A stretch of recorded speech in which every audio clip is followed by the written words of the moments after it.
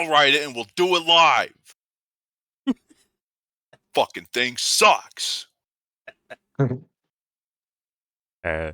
Welcome to Yellow Brick Road. I am Jordan, and today we're going to do a little bit of a marathon video here.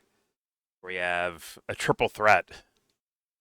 Triggernometry, talking to a former Israeli prime minister. We have Candace Owens and more updates on the Charlie Kirk situation, I guess. And we have Nick Fuentes on the PBD podcast. But before we get started, do not forget to share, support, and hopefully donate to all the links in the description box. Whether it's a charity, a Discord link that you can join the Discord that we're all in. You can maybe talk to us or talk to other people, argue, play movies, play music. Just no grotesqueries. That's it. And also, the sources for the videos we're watching will be in the description box. Check it out, you bitches. All right. Or else. All right, so video one's going to be the Triggernometry fellows, Dilbert and Fuckface. And, I mean, at least by this point, this video's from what? A day ago?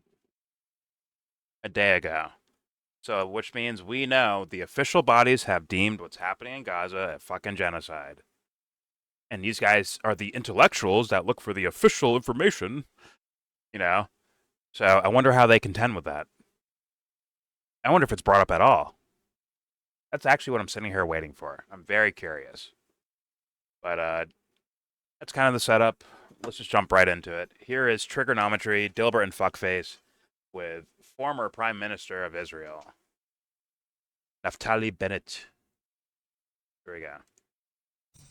Naftali Bennett, welcome to Triggernometry. Great to be here. I like you guys. We appreciate that. Thank you very much. It's great to have you on. We wanted to have a very long and substantive conversation, which we will. We booked this interview a while ago. In the meantime, though, I have to, as you're a former Prime Minister of Israel, military combat veteran as well, I have to get you to address some things that have happened over the weekend as we record this, which is a number of European countries now have recognized the Palestinian state, and also the number of organizations now that have called what Israel is doing genocide in Gaza seems growing. What is your immediate response? No, the UN, say it the way you're supposed to say it. The UN has officially recognized this as a genocide, not a number of organizations. What the is that not dishonest off rip? Am I tripping? You're not tripping. Like, that holds like a different weight for these guys that have followed the official story from the official bodies, right? The UN's like a big deal, should be a big deal for them, right? It should be the biggest of deals. I'm wrecked. Already. I think there's all the countries. Yeah, or what? How far in are we? 2 minutes. 2 minutes in. Already an event of supreme wreckage. Joe, we're 30 seconds in. More than expected from these guys. This is more than expected. Worse. Let's see where they go. They already set up the question incorrectly because it's supposed to be a big deal that the UN, that's backed by the nations, Israel's a part of the UN. The US is a part of the UN. The UK is a part of the UN. So when that body says, hey, this is a genocide, that's your official body saying it. Dilbert and Fuckface. Some countries said that. No. He said some countries recognize Palestine as a state, but there are some random bodies, I guess, have deemed it a genocide. Like, no, it's not some random body. Like, it's so like all your countries are represented in, like officially represented in. Okay. All right. Okay. Let's see where they go from here. Here we go. Number of European countries now have recognized the Palestinian state, and also the number of organizations now that have called what Israel is doing genocide in Gaza seems growing. What is your immediate response to those two developments? Well, obviously, it's not good developments for Israel. I mean, we see that in many parts of the world we are being condemned, and there's a degree of more isolation. It's not a positive development, but I need to say and be clear. First of all, the recognition of a Palestinian state, I believe that at a great degree it has to do with domestic politics in the states that actually made this decision. A growing portion of if I hear it, rewards Islamistic minorities that are influencing domestic politics. Oh my fucking god! Oh my god! Every country. I can't even finish saying I'm going to call it. It's the fucking Arabs in the country. Like, they're the ones, dictating these things. They're getting more and more power, and they're dictating to recognize the Palestinian state. It's like, oh my god, you fucking liar! Every country is doing that. Lie, Kenny. Holy fuck! I can't even finish saying I'm going to call it. This is going to happen within the next 5 minutes. And he does it within like 5 seconds. You're not even prime minister anymore. Holy fucking Christ! What the fuck am I supposed to do here? What am I supposed to do with this? It's always the Arabs' fault, no matter what. It's always the Arabs' fault. Holy fucking Christ, that's weird. He's talking about like this is an attack on them. Exactly. But it's literally because the opposite. Like, people are dying every day. Every day. No, they're not, Today, Jesse. yesterday. They're not doing that. See, they're fighting Hamas every day, and people just run in front of the bullets. You know what I'm saying? You get it now? Mm-hmm. And don't worry, South Park is here to save us. To come out and tell us, you guys are making us look bad. You're making life for Jewish Americans impossible. What about Palestinians? We're not talking about them right now, okay? Who's it? It's like, yo, you guys are fucking weird, bro. I'm not even calling the South Park guys that weird. Like, they could just be politically ignorant dummies, right? But this guy, he's for sure a weirdo. This guy's a weirdo, and the Dilbert and fuckface he's talking to are fucking weirdos. Someone's gonna fall for this. I'm gonna have to check the comments after we watch whatever portion we watch. I might have to check the comments and see where they're at. Like, yeah, see, look what they're doing. See that? It's Islam, Sharia law everywhere. See? It's happening all over. It's like, don't they make a conspiracy about Jewish people secretly controlling every government? But the response is, no, Arabs are secretly, Muslims are secretly controlling every government. That's your response to that? Way to fight anti-Semitism, you fuckface. Here we go. These guys are losers, bro. Straight losers. Here we go. It has to do with domestic politics in the states that actually made this decision. A growing portion of Islamistic minorities that are influencing domestic politics. I also believe that it has little implication on ground. Nothing's going to change tomorrow after this declaration. This is true. On ground, we are still fighting Hamas. We're still trying to build a good country here in Israel, to defend ourselves, to allow the Palestinians to lead their own lives as much as possible in Judea and Samaria. So it doesn't have an actual... I mean, in your face doing that. Do you hear what he just fucking said? We want, Palestinians to live their own lives the way they want to live them in Judea and Samaria. Do Palestinians call it Judea and Samaria, my man? They call it Gaza and the West Bank, you fuckface. Apparently, they can't even have the name of where they want to live. Apparently, not even that. Meanwhile, he's saying, yeah, they're going to have the ability for them to choose their own lives the way they want to live it. What a joke. In our territories, though.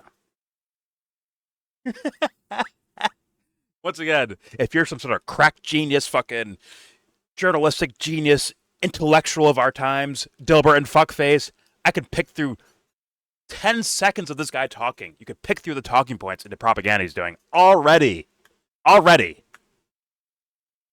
They better have that notepad better be filled with fucking notes of like, okay, let's start with this one, let's start with that one, and go to this one, and go to this one. Bullshit you just fucking told my audience. It's kind of insulting. It is insulting. It's insulting to anyone's intelligence that spent 10 seconds on fucking study about this stuff. Like, I mean, that is one of the craziest parts right there. Once again, forgive me, audience, for pausing so much, but when when someone's like that egregious like that, I have to say something. When he says we want them to have like self-determination, and then name the territory after what you want it to be called, not what they want it to be called. It's like giving something and taking away immediately. It's like brain breaking. Let's go back. I'll just go right back here. I'll let him run with us. I'll try to shut up, but this guy is already just propaganda out the fucking ass already. He's making it real difficult. I was expecting boredom right now, but genuinely this thing makes me angry quite a bit. Here we go. I believe that at a great degree it has to do with domestic politics in the states that actually made this decision. A growing portion of Islamistic minorities that are influencing domestic politics. I also believe that it has little implication on ground. Nothing's going to change tomorrow. That is true. After this declaration on ground, we are still fighting Hamas. We're still trying to build a good country here in Israel to defend ourselves, to allow the Palestinians to lead their own lives as much as possible in Judea and Samaria. So it doesn't have an actual influence on ground because there isn't a Palestinian state. A state is defined by clear borders, which don't exist, effective control, which doesn't exist, security. How come that's not happening? Which doesn't exist. So the declarations don't create a state. Neither do they by international law. But clearly, Israel is in a very big uphill battle. I believe that the best thing we can do is bring a rapid end to the war. I think we should have won this war within half a year. It shouldn't be dragging on so long. Bring the hostages home and open a new page for Israel. Well, you are, I mentioned you're a former prime minister. Many people also believe you're a potential future prime minister of Israel. I'm sure you'd be keen. Yo, fuckface, nothing? Yo, intellectual geniuses, Dilbert and fuckface. Where's your... Nothing? Nothing, guys? No light bulbs went off? Nothing. No nothing with the rhetoric he just said in front of you? Yeah, like, I'm sorry. If you don't realize these guys are full of shit, I don't know what to fucking tell you. You know what this is, Jordan? This is like talking to one of those dolls that has the string on its back you can pull to get one of like 4 or 5 phrases. We ask the tough questions here. You do? Do you really? Do you really? I mean, I guess if tissue paper is he better tough, have he better have questions. They better have questions. When I hit play, right now he's just dick licking right now, but after a little bit he's gonna really come back with some critical questions, right? He has to. Him or Dilbert. Right? They have to. They have to, Jesse. Not this guy. They have to. Otherwise, there's no way they can survive going about their content this way, right? I mean, for sure, they make themselves go extinct, essentially, right? When I see him ask a question, I see him basically like holding the microphone for this guy. Like that's the same thing. He's Michael Cole. All right, let's keep playing. I'll leave room for everyone. So maybe there's an inkling of a critical question you could be asking right now. Just I don't know, guys. Here we go. On that eventuality, and you've been quite critical of the Netanyahu government, the way it's prosecuted this war. Lots of questions in what you've just talked about there. When you say this should have been won in 6 months, I mean, I think lots of people would... I swear to God he asked about a genocide. I swear to God he did. I swear to God he did. And it wasn't answered, and these guys are like, oh, anyways. Agree with it, but how would that even been possible? Well, I think for many reasons, primarily a degree of incompetence, this has been dragged on way too long, and perhaps other considerations. At the end of the day... Sorry, that's not it. What do you mean other considerations? Yeah, look, because I have a habit on international media, I don't criticize my own government too much. And I don't want to open everything up. What? But yeah, it's no secret. I'm very critical of this government. I think there's a lot of domestic politics that takes precedence sometimes on decision making, and that's not a good thing. I think there's way too many statements and words that should not have been said by ministers in this government. And oh, fucking wow. Stop some words being said. You shouldn't say those. You're doing them, but don't say them out loud. Is that what you're saying? Is it Destiny giving a speech to IDF soldiers? Say, hey guys, put the phones away. Don't show everyone what you're doing. Keep it quiet. I mean, you're allowed to keep doing what you're doing. Just don't tell anyone about it. He's saying he could have wrapped this up in 6 months if he was in charge. Holy fuck! Is this their Barack Obama? Is this their Barack Obama or some shit? He's. I guess he will run against Netanyahu. Is the way I'm hearing him. But aiming to do the exact same thing. Yeah, just faster. Yeah. Unfortunately, unfortunately, this is the spectrum of debate that's allowed over there. I mean, we either get rid of the Palestinians or get rid of the Palestinians, but quietly. That's the extent of it. I'm sure in their government that's the case, and a lot of the population as well, because they're dupes, just like all these other fucking countries. Just dummies, dupes that fall for bad ideas. And guess what? They're gonna eat shit for it. They are. Everyone's gonna be like, "Ew, get the fuck away from me." Wait, you supported that shit? Get the fuck away from me. I'll say, "Hey, come on over, hang out." I can't protect you from debates and people making arguments, but I'd say, "Come on, hang out." But other people are not gonna bother. They're gonna say, "Get the fuck away from me, you fucking Nazi." That's what's gonna fucking happen to you. Sorry, guys. He wants this to happen, but he doesn't like that this is making them look bad. He could do this better. If you're a fan of Beyonce and Beyonce's like, I ain't going to Israel no more. Yeah. Your favorite athletes, we're not going there anymore. Yeah. I'm just saying. Anyways, listen. I already understood what a former, or current even, Prime Minister of Israel, while this shit is happening, I know exactly where he just said it out loud. Like, hey, man, I can't criticize him too hard on international platforms. He just said that, which is, to me, also crazy. He said that out loud. That's fucking crazy.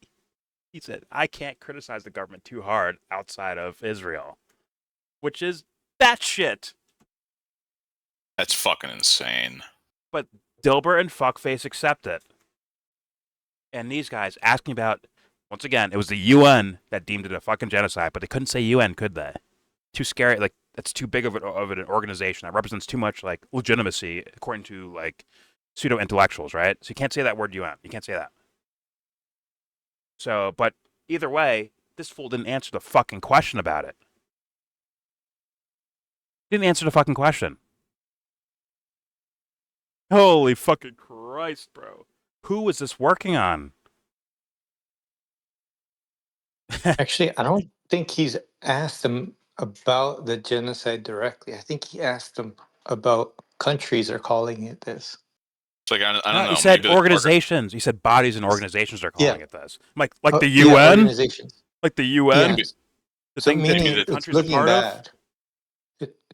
Maybe the target audience is like sheltered Jewish 17-year-old boys who are almost old enough to fight in the IDF. I don't fucking know. The question is about the PR about it, not about what's happening. This is PR. This is, people are calling it this. Listen, this shit is wreckage, but let's be honest. I'll give it a little bit more to listen to, but I'm ready to move on already. This is already disgraceful. And we already called these guys disgraceful already. The Triggernometry. This guy doesn't surprise me. The other two, they don't surprise me either, but it's still kind of shock and awe each time you see it. Where it's like, damn, and no one's holding their feet to the fire about it? It's bad. The only surprise is that it's this fucking horrible. Like, that was egregious. That was egregious of questioning, and then he hears the answer, and it goes back, like, pretending like he didn't ask a certain question. That is journalistic malpractice. They're not journalists. They're not. They're pseudo-intellectuals pandering to a pseudo-intellectual audience. I don't know anything about anything. Whatever the fuck, it's malpractice. Yeah. Here we go. They act like weirdos too, by the way. In the world, people take those words seriously. They are not we in ready Israel for know this that shit it's at all. just politicking. But Joe, it's not about being ready or not. These guys don't care to be ready, Joe. I think it's actually purposely lying little fuck faces.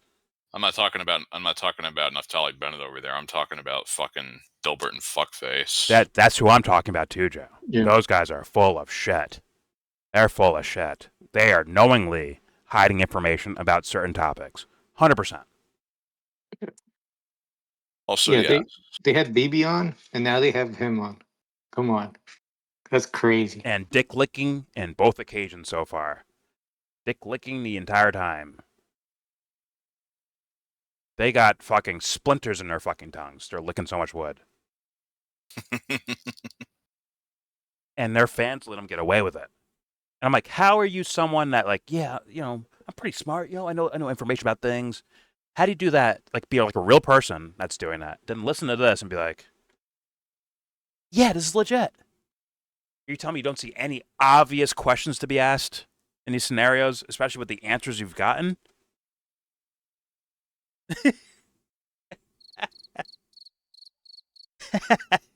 Exactly. Let's keep going. It's just downhill for me from here, probably, but here we go. Too many statements and words that should not have been said by ministers in this government. And in the world, people take those words seriously. We in Israel know that it's just you just did politicking. That, by the way. This guy's dumb, too, by the all way. of He this just did that then himself. Closes on us and ties our hands in fighting a very just war, because all Israelis agree on the justification of and the need to bring about the removal of Hamas. There's no debate within Israel, and all and how do you define that? agree that we need to bring the hostages home long ago, and those are the two objectives. These two are of bots, bro. No one in Israel debates. These two look like two EA Sports fucking like like avatars. Like they do like random like facial movements, like a fucking like a polygram fucking player in Madden, bro. These two are bots, bro. Straight up. I don't believe it. No emotion on their face at all. Look at them shits. I didn't know we were playing MVP Baseball 2005. Two dweeby little fuck faces. Look at them, bro. Look at all three of them. Three dweeby little fuck faces. And they back it up with their own speech. Is that a pause? Whatever. Here we go. It's that. But when people, ministers in the government come up with preposterous statements, and then we all, I have to go on CNN and BBC to clean up, and then the world becomes much more suspicious of Israel because of ministers in the cabinet. This is a bad thing, and this extremism rhetoric is not serving Israel well at all. It's not. He doesn't have a problem with the policy. It's that you're making us look bad. What the fuck did I say about the South Park episode? What did I just say? What did I just say about that shit? You're making us look bad. What does this guy say? I have to go in and clean up. What we're doing in public. I have to go in and clean up. I mean, it's different context with South Park and this guy, but still, this guy's like, I have to go around cleaning your mess up because you're out here saying we just need to kill them all and bomb them all and blow them up and displace them. We just have to openly say that, or you guys are just openly saying that. I have to go around to these major news networks and clean it up for you. And it's like, shouldn't you be trying to stop them? Shouldn't you be trying to stop them? Right? I guess not. He's openly saying that in front of two intellectual journalists. Oh my fucking god! I mean, they've been doing this for a long time. Like when he was in office, they've been doing this. But like now people know. Like that's a big fuck up. Yeah. Well, what makes Dilbert and Fuckface think like nothing? This guy's on their program to clean up shit. Are they at least personally insulted that you're gonna lie to us for the sake of marketing for your country and all the criminal shit they're fucking doing? That's what they're here for. That's our job, mate. Let us help you out. fuck my life, dude. Incredible. Right in front of their fucking faces. This is what happens when you commit the crime of all crimes for decades on end and never ever face consequences. Oh, it's just like they're just saying, like, he's just saying it though. He's saying it, Joe. He's saying they're doing this. It's all legitimate, even with all the things that we know out there and the who knows what organization called it a genocide. Whatever. He knows all that shit's out there, and he's like, "Listen, these guys are talking too extreme. I need to come out and clean it up for everyone, in front of quote unquote journalists." Fuck. If they get away with, what do I do with this? What do I do? If this is allowed to skate by, what do I do about that? So I just want to point out that I think you were referencing, like, so he was a prime minister. Yes. And it sounds like potentially he's interested in replacing Bibi whenever that time comes. So Hey, he's there, Obama.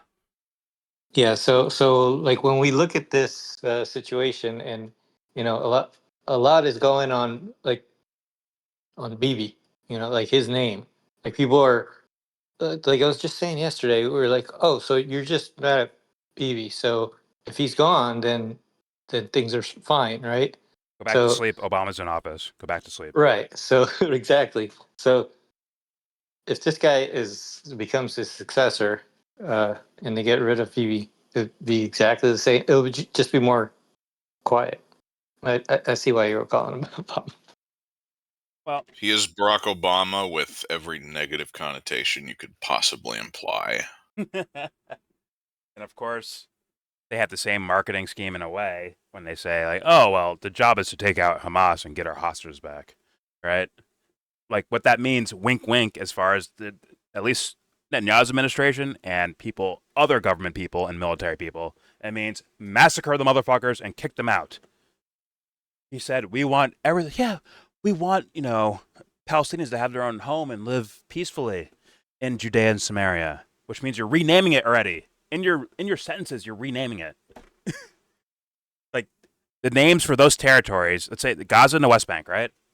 Let's say Palestinians just disappear one day and Israel just takes over the territory. What will they name it? Judea and Samaria. He's already saying it. They're still there. He's renaming it already, while also saying, yeah, they have a right to, have a happy life. Like, holy fuck. This guy is in with the get them out of here plan. Just don't say it so harshly out loud. Keep it quiet, guys. Jesus. You're making us look bad. We're not trying to kill them. See, we're offering to help them relocate to fucking Libya or South Sudan or one of these other places that they have no linguistic or ethnic ties to. It's not even a joke. He's saying you're making us look bad. Stop saying the idea out loud. Stop saying it out loud. You're making us look bad. It's supposed to be one street at a time, you dipshits. God. Life is that ridiculous. Let's keep playing, because I'm already like over this. I'm ready to. I just want to hear one more time from Dilbert and Fuckface to see if they put up any type of fight. Just a little bit. Anything, guys. Sneeze for me. Cough. Something. Throw something out there. Please. Raise an eyebrow. I beg you to. Yes, exactly. Give me a huh? Give me a huh look on your face, please. Something. I will settle for a slightly raised eyebrow. If they can't do that, this is not for them. Take a sip of water and roll your eyes when you do it. Like, something. All right, here we go. What Israel is about. Well, you're talking about the comments from people like Ben Gavir and Smotrich, but what you also seem to suggest, and look, I'm not here trying to get you to criticize your government more than you particularly want to. I just think we're interested in getting to the truth of this. Did you hear that? Say this war could have been persecuted quicker and more. That's the way it should be. Give me the real answer. Here trying to get you to criticize your government more than you particularly want to. I just think we're interested in getting to the truth of this. So when you say this war could have been persecuted quicker and more effectively, it's a lot of people in the West have alluded to the idea that Prime Minister Netanyahu wants the war to keep going in order to delay various, investigative activities against him, finding out what the failings of October the 7th were to prolong his time in power. Is that what you're saying? And finish the job. I don't want to get into that. We have a very good military. We have people fighting on ground. I want to hope that is not the case. We all support the two objectives of the war. Let's talk very, very quickly about the Smotrich comments, which you have. I say it again. Where's the fucking drawstring on his back? Very, very serious because, as you have said yourself, show me the drawstring. Turn around, Naftali. Israel's reputation abroad, but also it makes it far more challenging for the IDF because if you have someone like Smotrich saying that things that they could be interpreted as genocidal, then people are less they're less challenging for the IDF. This fool's cleaning up. It's like, are you all here to clean up the language of all of it? Like, come on, dude. Hey, missed a spot. Here you go. Holy fucking Christ! Cleaning his cheek. I think I see a little brown on Dilbert's nose over there. You see that, Jordan? Or is it just me? I think so. I think there is a little something there. Let's call the UN to investigate and to give us the answer of what's happening on his fucking nose. We should call Claire Daly. Let's call Candace Owens. She'll figure everything out. All right, you call Candace. I'll call Claire. All right, here we go. Reputation abroad, but also it makes it far more challenging for the IDF because if you have someone like Smotrich saying that things that could be interpreted as genocidal, then people are they're less likely to want to leave Gaza City. I agree. I think what the fuck did you just say? They're less likely to leave Gaza City as they should. Like what? They can't help themselves. He's not talking about Hamas anymore. Or I think they call everybody Hamas, right? Wait. Yo, Dilbert, if they're less likely to leave Gaza City, what happens as a result of that? If they stay there, what happens? It's harder for the IDF. It's harder for... They're going to have to kill more people. Bombs can't cover around the civilians, so they're fucked. They should just pack up, leave their homes, watch their city get fucking destroyed into fucking rubble, and accept it. But Smokes is out here running his fucking mouth. Keep it quiet, man. Jesus. Fly over the skies with pamphlets and drop them from the fucking sky. That'll get people to leave their fucking childhood homes. That works perfectly, doesn't it? Genius. Holy fuck. I'm calling Dilbert and fuckface devil worshippers right now. Like, I'm officially calling them that. These guys are blatantly full of shit. Blatantly. We're not an ounce of fucking empathy about what the fuck they're saying. Even the ex-prime minister guy said at least some words of empathy before these two fuckfaces did. Holy Christ. They need to be banned, bro. All right, not banned, but intellectually banned. As in, just no one's... Send them to Gaza! Like, no one's just watching them anymore. Like, that type of band. No, send them to Gaza and make them stay in Gaza City. See, we would know to leave. Oh, go down south and get bombed there, too? Oh, fuck. Leave your house for a tent that's that costs way more than it's supposed to cost, and you're still getting bombed anyways. Or shot at aid sites. What a fucking life. This shit's for the birds. Fuck, I swear. This is horrible. Once again, I promise, I am very, very, very, very, very much anti-violence. But sometimes I want to smack the shit out of someone, bro. And this Dilbert fuckface, I look at him, I'm like, how'd you not get punched? Here's the thing. He didn't get punched enough. That's why he's here. That's how that happened. Okay, he didn't get bullied enough. I'm trolling, but still. He didn't get bullied enough, bro. That's how he made it here. He's supposed to still be in a locker room as we speak. He should be in a locker looking through slits in a door, bro. Oh, excuse me, Mr. Janitor. Can you get me out of here, please? Where he belongs, bro. Anyways, here we go. Because if you have someone like Smotrich saying that things they could be have to yell, interpreted as genocidal, to. then people are they're less likely to not want to because of leave you. My Gaza ears are City. bleeding because of these. I agree. I idiots. think the words matter, and I think I want to be very clear. There is no genocidal policy of the government or of the people in Israel. Okay.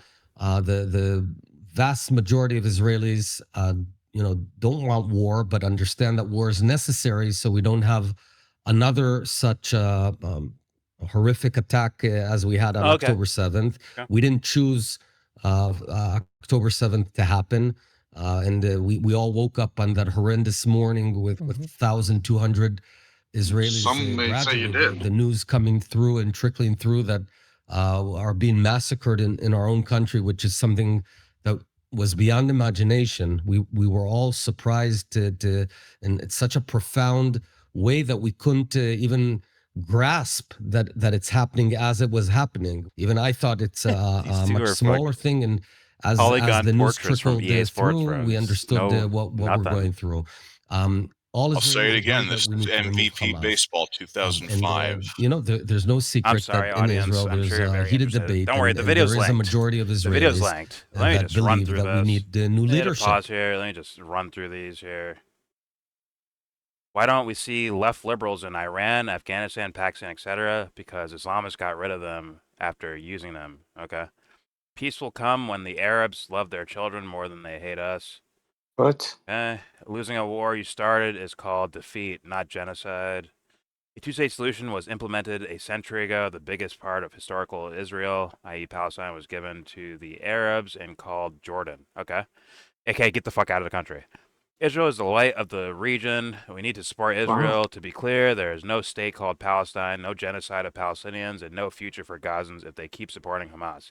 I'm absolutely horrified that this had taken place. Why is it okay to push Israeli people aside as if they don't matter? Hamas are a bunch of terrorists. I'm glad the Netherlands isn't a supporter of a Palestinian state, despite pressure from left-wing activists. Thanks, Israel, from Spain. As a Canadian fan, I must. Yeah, okay. I think we get it. This is not real. It's not real. Let's give Dilbert one more word here. Let's hear it. And why is that? Why do they believe that they need new leadership? Well, it's more complex than just October. I don't even care. Okay. There's Dilbert and Fuckface. There was your experience with them.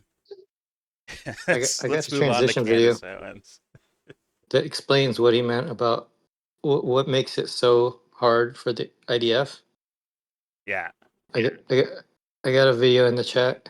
It's a 20-second clip about this guy. He says he can't forgive them. Not about killing Israeli children, but for them, he says, for them making us kill their children.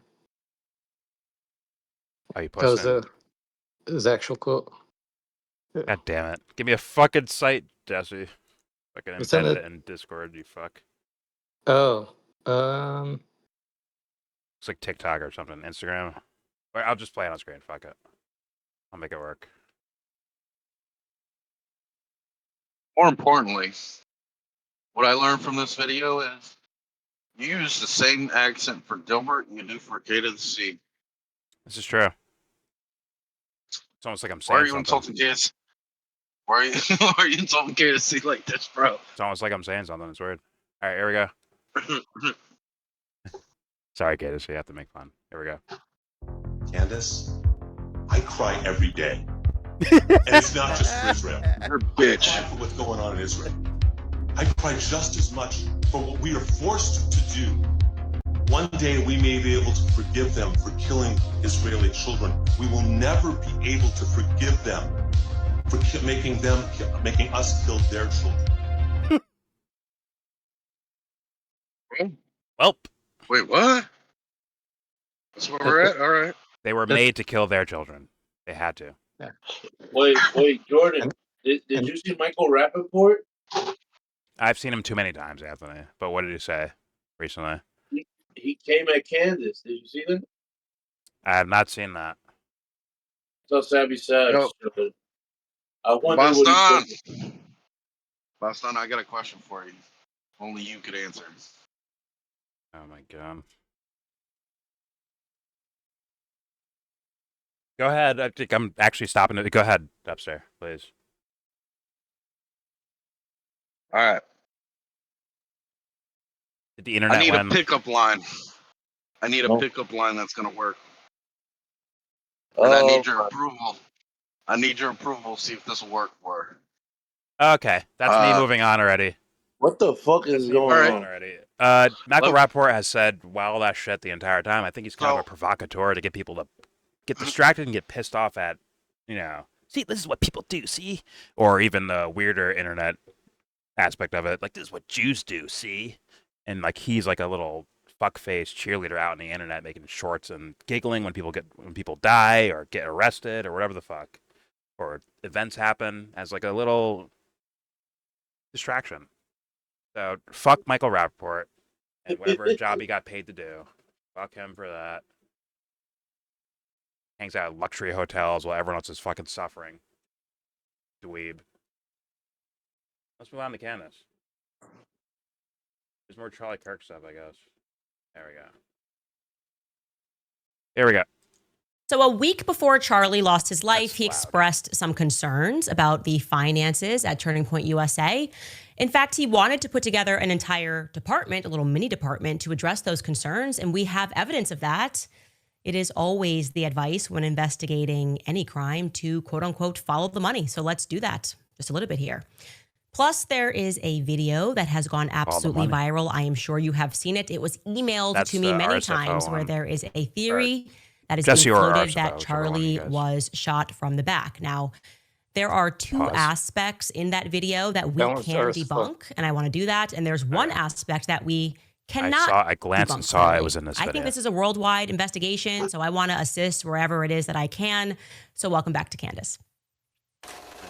There's a lot of leaking going on right now, and I've been very clear that everything in my soul has been screaming at me from the very moment that I found out that Charlie got shot, that this story is much bigger, that there just was something much bigger going on than what has thus far been presented to the public. You know, all of the wrong people are eulogizing him. They're lying about small things, which I don't like. Because why lie about small things? Only a guilty conscience of sorts lies about little things. And there are a few points that we have covered throughout the story that right away jumped out at me as odd. First and foremost, of course, Bibi Netanyahu over-inserting himself, not even just on day one, minute one. He tweeted before the president of the United States that Charlie had lost his life. That's weird.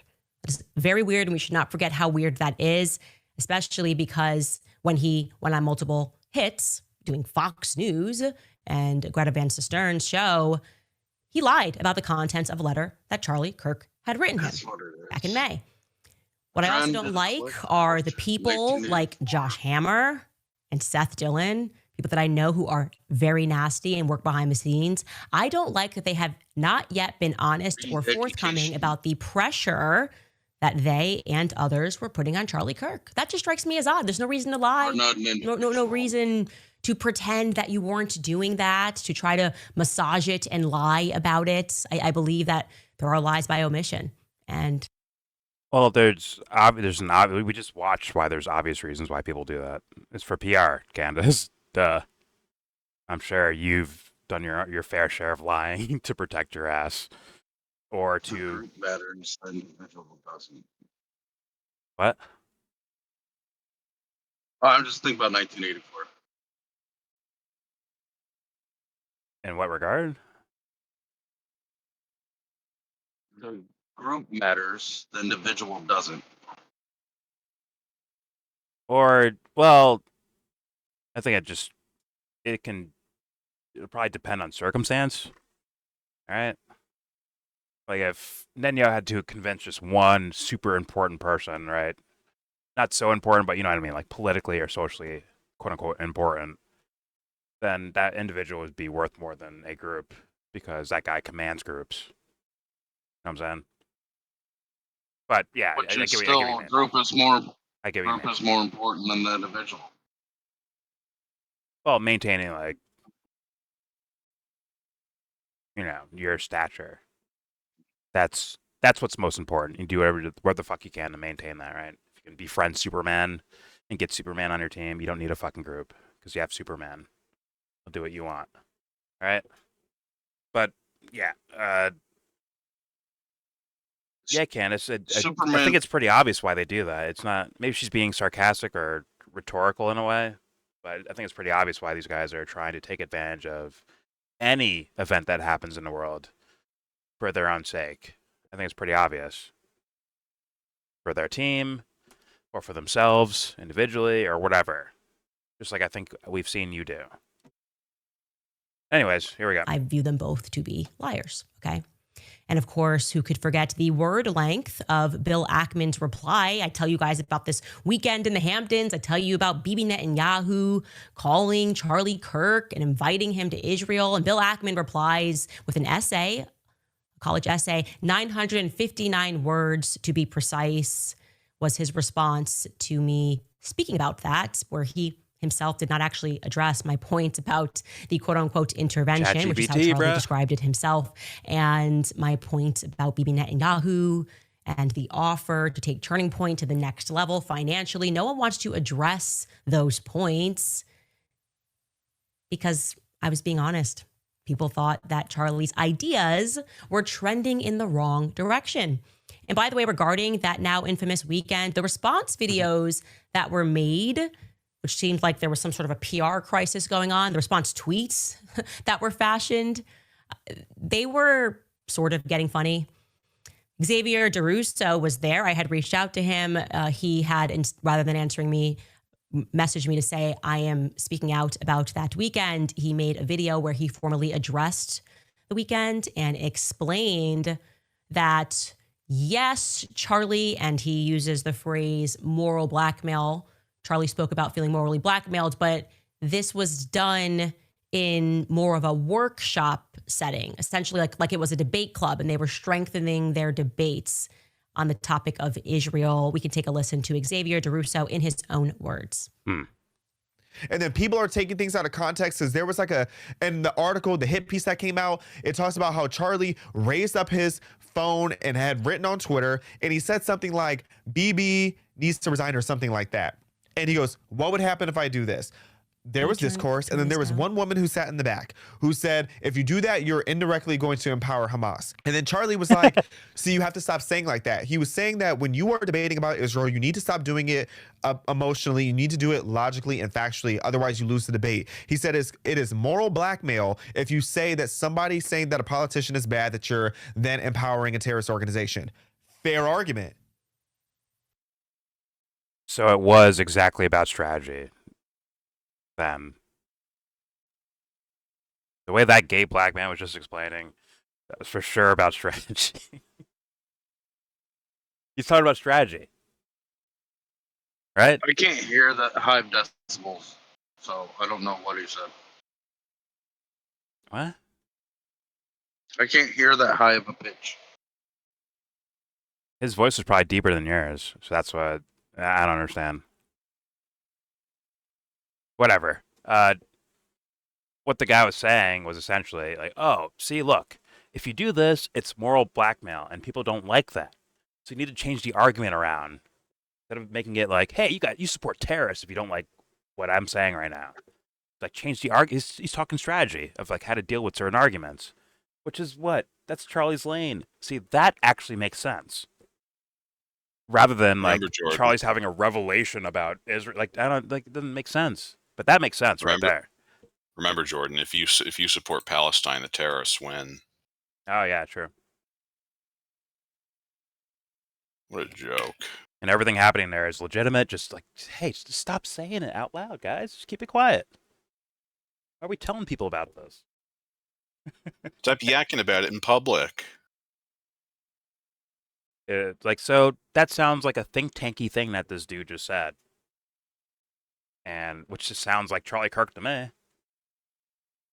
To be fair, I can't say I know, but that sounds like what my understanding of the guy was as far as his behavior in society. But let's continue. That was a very interesting clip. I keep having to ask this. Maybe for the wrong reason. What the fuck do you do with these people? Which people? What do you mean, you people? Sorry. I mean, gay black men? Dubster, how do you handle gay black men? Tell us. Pass them off to you, Jordan. Pause. Yeah, Dubster, you and what's his name? Little Richie? How do you handle him, bro? Tell us. I sent them to Alaska where you're sitting. Okay, we come back. All right. Let's keep playing. Pause. Here we go.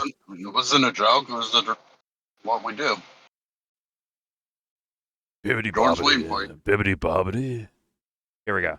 Jordan's waiting for you. It was a fair argument, but it also was a real argument. And you kind of removed the names that were involved in this conversation. Natasha Hausdorff was there. Seth Dillon was there. And Seth Dillon was the one that was applying pressure to him. And Seth Dillon and Josh Hammer didn't jump on him in that moment. Name Josh Hammer. We're not happy. They were not happy with Charlie at the end of this weekend in the Hamptons because, again, they saw which way the wind was traveling in terms of his positions on Bibi Netanyahu and Israel. And they were, in fact, being accusatory. And again, you don't have to take it in my words or Xavier's words. I've always had a friendly relationship. The clip didn't show that, Candace. Like, didn't the clip just show something different? That it's just him. He's saying, Charlie was saying, strategically, when you say this, it's emotional, it's moral blackmail instead of like a quote unquote logical argument, right? I'm gonna help you out, Jordan. Help you out. It's almost like you see the picture clearly, and it's incomplete. It doesn't add up. Mm-hmm. It seems like these dipshit fans wince their eyes and look at. It's like, oh look, I see the sculpture. It's similar. That's all they need. And if you really think about it, what I'm saying makes sense. There's a smaller criteria. Like the Jimmy Dore fucks. This is good enough for them. Which is a major problem in and of itself on one topic. I was going to do that video to that. The Jimmy Dore. I've seen like a couple of videos from Jimmy. One was like the shooter was from behind him. Like, we don't know that at all. But he's just announcing it in his videos. And yeah, you're right. It's like they're squinting their eyes and seeing what they want to see instead of like, put some squeegees over your eyes and like look at the fucking thing, dude. Put some clear eyes in and fucking look at it. They got dry eyes and they're like, and Jordan's like, yo, I got clear eyes right here. Nah, bro, I put in shade. Candace wants to see that. I agree with that. But what Candace is doing is also like, she just showed a video. And it kind of contradicts what she said. Like, yeah. So you end up a little confused, don't you? Like when you hear, like, she just described it, and so in that confusion, she just explains it to you, and then you're like, oh, okay, that's what I saw. Well, here's the thing. This is what I always think. Overrides it. Mm-hmm. And Candace in particular, recently, she always has that card of, well, I'm a woman, so I can say dumb shit. Remember when you said about Alex Jones? Where Alex Jones was like, I smell gossip shit all over this. Yeah. It's like, it seems clear in that scenario, but it may not seem clear here. But it's almost like there is a certain aspect where she plays at, where you can't really take anything she said, like you say, this woman is not a human being. This woman is like a demon. And you can't take anything she says for sure. This happened. It is like the most it has no footing behind it. You can never take that shit literally. That her reporting the news is beyond illegal. It's beyond immoral for her to report the news. Because she's a proven liar to herself, not to us, to herself first. Nicky boy found out, didn't he? Didn't little Nicky Fuentes find out? He got all relaxed. Oh, she's just some ditzy, mom or whatever. And then the knives came out. He's like, oh, fuck. Yes. She can hide behind. Oh, she's. Oh no, we're gonna put her in the woman category, which is what these idiots would do. And it's like, yo, why is her number so much higher than all you guys? Because she has a cloak. She can cloak herself. And she's not dumb. She's not as dumb as them. She's kind of a killer, bro. I'll be honest with you. She's right. She's a killer. She's Kobe. But fuck, man, Kobe's an assassin, bro. He's actually killing dudes. That's Candace Owens. Like, fuck, Kobe, you actually murdered dudes, bro. Fuck, well, That Mamba mentality, like, shit. Yo, I saw a story today, but as a side note, where's this guy Kobe was playing mind games with his barber. You know, Kobe would get 3 cuts, pay for 1, and keep increasing the score. That he paid them all like till they were even, and he's like, yo, and he ended up owing me like $10, and then I never heard from Kobe ever again. He's like, yo, this guy's playing, but dudes in the chat, like, yo, this guy's playing with dudes fucking red money for some game. Life's a game, man. Just like I'm just trying to win. I was trying to win, man. Mamba mentality. What you eat don't make me shit. Just keeps it moving. All right, but yeah, fucking that clip didn't sound exactly the way Candace is portraying it, and I can see why. You know, he's the most interesting person in the fucking world right now. Because it's like, yo, how did you extract that from that? And you just got a straight face. Yeah, that's what happened. And did you hear her fucking you heard the story about Macron's wife, right? Bridget Macron saying like, "Yo, I have scientific evidence." I was here, and she's like, "Yeah, she's a dude." And yeah, she's a dude. Yeah, whatever. Yeah, I saw you play that. I saw you. You're like, what the fuck? Like, she just out of nowhere. I'm thinking there's a 20-minute explanation. Like, nah, she's just like, yeah, go watch my series, and yeah, she's a dude. Next. Thank you, Tommy546, for the $50 donation. Like, just moves on. Like, nothing happened. But, all right, let's keep this moving. The clip we just watched, there's... Good God. That sounded exactly the way I want to describe Charlie Kirk from my personal belief of what I saw from the guy. Candace is like, nah, there's something afoot here. But all right, here we go. Let's hear more. Xavier, but we should listen to Charlie's own words, which we have played multiple times, of what happened the day after this little weekend retreat, where he vented to Megyn Kelly his frustrations with him being wrongly labeled anti-Semitic and how it was actually pushing him away and it wasn't good for Israel. Then, in that, one of the big questions that we discovered, or that we asked, and something that we had discovered, was that this weekend was kept hush-hush, which is extraordinarily unusual for a Turning Point event. If you're going to fly your influencers out, you want them to influence, obviously. And Xavier offered this explanation for why they didn't post about the weekend until they were rumbled about the weekend. Take a listen. Oh, they were what? And then you have the people who are trying to go and say that, oh, then why was the meeting so secretive?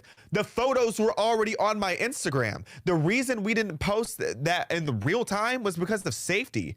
Do you know how many people would have loved to come and slaughter that whole hotel? Feeling like Justin Bieber, because it's not clocking for me. I don't understand. He's saying, like, if we announce our location, that they're gonna find your hotel and do something bad there. Okay, I don't know I don't think it would be like a whole mass of people trying to slaughter you, but yeah, for safety precautions, right? You'd probably do that. And I do see the PragerU in the corner of the screen, by the way, as well. But okay, it makes sense to, I guess, communism be is cautious. Communism is based? What? Communism is based. What about MAGA communism? No. The fuck? Hey, someone made it up, not me. Okay.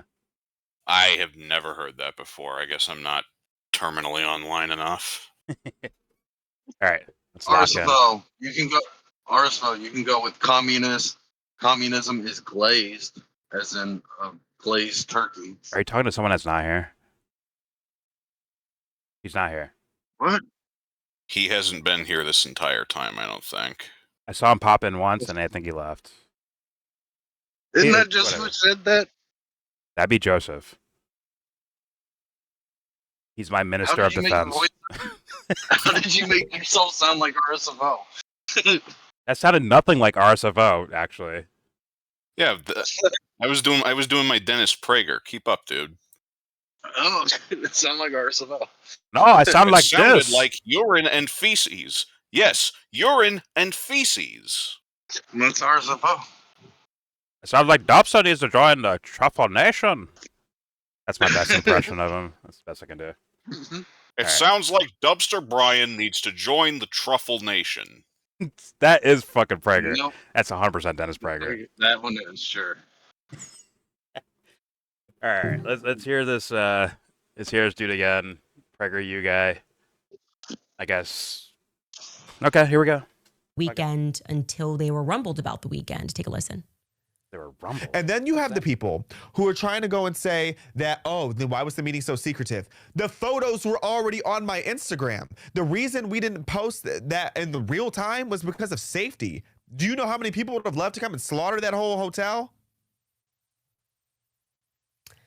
Feeling like Justin Bieber because it's not clocking attention. for me. I feel lost. I'm sorry.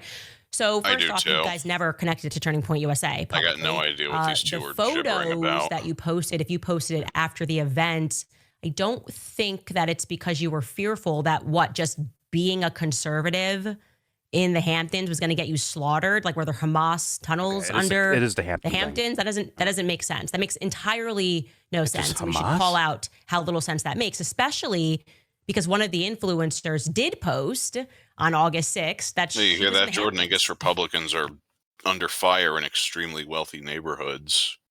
Okay, so this is before Charlie got shot. But at the same time, these guys would.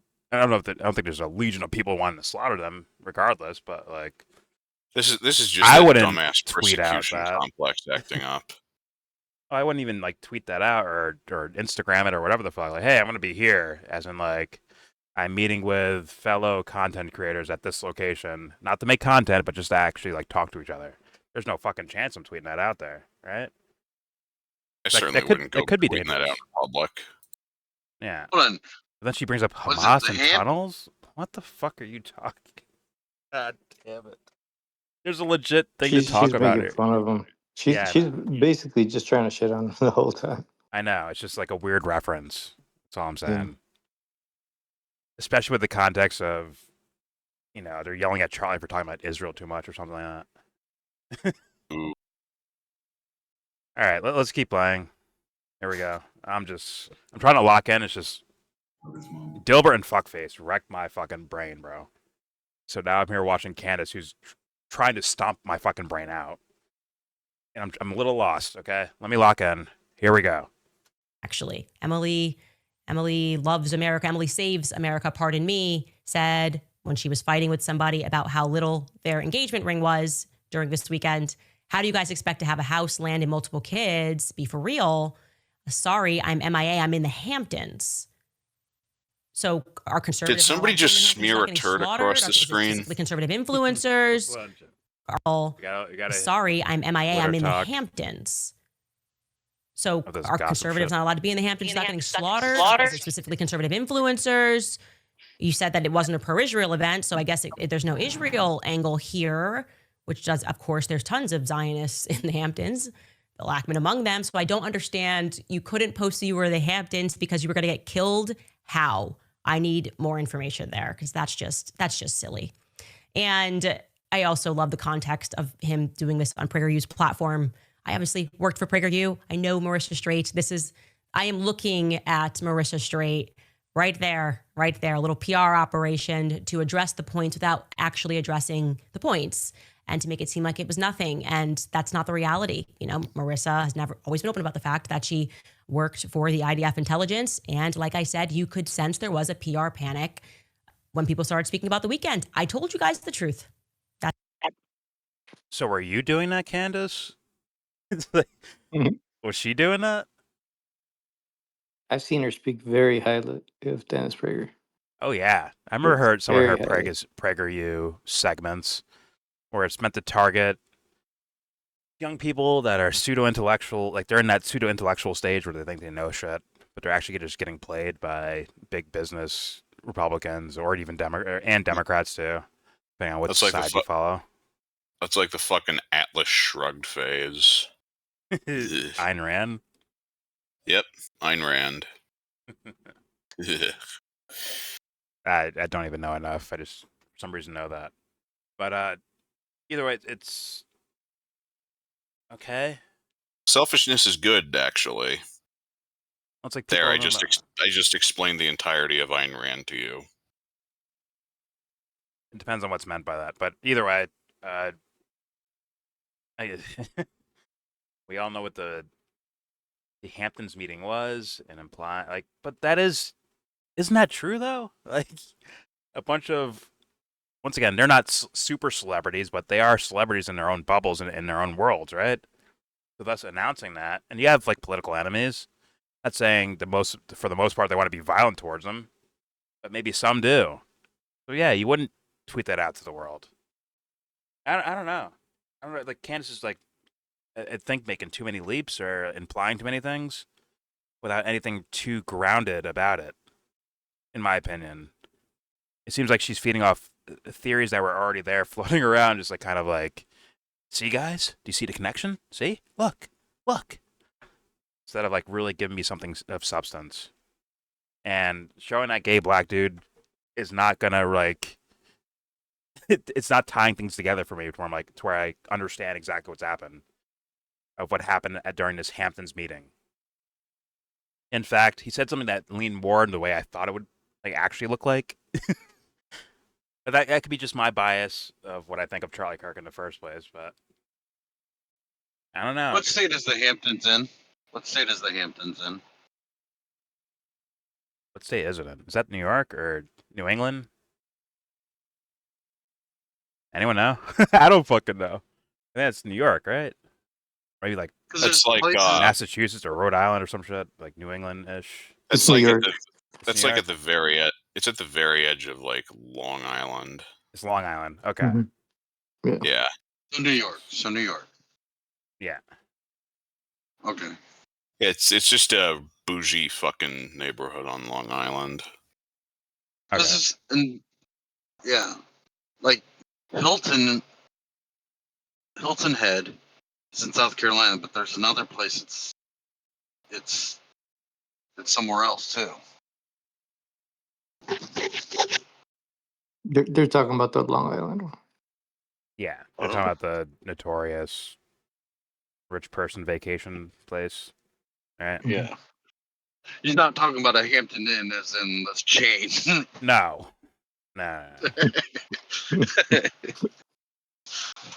All right, here we go. I'm trying to find like a tread here, a track somewhere that the fucking train can roll across. Candace, give me something. Pause. Here we go. That's it. Okay. I don't like the fact that Charlie was literally facing financial threats over his speech, the thing that mattered most to him, right? Fighting for free speech. Even if you disagreed with somebody, you got to make sure that they have a right to express their viewpoints. And what happened to me a year earlier seemed to be happening to him 1 year later. Another thing that I really do not like, and it is bothering me and is eating at me, is the fact that Turning Point will not release the footage, okay? I don't understand it. Every excuse that I have been handed for why they won't release it makes no sense to me. If you are under pressure, if people are starting to look at you funny as an organization, if they're thinking that, whether rightfully or wrongfully, if they are suspecting because they see this footage of someone quickly remove the SD cards, that you guys had something to do with the assassination of Charlie Kirk, and you quite literally have footage that in theory should vindicate yourself, why wouldn't you release it? Think about that. Is she pretending like police organizations don't exist, like in reality? So, like, aren't you supposed to, like, on the surface, and based on the way TPUSA like politically believes, their first action would be like, hey, police, here's video footage of the thing. Here, take it. Wouldn't that be the first option they would go to? But she's still saying they have it. Right? She's saying they have it. Yeah. I guess she's saying maybe police don't exist in Candace world. I don't fucking know. What do you think, Jordan? I don't know. What were you saying, Dubster? I don't fucking know. So she's now saying they have not handed it over to the police. She's saying that. I don't know if that's. We were wondering that. We were wondering that. Yes, but then there's like what actually like how are the someone associated with police work or anything, right? FBI hotline. Someone has to be telling them like, "Yo, TPUSA has this footage that no one's seen before except for them." Why wouldn't you take that? Unless there's a cover up, obviously, but why wouldn't you take that like on the surface for police work? Why wouldn't you take that? I think that's your one answer. That makes They're sense. in on the cover up. But Candace is not even implying it, though. But Candace is not even like implying like, yeah, the cops should have, or saying something about the cops having it. Instead, she's saying like, yeah, you have this unseen footage that no one's seen before. Put it on the internet. Isn't that also kind of weird? I think that's accessory. That makes it very accessory. Well, it's like, if they just do that, do they get in trouble if they just do that? I wonder. I don't think so. I mean, if it's their own footage, people post things. The fact that they have it and not handed it over, that's trouble. Or someone not asking for it. Like the cops, I mean. I mean, if nobody asks, do they not know? Asking for it. I mean, they can't ask about it if they don't know about it. Joe, come on. Millions of people see her show. Hold on. Forget about real quick. Forget about Candace. Everyone knows that Charlie Kirk is doing a TPUSA event where there's their own cameras, all over the place. So they have to know that they have cameras. Thus, they have footage. And they have like 10,000 angles of Charlie, most likely, right? I mean, I'm exaggerating, obviously, but they have at least 3 to 4 fucking cameras pointed at Charlie at all times because they want to see him own someone, right, on camera. That's the idea of it. Or him like win a debate or look good on camera, right? So let's say there's no way the FBI doesn't know that these guys have camera footage. That'd be the first thing you ask for, wouldn't it? That might be the number one thing you ask for. All of Twitter has seen them remove the video, like in the middle of the crime scene. Like it's still ongoing, the crime scene, and they're taking out the video. Like there's somebody who saw that and they filmed it and they put it on Twitter. We're gonna end up reiterating the last fucking thing we did. I haven't released it either. That video we just but yeah, go ahead. If there's a crime scene, it's like outlined and taped off or whatever, and I cross it and I see like a key on the ground and I cover it with my foot. No cop has seen the key, nor they're seeing that I'm covering something with my foot. And then I scoot it away. But let's say 2 weeks down the road, they're checking cameras around the crime scene and they find out I took the key. They could still charge me with tampering with evidence. Sure, but like this is like, imagine there's 5 cameras looking at a safe that has a key lock on it, and the FBI doesn't ask where the fuck the key is after the safe gets robbed in broad daylight. Well, I mean, that's what I'm saying. Like, hey, do you guys have a key for this? I could get away with it, but once caught, then I could get in trouble. But I'm pretty sure they're caught. Okay, but I'm saying the big deal is that there's a safe here with $10 million in it. Someone steals the safe, and thus, maybe if you find out, oh, do you guys have the key for this or not? You could find out, okay, maybe these guys went to a hardware store to find tools to break the safe open, whatever, right? It starts building up a case or building up evidence to look for things, right? So with Charlie Kirk is the fucking safe in this moment, right? And the keys are the fucking cameras all pointing at him. And you're telling me the first thing the FBI doesn't ask for is the fucking cameras? Or the footage of the cameras? Come on. It's just TPUSA just has it in their fucking in someone's desk right now, just sitting there. Come on. That's just not realistic, bro. They have a court case going on and they haven't even requested that.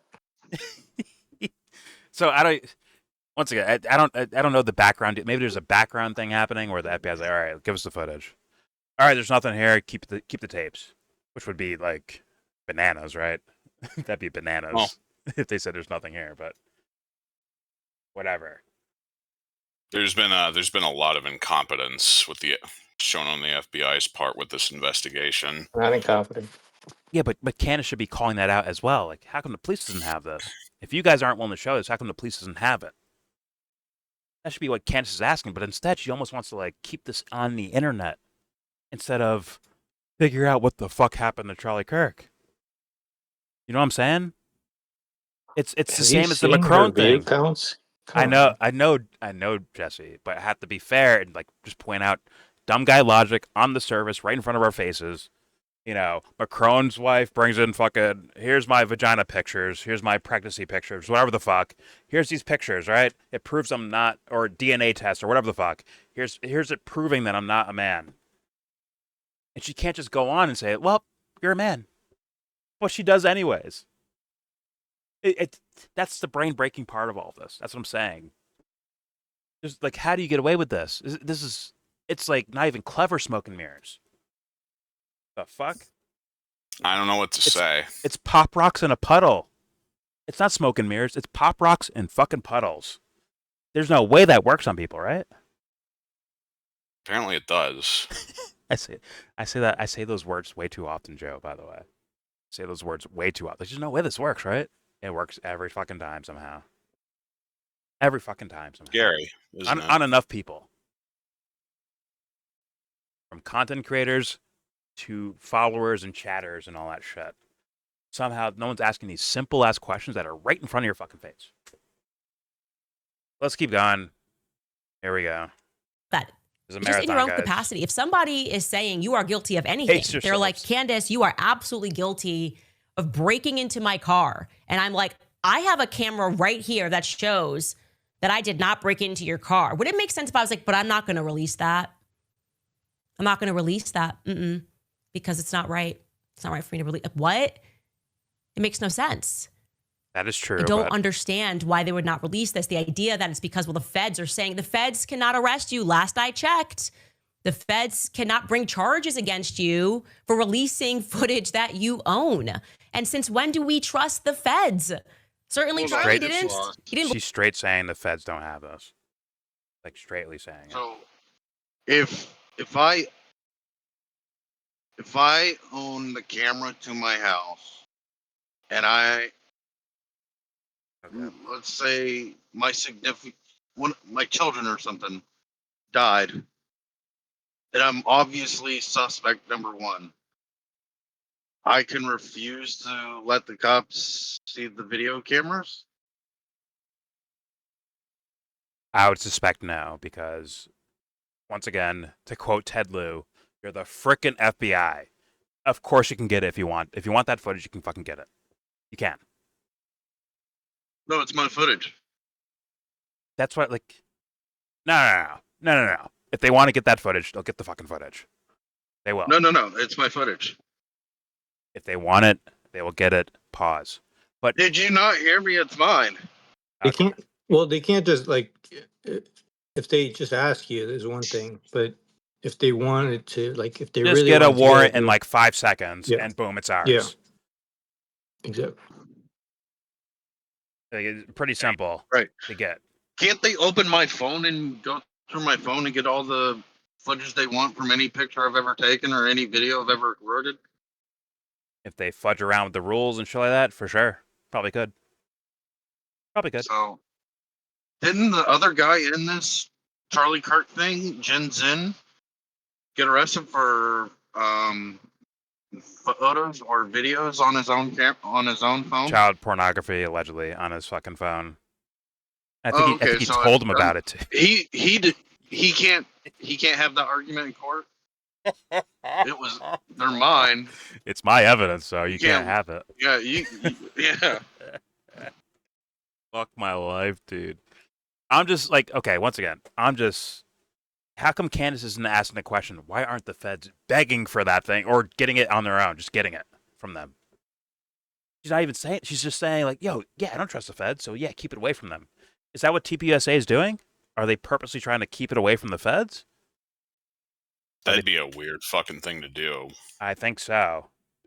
Considering that they're cooperating on every other level, right? From narrative to whatever, they're cooperating. So it's like, that's just a weird phenomenon. Like, Candace, I would think the obvious question is, why aren't the feds trying to get this thing? More than why aren't they releasing it public? Because you could see someone, if they have like something that they think is evidence for something, they might be like, let's not show the public this and give it over to the cops when we get the chance to, or some shit like that, right? Maybe through lawyers, because maybe we tamper with evidence. So let's do this through lawyers so that I don't get in trouble, right? That makes more sense of like a possibility of things than the FBI not even looking for it at all. That to me is batshit crazy. But Candace, just common sense not seeing that, or she's purposely not seeing that. I can't tell you. Well, ever since Epstein, I realized they don't want to see anything. Well, it's still like, but you have to put their feet to the fire about it instead of just saying, "Oh, well, the FBI is corrupt. Keep it away from them." Like, why aren't they? Why isn't the FBI seeking it? As in, like, if they wanted to get it, they could fucking get it. We seem to get a lot more for a lot less, haven't we? In history and news stories, and right, we've seen the FBI get a lot more for a lot less, right? Yeah. Personally, this is just my theory. I don't think their goal is to. I really don't think that their goal is to solve this. I understand that, Joe, but why isn't she asking about that? Why isn't she asking about that? Why isn't she fucking bringing that common sense point up of, hey guys, why aren't you trying to get this video footage? That's my question right now. According to the FBI, they've already solved this.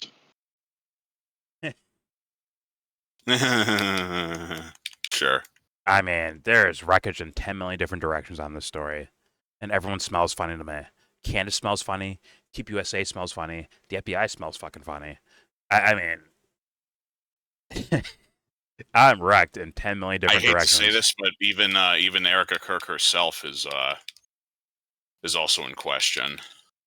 I've seen some kind of like very conspiratorial, like kind of weird theories, but I've also seen some normal things, at least in my idea of things. And yeah, there's something worth looking at.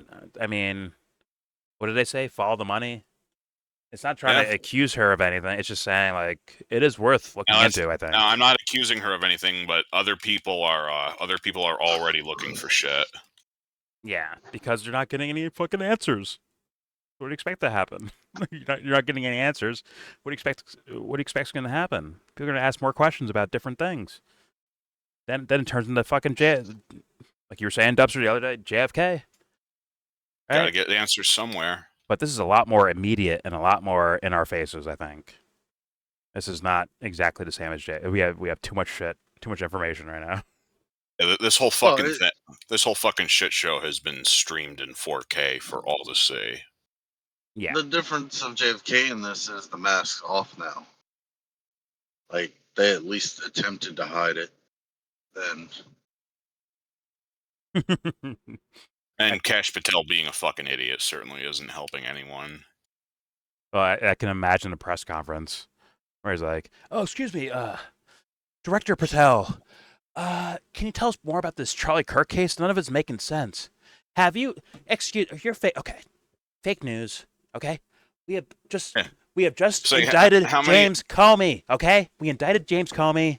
Why are you asking us these old stories?" It's from a couple days ago. Old stories that you keep asking about. We're already past it, okay? Leave me alone. Oh, my wife's gonna sing a song now. Go ahead, baby. Sing it. It's like how many times did Kash declare? How many times did Kash declare victory on this shit, only for something else to come up like an hour later? Listen, the way Kash Patel's eyes work, I don't know which way he's looking, bro. I'll be honest with you. He's all over the place. No one gets that joke. No really? One? Fuck. He's got Trace McGrady eyes, bro. He's shooting free throws and signing autographs at the same time, bro. With his eyes only. All right, let's keep playing. Here we go. Believe we were getting the truth about the Epstein files and things of that nature, so I don't accept that.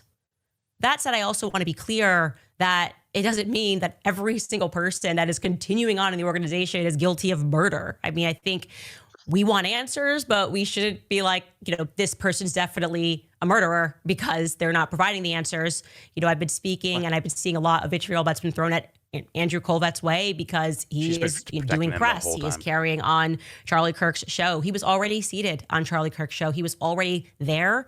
And I was being genuine when I said he's under a lot of pressure. There's no question. He's the spokesperson for Turning Point USA, and he's grieving somebody that he knows and who was a very close, if not one of his best friends. He saw every day doing the Charlie Kirk show, and he's still got to deal with the same donors that Charlie was dealing with. I mean, it's a lot going on, you know?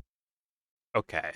This is another weird happening here with Candace Owens and the Andrew Colvet guy.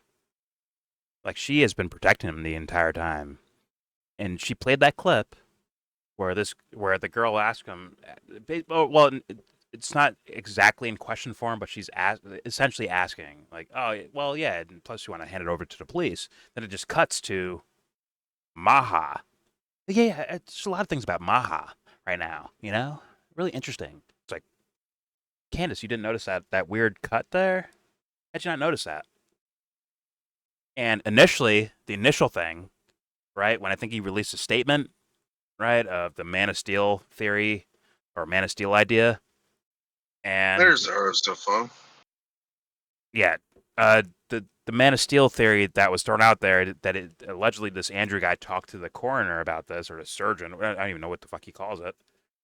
And Candace's like, oh no, he's just a PR guy. He doesn't know what he's doing. Like, you know, he's just repeating what he's just doing his job. Meanwhile, like, he's the one putting a lot of theories and ideas out here, Candace. But for some reason, this guy is legit, according to Candace Owens. Which also screams kind of sussery. If you're gonna make it into a giant conspiracy, make it into one. Like, we're not gonna just go on your word of like who's legit and who's not. Everyone's in question if you're gonna make it into a conspiracy, Candace, which is what she's doing, right? But she keeps doing this, like, Andrew guy. No, he's innocent. He's just a PR guy. He's just answering questions, or he's just doing what other people are telling him to do. And it's just like, Jesus Christ, that screams sussery if you're going to go conspiracy level. But whatever, okay. Let's keep going. I don't know why you would do that based on this guy's opened his mouth and talked. And each time he has about this topic, it looks fucking weird. Each time. I think he brought like a kind of a side, not necessarily a side story, but kind of a side story. Was he mentioned like a couple 100,000 people. Fuck, what was it? It was like a social media thing. What was that? It was like very bizarre of a statement. Let me find it. I think I had bookmarked it. It was about the people at the Arizona Memorial thing, right, in the football stadium. It's just something very weird.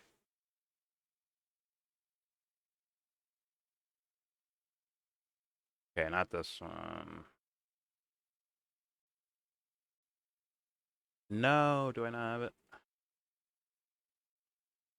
Damn, let me see.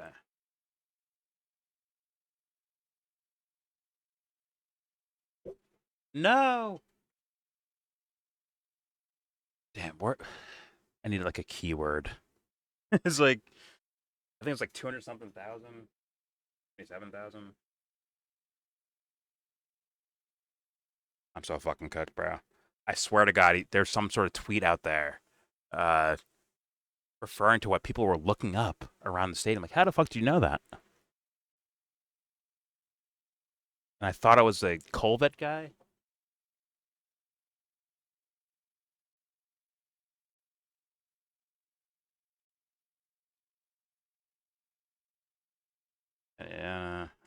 Yeah, I'm not gonna find this. Fuck my life. Wouldn't know. Maybe if I type in stadium. Maybe it wasn't him. Try it. Memorial. Listen, guys, it's a marathon, okay?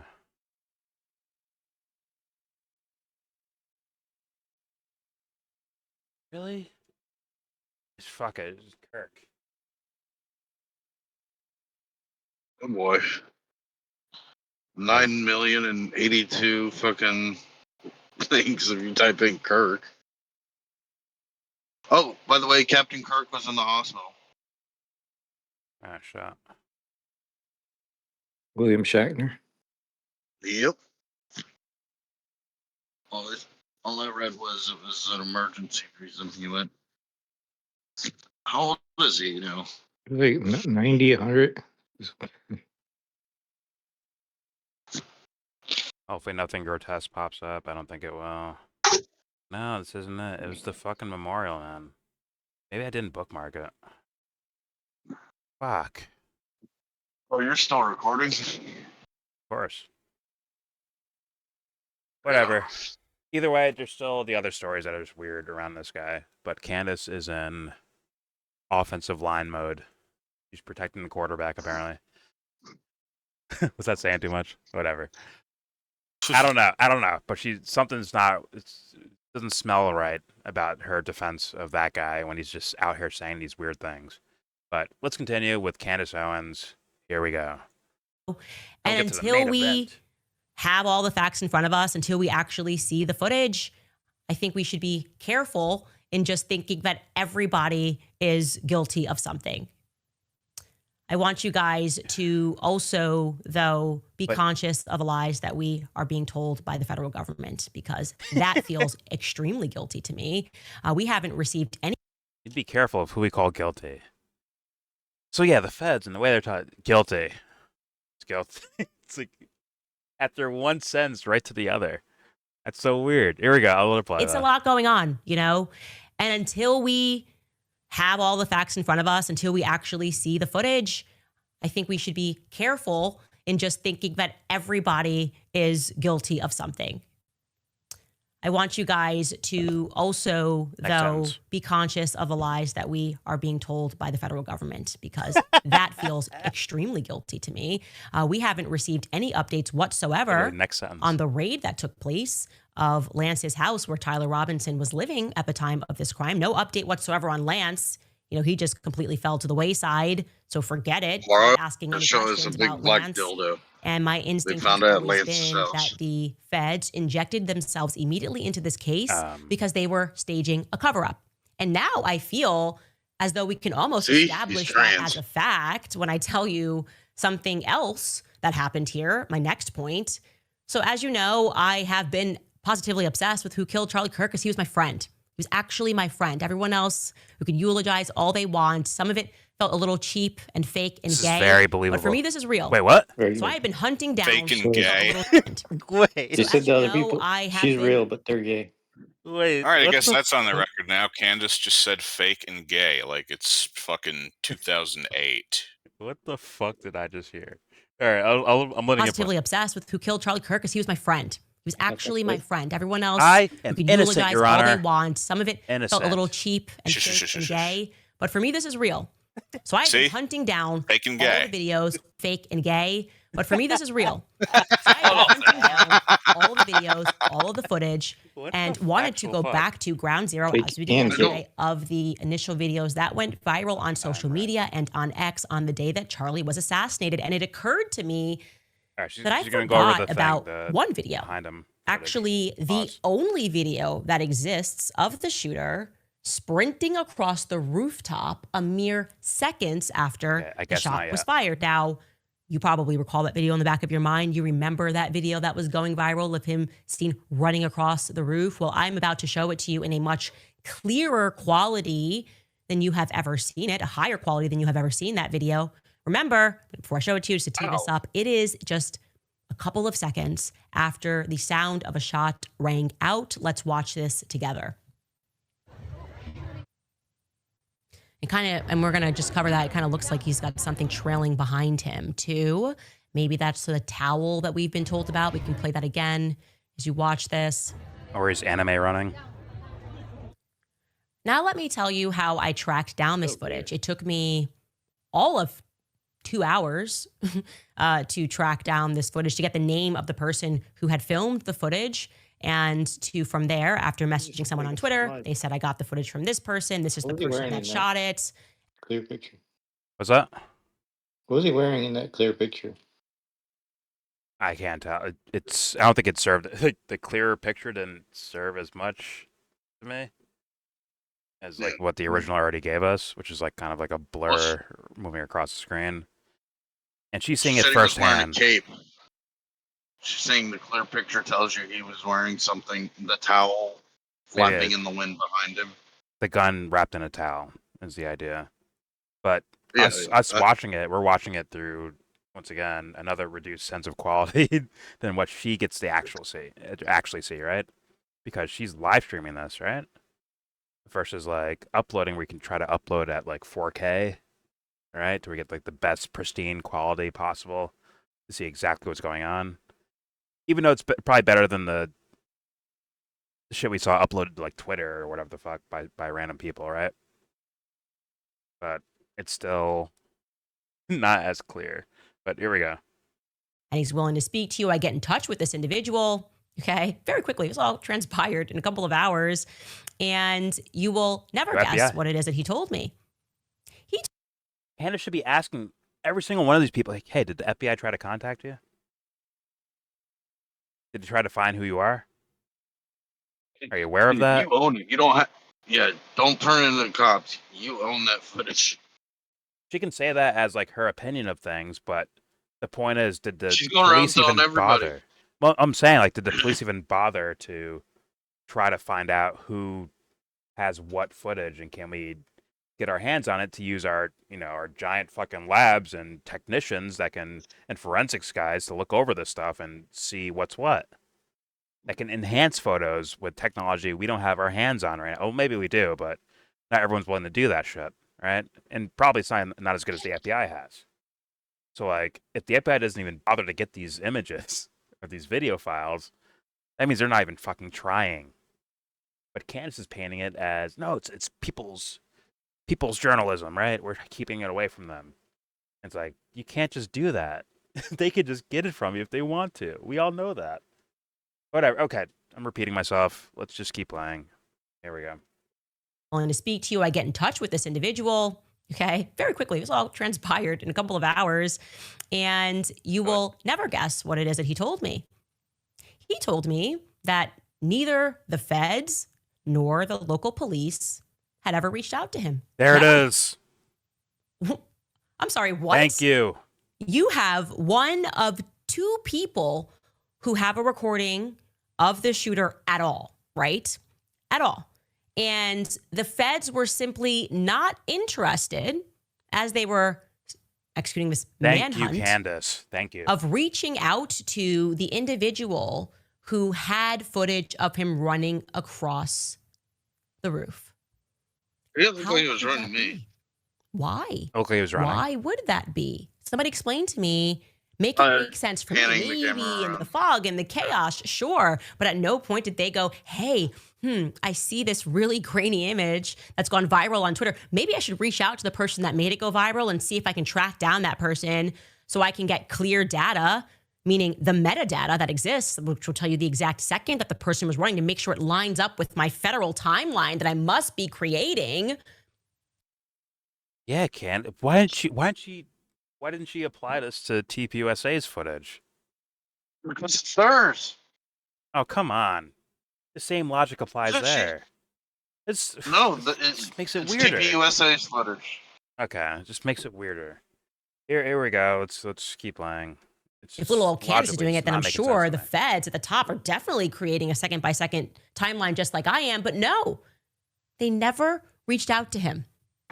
Now I'll tell you what else I discovered, because a lot is going on. And we similarly, by the way, reached out to the person who shot the footage and said somebody is on the roof. We spoke about that earlier this week. He told us the exact same thing.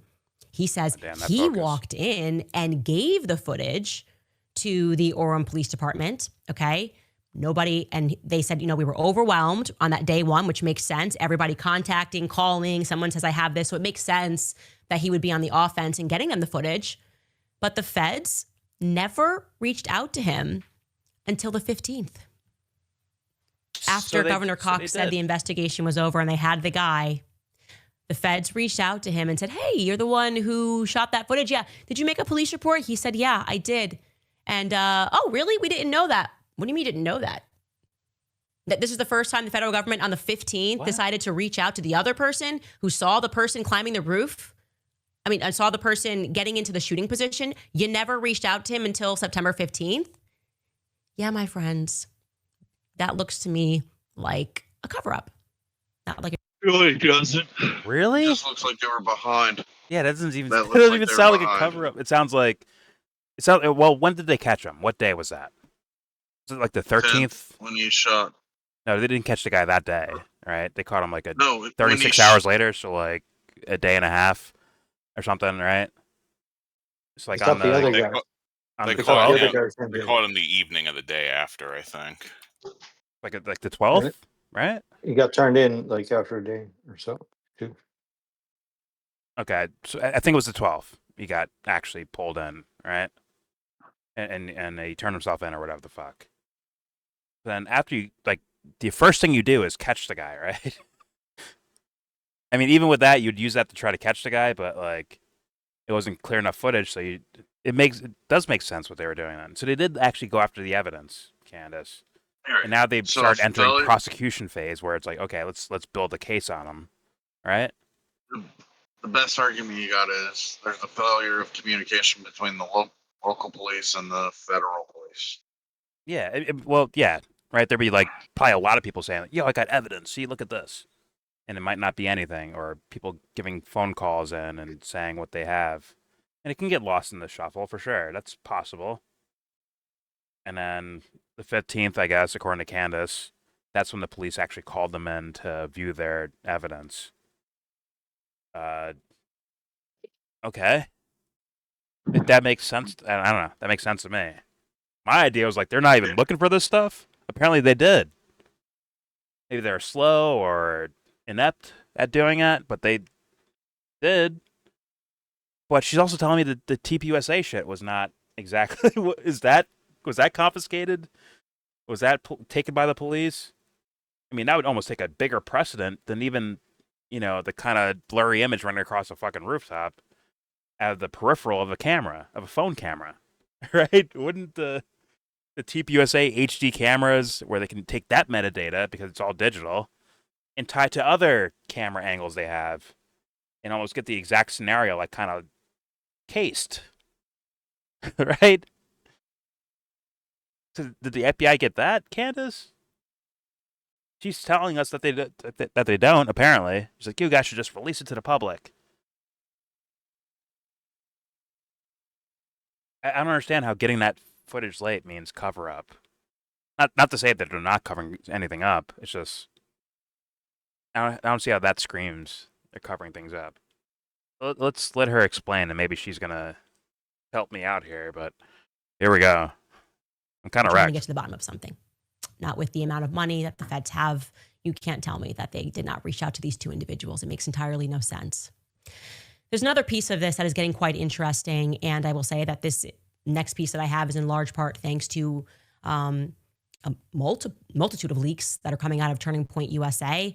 Now, right away, you might ask, why is that happening? Well, I can tell you in my experience, political organizations sometimes don't recognize that they are not like corporate organizations. And what I mean by that is not whether or not the organization is a corporate, but rather sometimes they get the wrong idea that they can sort of do things that people can do on Wall Street, right? Like if a CEO steps down from Wendy's, you can just replace that person as another CEO and nobody cares. If you're buying chicken nuggets from Wendy's, you don't really care who the CEO is.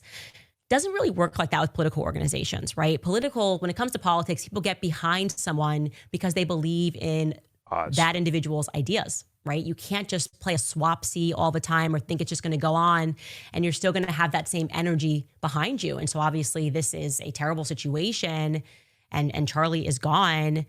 But with people not getting answers, right? With people that are working at Turning Point USA not feeling like, okay, are we as an organization fighting? Are we going to speak about the things that Charlie cared about? Are we going to call out the things that we feel are wrong here? They're not wanting to get behind that. They feel that the organization is now being motivated just by money and that this company's priorities have somewhat shifted and that really how people on the outside that are looking in are going, what's going on here? Why are people not more rattled by the lies that are being told? Actually, I think if Charlie were here, he'd be talking about the weird things that were being told about this story, right? Ironically. I don't know about that. And so many people have reached out and they spoke about the finances at Turning Point USA. And I'm not exactly a forensic accountant, but I know that other journalists got really interested in this angle who were similarly receiving leaks and have pushed this off to forensic accountants and some of the stuff. Yeah, I think TPUSA. I did want to show you guys this very much because motivated by this money. Proves what we have been hearing. It's at least a starting point. An insider who said that they were there and present when Charlie had expressed some concerns about where the money was going. And leading up to that moment, Charlie had by and large completely removed himself outside of the organ of fundraising, which is to say that it wasn't something that he necessarily had his finger on. Of course, he always would show up for top donor meetings. He is the face of the company.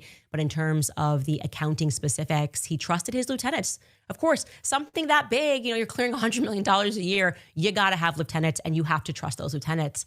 And of course, sometimes those leaders don't like one another. That's all normal. But then there arrived a moment when Charlie felt that the money was disappearing. Allegedly, I'll say allegedly here, but I think we have some proof that shows that. And the excuses that he was being given for the money disappearing wasn't adding up for Charlie. Said another way, the math wasn't mathing, okay? He felt that, again, according to sources, that the company was burning through cash too quickly. And Charlie set about finding out why and how this was happening. So on September 2nd, which is, of course, just 1 week before he lost his life, Charlie surprised the company by announcing that he was putting together a Doge department. Yes, a department of government efficiency like Elon Musk and Vivek Ramaswamy had set out to do. Trump won. They got behind him, right? They said, hey, there's a lot of pork. We don't know where this money is going. People are just accepting checks. Again, this is the whole purpose of the Department of Doge. You put us in there and we're going to figure out how all of these bureaucrats are just wasting tax dollars. Really kind of a nice way of saying we're going to conduct an audit of the government, right? That's the only way to look at what Doge was. It's an audit and then you cut the fat and you see where the money's actually going. In name, but not in practice. Don't listen to me, by the way, because we can read Charlie in his own words. This was a internal memo that went out, signed off by Charlie on September 2nd. I'm going to skip to the relevant portions. He's first and foremost announced. I'm not. Dear Team America. It starts off with Dear Team America. Okay. America. Shout out to South Park. Fuck yeah. Effective immediately, Justin Striff is taking on a new elevated role with Turning Point USA as its chief operating officer. Okay. Since joining Turning Point USA in 2020, Justin has led Turning Point's fundraising division and in more recent years has been involved in some organizational operations, filling the COO role in many ways, but now officially taking on the title and expanded responsibilities. Okay, I don't know who that is personally, but in this COO role, Justin will directly oversee development, events, finance, TPUSA Faith. That looks like a brand, not like actually about faith. Media, marketing, productions. It is a brand. Yeah. Asset management, distribution, Turning Point education, Blexit, HR, and that's a lot for this one guy to be overseeing. Okay. And legal. Justin will also closely coordinate with Andrew Cipher on the National Field Program. God, there's a lot of business shit in here when they keep building them up as like some sort of like it's all about God shit, but like I see a lot of business shit here. And I remember Jesus turning tables over. Let's continue. In this role, I have empowered Justin, among other priorities, to engage in organizational-wide Doge efforts. Justin will be assembling a small team to assist in this effort, which is focused on Turning Point USA, one, becoming more efficient, two, becoming more cost-effective, 3, unifying organizational success around company-wide metrics and goals. This is not some martyr shit, guys. This is some regular-ass businessman shit. Sorry to Charlie fans, but let's keep reading. And 4, reshaping company culture. I expect many positive changes to come from this forthcoming initiative and Justin's expanded role. Please join me in congratulating Justin on this new role with the organization. As always, thank you for everything each of you do for Turning Point USA. Why they say it like brands? Like, hey guys, I appreciate what you guys do for us. Instead, it's I appreciate what you do for TPU Turning Point USA. Let's get back to work and save America. Yeah, sure. Seeing that Dear to America effective immediately.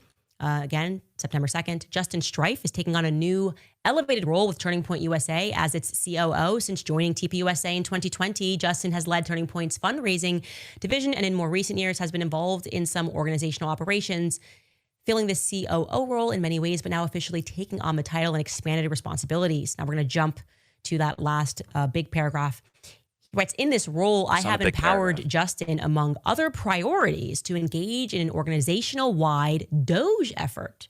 Justin will be assembling a small team to assist in this effort, which is focused on Turning Point USA, 1, becoming more efficient, 2, becoming more cost-effective, 3, unifying organizational success around company-wide metrics and goals, and 4, reshaping company culture. I expect many positive changes to come from this forthcoming initiative and Justin's expanded role.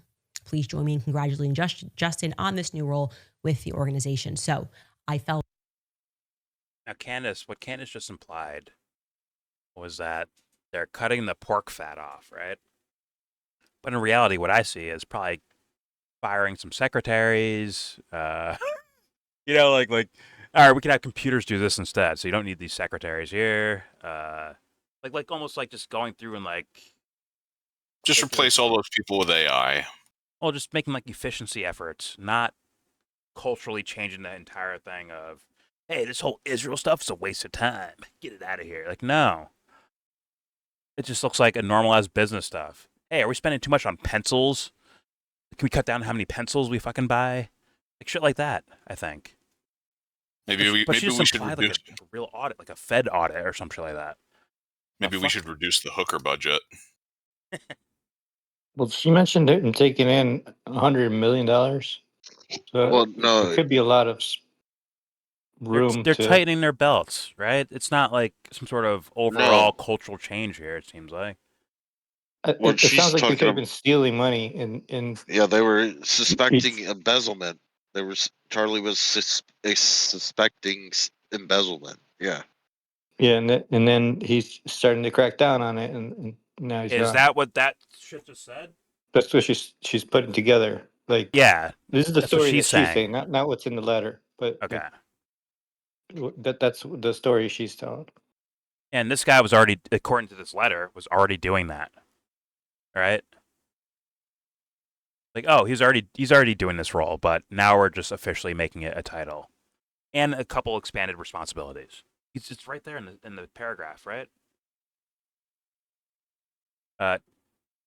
In more recent years has been involved in some organizational operations, filling the COO role in many ways, but now officially taking on the title and expanded responsibilities. Meaning, like, just do the same job you were doing, but with more sectors of TPUSA, right? Which means he's probably cutting costs here or there. Like, why do we need a secretary for this? Get that out of here. Why are we Alex Jonesing and printing out all these papers? We don't need to. Just do it digital. Right? Like little like efficiency things to make your tighten your belt up, right? Don't stop spending so much money. But Candace just made it sound revolutionary when it doesn't sound like that. Maybe I'm tripping. God.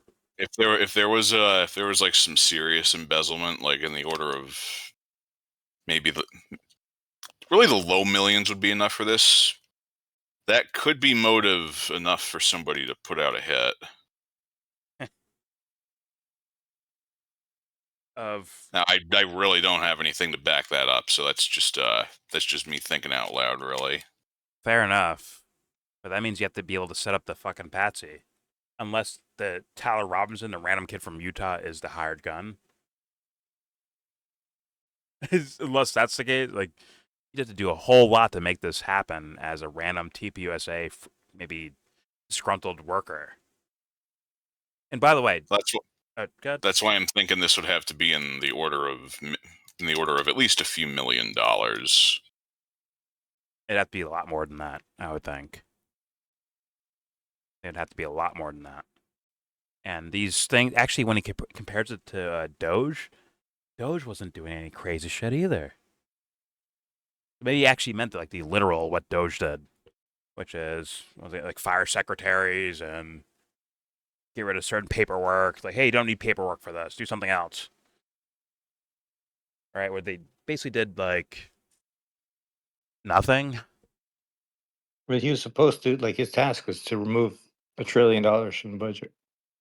Just didn't happen. It was supposed to cut out all fucking pork spending, right? But they didn't do that, did they? Yeah, they were looking to cut 25% of the whole thing. Which didn't happen. Didn't it? So, but you know what? Fair enough. You know what? Candace, she has her own theory. Let her run with it. Let's keep playing. Here we go. Please join me in congratulating Justin on this new role with the organization. So I felt that with all of the rumors that I'm hearing, to see that Charlie was essentially putting together a small team to begin looking at money and ways to be more quote unquote efficient, it's looking like that's relevant, that all of these tips that we are receiving from insiders is accurate. And what we're understanding is that there were a lot of contractors and people she is going to essentially make money who were off taking this money motherfuckers both ways, who were bringing in money. She's going to she's going to lick the blood off the fucking floor of Charlie Kirk and make a fucking series out of this. Holy Christ. That's what it's smelling like to me. 1 month minimum. Like, holy. It's just too big of a bump. I mean, I'm not surprised by it. Well, okay, I'll be fair here.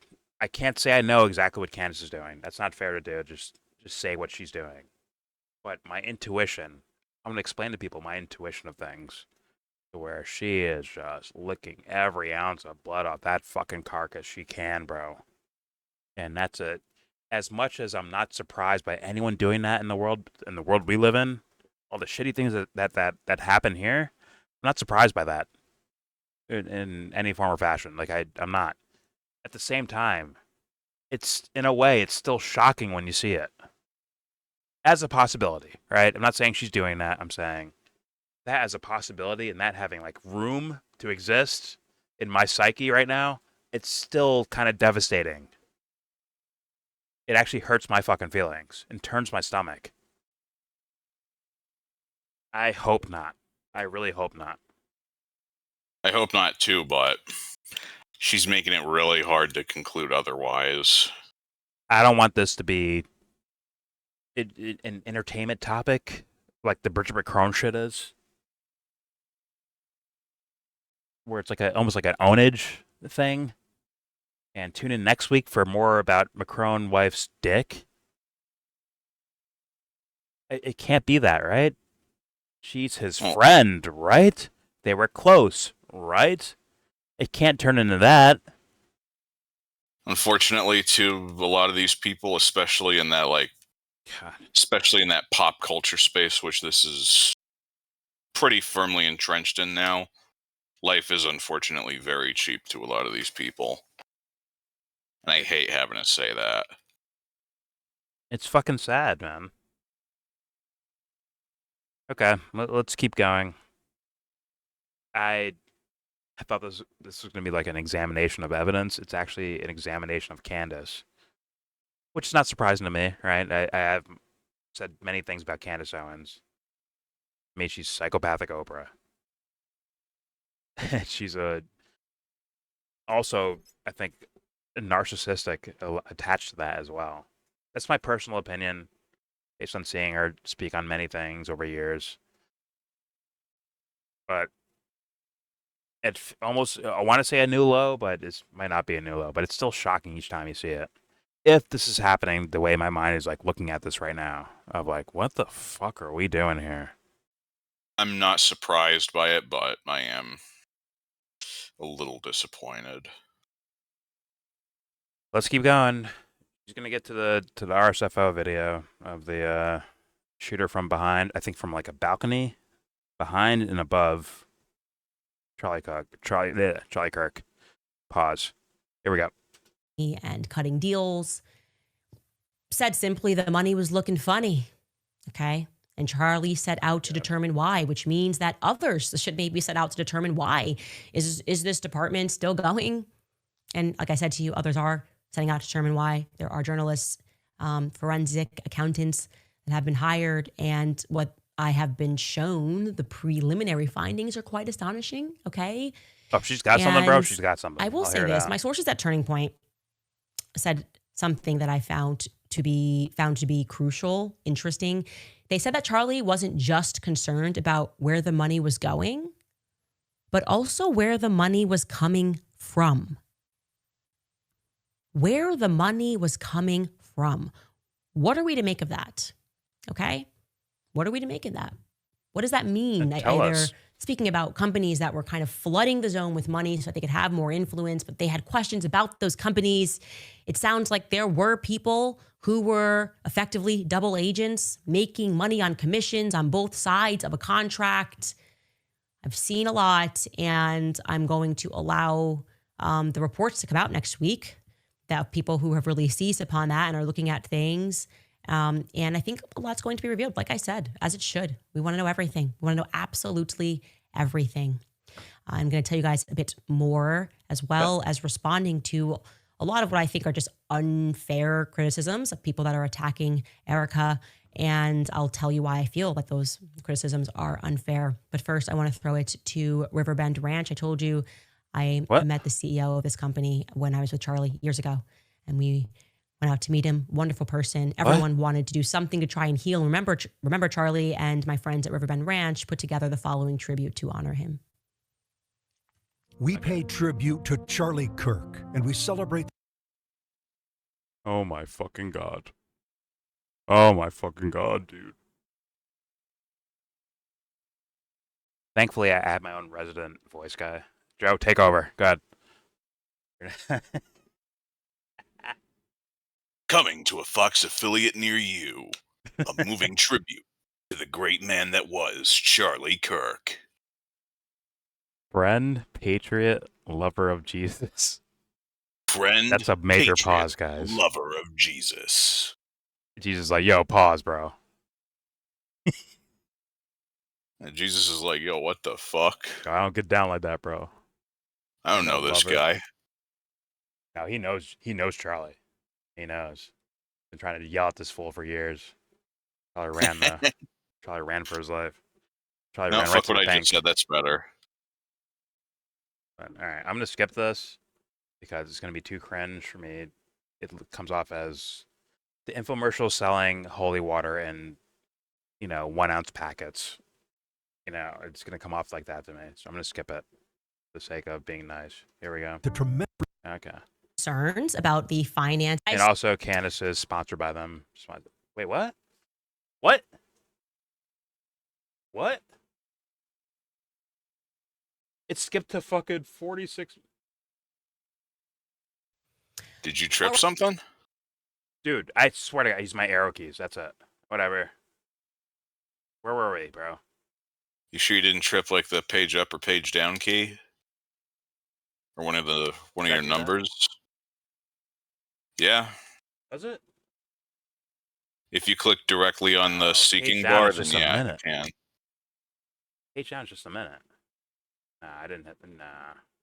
Did you trip your number pad? Did that do that? Oh, shit. It skips to portions of the video in tenths. Second. Okay, that video. Well, remember, before I show it to you... back to the first fucking minute. So when I tell you some... 7? All right. I didn't hit 7's way up there. No chance. Whatever, let's just find the spot we were at. Okay. The letter. It was right before the tribute. There's a tribute. Values and common sense. big banks profit when you're double the much rate quantities off 5 as higher from so many. Again, that's pdsdebt.com/Candace, pdsdebt.com/Candace. Disgusting. Okay, I want to at first address, because I've received so many emails. Candace, have you seen this? Have you watched this? And it is Range Day Bro on YouTube. This is the video. And he had the video was just absolutely viral. It's got 6 million views. Yeah, this is the guy by the way, went over all the incongruities in the official story. And I want to give a graphic warning. I mean, he blurs things out, but it can still be graphic for people. So I'm giving the warning right now before I play it. 5, 4, 3. He's going to show you guys 1. what happened. Warning is there. All right, let's play. I am so happy that it's got 6 million views. Everybody investigating this is exactly what we need, and nobody is going to be perfect. We're going to get things wrong, and we can only work with the information that's been given to us, and for whatever reason, it's very limited. So every time anything that I'm debunking here is just because I want to help focus his investigation. But so he presents an argument that you can see a muzzle flash, and there is one element of his video where he shows what he believes to be blood splatter as an entry point on Charlie's neck. So we can watch that, take a listen. And in that video, you can see the same, what appears to be the bullet coming down, and it does line up with the actual gunshot itself. So not coming gang violence. Aussie. So this video was created by a friend of mine who is a Marine. You'll see him here at the end. This is the angle he is showing the shot coming from, showing where Charlie was sitting, and the angle of the shot, which will correspond with this video here, which unfortunately we will blur out Charlie's face, but we will show what is necessary to prove that this was an entry and exit wound. So you'll see him circle the highlighted area right there, and you'll see the exit wound corresponding after, a split second after, as it would from an entry and exit wound. So in this footage, you can clearly see that Charlie is shot from his back right, and there is blood splatter coming out of the entry wound. Okay. So what I can immediately help with, because I have so much footage and clearer footage of that, is that's actually not blood splatter. And I was very surprised by this. It's his necklace. That is his necklace. And it was one of the things that struck me as odd. And I saw the back footage, and then I have clear footage from the front. And the necklace goes first. And if I'm looking at it, it looks like it breaks from here, and then it comes up and it whips up. That is Charlie's necklace chain. So I hope that sort of helps focus that. And I don't know if that helps change your opinion at all, but I wanted to add that. The second thing is I wanted to show you. And I figured she'd say that. And it's pixelated. There's frames missing. Those could be visual like artifacts, right? Where the actual timing of when you see like whether it's necklace or blood spray, whatever the fuck it's called. If you see that, that might not like the timing might be different than you're actually seeing. Those are what typical HD cameras? Well, those are phones, right? That are probably filming Charlie Kirk, right? Then they hyper zoom in on it, and when you make it that pixelated, it could. And when you zoom in that much, you're getting pixels the size of Lego bricks. Yes, and you can get artifacting, where I don't know if you ever if you watch like gamers play like I play Apex, so I've seen players play Apex or Call of Duty, and then certain things are actually like a couple frames beforehand, but they're still on screen like image-wise because it's artifacting. Yeah, that can also happen when you're just compressing the image size. Yes. Or if you're trying to balloon an image. Yeah, so even when that person uploads that video of Charlie getting shot and people zoom into it, it's still a compressed version that's being uploaded to a site that's going to keep it boxed in at a certain amount of fidelity, and like zooming in on that's just going to be like a hell. It's going to be hell. Even the original's going to look pretty bad too, but yeah. Most of those phones are standard high definition, so 1920 by 1080, and they're probably filming at 30 frames per second. Yeah. At most, a typical smartphone will film at 60, which if you're trying to trace if you're trying to trace the trajectory of a bullet, 60 is still not enough. Yeah. So you ever see when they do like slow motion trying to show a bullet like bouncing off of something? If you ever watch one of those firearm channels, those cameras have to film at hundreds, if not a few thousand frames per second. Okay. Yeah. Yeah, you know what I'm talking about. Yeah. I just watched one recently of someone shooting an AR. I think it was an M4 versus that 30-06, whatever the fuck it's called, like a kind of sniper rifle looking thing. It's a hunting rifle, and they had to slow it down. Like they were shooting through soda cans, and the frames were like something crazy, right? For like they had to have like super cameras to capture every little frame of that to give you like a true sense of slow motion. Yeah. There's a specialized kind of camera you got to get for that, and it's not cheap. Yeah, but I do assume that the TPUSA cameras are very expensive and very high quality, and you can do some things with those things.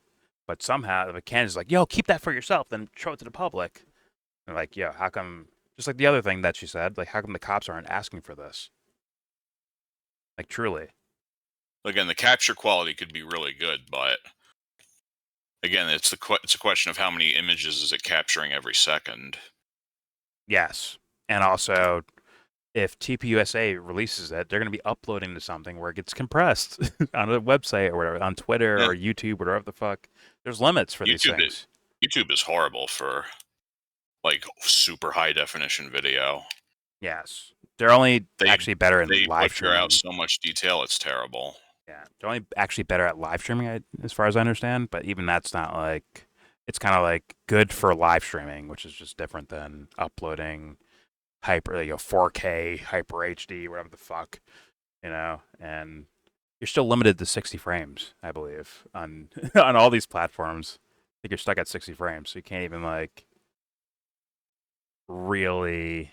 You need like editing software to really like look through all of it, but FBI should be able to fucking do that to some degree, depending on the camera qualities.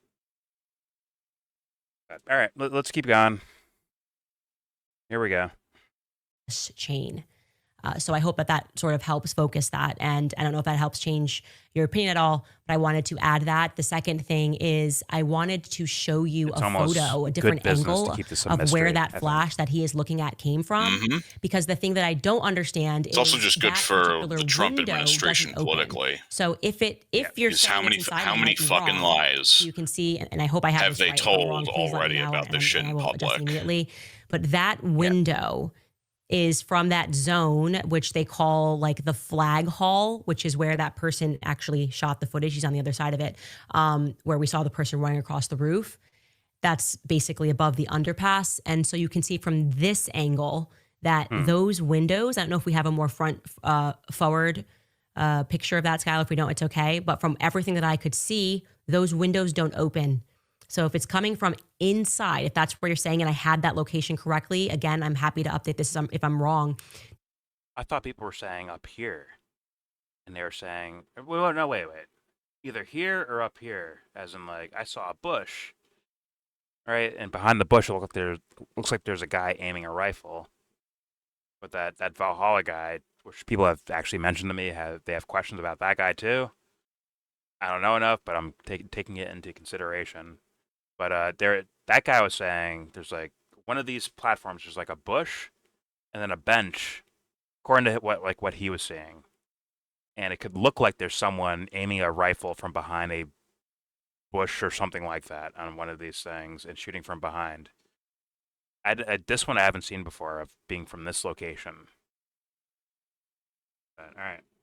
It would, like, these wouldn't make sense, right? As far as like coming down from this direction and exiting out here, unless you're gonna go with the neck of steel argument. So, which, good luck demonstrating that for people. Yeah. All right, let's keep going. Here we go. And we should see broken glass. So let me know if I'm right about that. I will say there was another piece, and this part I have not been able to debunk, but I am sending someone there to get me similar footage, which is when you discuss a suspicious looking bush.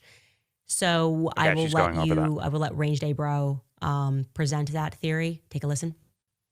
I want to take a look at this photo next. This guy's talking about this bush up here in the top left of this photo, and he zooms in on it, and he's stating that it does look suspicious. It does look suspicious. It looks like there is a person right here, and it looks like there is a rifle right here that the person is holding. Literally what Anthony was saying. Here, Squint your eyes and see maybe what you want to say. Very blurry image, but you can clearly make out that this is not just a bush. This is a human skin tone right here, and this correlates with a human head and hair and a rifle in the exact kind of crucifix shape of an AR-15 with an optic on it mounted up. So what I can say, and I'm looking at my minute-to-minute text messages because I sent somebody there on the ground to get me pictures of that bush today, and I agree with you. In the smaller, in the photos that I'm looking at today, the bush, you can kind of see through it. And in the image that you have, granted, it is grainy. It doesn't seem like you can see through it. So I am interested in that, and I am prodding that narrative, and I will let you know what I come up with. Anyways, again, the point of me doing that was just to help further direct your theories. Everybody is coming out with ideas, and I think that's great. Until the feds answer our questions, until we see more footage of what took place that day, all of us need to stay on top of it because we all sense that something is very wrong and we are not getting the truth. You want feds answering questions, but you also want to withhold evidence from the feds at the same time. Not saying the feds are good guys and you can trust them. I'm just saying, like, you gotta be fair about every little thing so that you can't get crossed over as being biased or full of shit about a certain topic. That's the point of being honest and fair about. Well, it's not the point. The point is to be fair and honest, right? But that is a added bonus of being fair and honest, is that no one can accuse you of trying to bullshit things or smudge things to create a narrative that you want to be the case versus like what actual reality is. Right, Candace? Of course. Let's keep playing. One more thing that I'd like to share with you guys. You will recall yesterday during the comment section, we got a tip. A young woman that said that doorbell footage was intentionally presented to the public only partially. And that the reality is that there was more footage which showed the person that they allege is Tyler Robinson walking with a woman who they don't know who that is, and that he changes clothes. So I'm not sure if there was more footage on the side of the house. There's another angle. But there was allegedly footage of Tyler changing clothes, and he is with an unidentified woman. What I will say is I have established connection with that individual, and it's a solid lead, and it's only going to get more interesting in terms of who is involved in that cover-up. This is news to me. A Utah person involved in that cover-up, which is another piece of this puzzle that I find to be fascinating. I will have more for you guys next week as we continue this. I always want to make sure that we give people an opportunity to respond. It's just going to go on for months. Fuck 1 month. It might be several months. Here we go. And to answer what it is that we are putting out there and making sure that our reports are accurate. And I will have more for you on that. Although this is interesting. I do also want to address people who are inundating me speaking about Erica Kirk. And I think the reason why this was catalyzed was because of a fundraising email and text messages went out, and people found it to be distasteful and like fundraising off of his death. Okay, first and foremost, the reason why I said, and I meant it genuinely, was to pray for Erica a couple of days ago. And I said she is stepping into a role as CEO and the chairman of a company that got bigger than Charlie, by everything that I am understanding, and just having been there, I saw it happening, and a company that she's going to have to learn in 4 seconds how this whole thing's work. It is a machine, okay? Those emails that you saw or that was not written by Erica Kirk. That will be an entire department, and these are emails when you fundraise. I've had fundraising emails go out with my face and my name on them. They are not authored by Erica Kirk, and I want you guys to know that, right? I just think it's like, I don't know, it just feels so unfair to me to assign the amount of pressure that is on her right now. She has not come out and said anything to me that makes her suspicious, because I understand how that organ works. And I understand how people, when they are motivated by money, how they don't even think about these things. It can be so gross. I mean, I have gotten really gotten into arguments with people when I felt that they were using my face and representing things, and I was getting pushback from the public. And I'm like, I would have never done this. I would have never made that decision. And yet I'm going to be the person that gets all the flack for the decision that you made. I've had those arguments. And so when I see this go out, irrespective of how you feel. It's called foots and asses, Candace. Simple to do. But, okay, I'll leave room for this possibility. Can't say I know. Yeah, can't say I know. Just like Kyle Rittenhouse, motherfucker, journalists to lawyers to police guys to politicians all running to his side like, oh, you're so amazing. I love you. Sign this contract. Go ahead, sign it, please. Come on, sign it. It's a book deal. Sign it. We can all get rich off of this. So, yeah. The vultures will come out of the fucking woodwork to take advantage of a certain situation because they don't even care to think about how someone else might feel about it. For sure that exists. It's like I said, Jordan, life is cheap to these people. To too many people that will never will never know who the fuck they are either. Craziest part. Mm-hmm. And I'm like, yo, content creators, yo, Erica Kirk, yo, Candace Owens. Kick them out. But yo, you're fired. I don't need you. Do that shit. Why not? Or are we just going to wait and push it on to the next generation to deal with? Anyways, here we go. You should know that those decisions are not made by Erica. That's what it means to step into a company of that. But those aren't the biggest questions that people have about Erica Kirk, by the way, Candace. In fact, I've never even heard that as like a main thing. I've heard other stuff.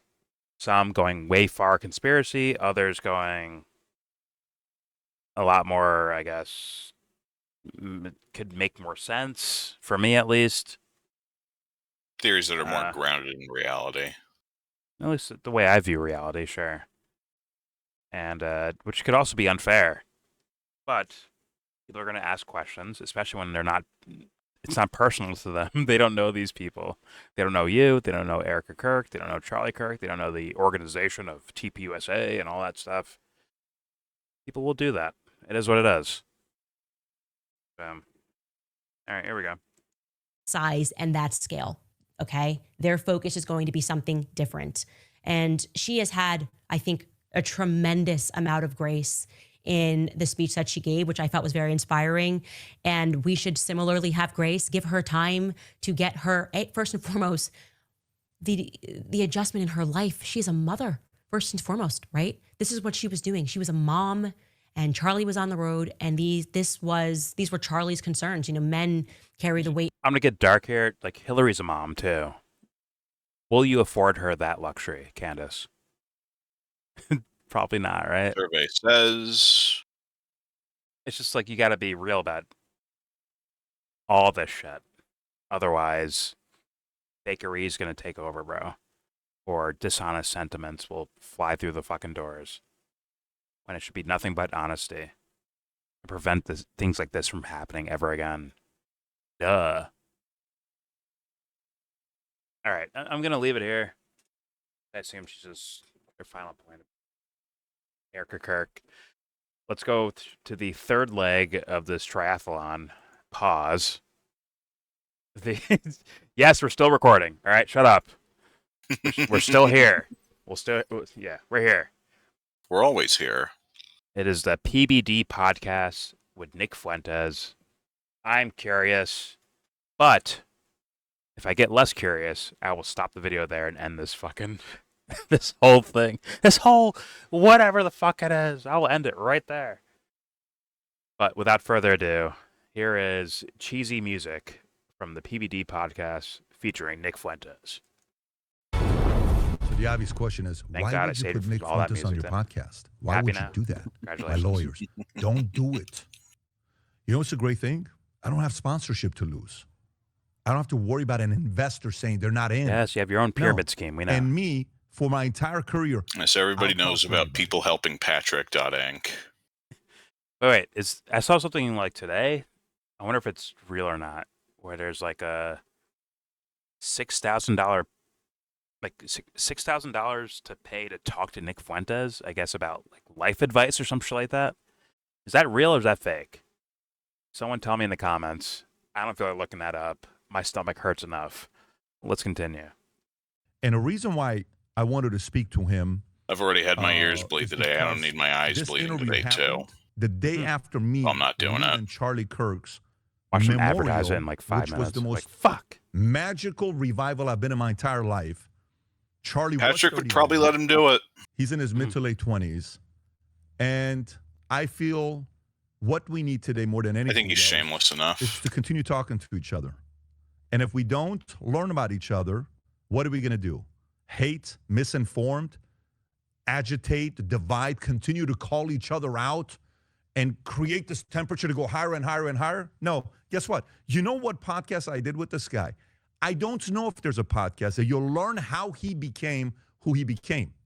What caused him to go from being a pro-Thomas Sowell guy, pro-PragerU, to a girl at Daily Wire who he was hanging out with. I think they even liked each other at one point, that became a Jew, converted, and excuse did certain things, and some retweets. What? I'm going to replay all that. What? Where's he going? I'm going to hit play. Guess what? You know what podcast I did with this guy? I don't know if there's a podcast that you'll learn how he became who he became. What caused him to go from being a pro-Thomas Sowell guy, pro-PragerU, to a girl at Daily Wire who he was hanging out with. I think they even liked each other at one point, that became a Jew, converted, and then did certain things, and some retweets, some incidents with Ben, that the temperature elevated. One after another after, and then in one video while he's at a university at this Leadership Institute, where the camera is kind this is already getting really weird. Saying something about blacks, that goes viral. He gets blocked from all the conservative interviews, and at a young age, he goes from here to the entire whole different level. And I asked him a couple questions. Who are you more concerned about, Jews in America or Muslims? His answer is very interesting. I asked him, who's a bigger net positive? Oh, he's not Jews here. Or Muslims? You're going to be surprised by the answer. It's a technical answer, but we had a very good conversation in that exchange. And then a lot of the stuff of where he's at right now, Charlie Kirk. How did Charlie Kirk inspire you? What did he inspire you? What we're about to hear. And he revealed something I've not heard him talk about before. But all in all, I actually think, here's what's going to be interesting. I actually think his audience is going to like it. I think conservatives are going to like it because you're finally getting to know who this guy is. I actually think, it's going to sound weird, I think Jews in Israel is going to like it. That's kind of crazy. Yes, I actually believe that. But having said that, fans off, isn't it? I hope you Big enjoy time. Not the New York Knicks. This individual that for the 5 of you Knicks fans that are out there and hated by many. And if you're like me, you're in the middle 20% that just doesn't have a clue who the guy is. I hope you get to know him better by the time this podcast is done. Is he there? Or is this a primer? Nick Fuentes. 30 seconds. Did you ever think you would make Did I ever skip your fucking videos? I did. A lot of people are like, I don't think he's ever going to do it. Have him on. You shouldn't have him on, lawyers. Never have him on. This is not good. You're going to be tied in a group. You're in a good place.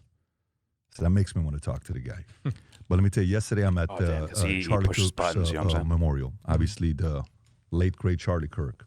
I'm there. A couple comes up to me. Can you pour out? What was that? I'm standing next to Adam, and Vinny's there, and my 2 boys, Dylan and Tico. That packet Hennessy? What was that? Can I take a picture with you? Yes, of course. We take a picture. And then the guy gets a little too close to me, a little bit uncomfortable, but he didn't seem like a weird guy. Mm-hmm. Hey, I don't know if you paid attention. He has stopped saying the N-word. Please have him on. I said, who are you talking about? He says, Nick has stopped saying the N-word. I said, no, he said it a lot a week ago. I said, no, he slowed down. He actually reacted. I said, well, we're going to have a conversation. I said, you're probably the first to know that we're having a conversation, and then obviously you're here. Appreciate you for coming out and making the time. Yeah, absolutely. PBD Nick, is I don't know much just, about you except for the clips I've seen. He's so breaking news, you know what I'm saying? Like, he's pushing the boundaries. He's a risk taker. He's that guy of mediocrity. And so is Nick. Here we go. Respectfully.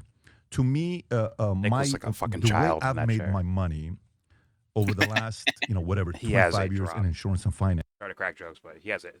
See that? When he gets out of that chair, bro, there's a drop, a significant drop. He has to brace his knees to land on the ground once he gets out of the chair. All right, here we go. About you, except for the clips I've seen. Chucky doll ass looking ass. To me, the way I've made my money over the last, 25 years in insurance and finance was watching who has talent. And I would watch somebody, I would say, this guy's got what it takes, right? First time I had Charlie Kirk on at 23 years old, I said, there's something very special about this guy. At 23, I came to my insurance company. I said, this guy's going to be the president one day. Watch this guy closely. First time I watched running talking point. Tucker, unbelievable talent. When you watch him, humor, sarcasm, intelligence, pushing back, subtle. Yeah. He's making fun of you. You don't know it. The audience knows it. He knows the art. Candace, talent. Dave Smith, talent. We used to have a comedian working in your Jesus Christ. Man knows talent. SNL. I don't know if you know who he is or not. Incredible. He used to produce Adam's show. And I said, this guy's going to do TBD's in his element when he's talking like that. Very talent. I see you, the way you communicated. Okay. Very, very talented. Very capable, very talented. And I've expressed this before on the show before. So did but Candace I want to know a little bit more about how you became who you are today. And then we'll cover a lot of different topics. So go to high school. 14 years old, who was Nick Fuentes? Well, at 14 years old, I was already very political. I've been political since really I was 12 years old. Why is that?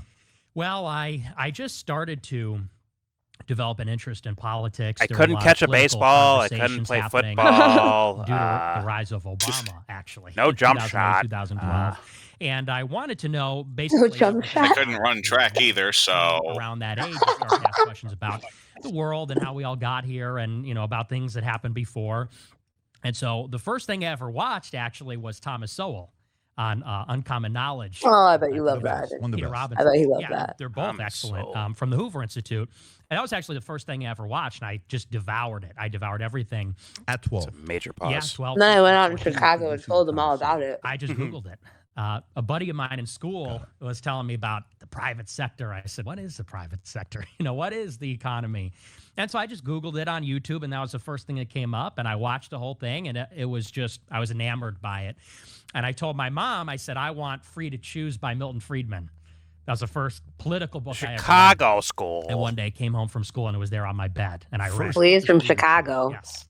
Capitalism, free market capitalism. And he was it's really him and Thomas Sowell. I think he started this early, right? He did, yes. Big question. Yeah, well, he was from the Chicago school. So Friedman, Sowell, and all the others. And so I read all that stuff in middle school and high school. And at that time, I was really a libertarian because that's just what was out there at that time. That was during the Ron Paul Revolution. Were a kid. And the Fed. That's fair enough. And there was so much online digital content. This is early 2010s that was being put out by young libertarians. So that's just what was out there and what was available. And so I worked through all of it. Basic Economics by Thomas Sowell and read about all the Chicago school, even. Nick, were you learning or adopting? Were you adopting ideas from other people or were you learning something? There is a difference. There's a major difference. But here we go. And the Austrian school, the really more libertarian economic stuff. And in high school, I was in Model UN, Student Council, speech team. You were adopting. I was very active in high school and, one of those precocious, autodidact type young guys. So is Juno. And were you like this? Were you this vocal? Oh, yeah. Were you this intense? Yes. So did you get in trouble a lot? Did you get in a lot of fights? Did you get picked on? Did you have bullies? I had my own locker. I was very extroverted about politics. I was always getting in political debates in class and in Model UN, but I didn't really get in trouble as much. What's really funny, this might interest you actually. I was in a UN program. I've talked about this before, but when I was in Model UN, I was one of the best guys on the team. I would win first place every week. And because if you don't know Model United Nations, you simulate the United Nations General Assembly or the different committees. And it's like role play. It's like a role play game, but for the United Nations. Pause. Okay. And anyway, so I was one of the better guys on the team. I talk shit about him all the time. My junior year of high school, I became the head of the team. I became the secretary general. I love always like low key adding that in there just to get it out. But I had a major falling out with the guy that ran the team. He was ethnically Arab, I think. Okay. extremely pro-Palestine. And I, at that time, was very pro-Israel. I was on Prager University and Breitbart. And so I downloaded all the dogma from the conservative movement at that time. And so I remember we were sitting in the study hall one day, and they had all the flags of the world hanging up on the ceiling. And I said, why do we have the Iranian flag hanging up? I said, they're the #1 state sponsor of terrorism in the world. It shouldn't be up. And he told me, you got to read The Israel Lobby by John Mearsheimer and Stephen Walt. He said, you got to look at the other side. PBD's like, fuck this We guy. had this like vicious back and forth about it.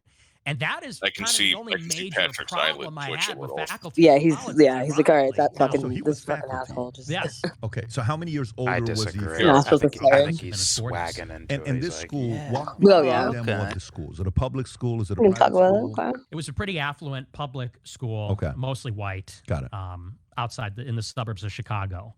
Yeah. It was Lyons Township in Western Springs, LaGrange. Okay. So, And that's like an it's hour. not like It was it's Chicago. basically- It's a it's good hardly area of a suburb. Chicago. Shut up, Nick. Mostly white. Mm-hmm. And would you say politically center, left? So they went to a don't nice care, school? Republican? Okay. What would you say? Yes. The demo was? Yeah. I would say yeah. it's pretty Western Springs is center a nice left. area. It's very Catholic. Some Catholic, Very some Catholic. Protestant. But what was interesting about it is very liberal, but not So you borrowed that leftist, not too, very Nick. progressive. Okay.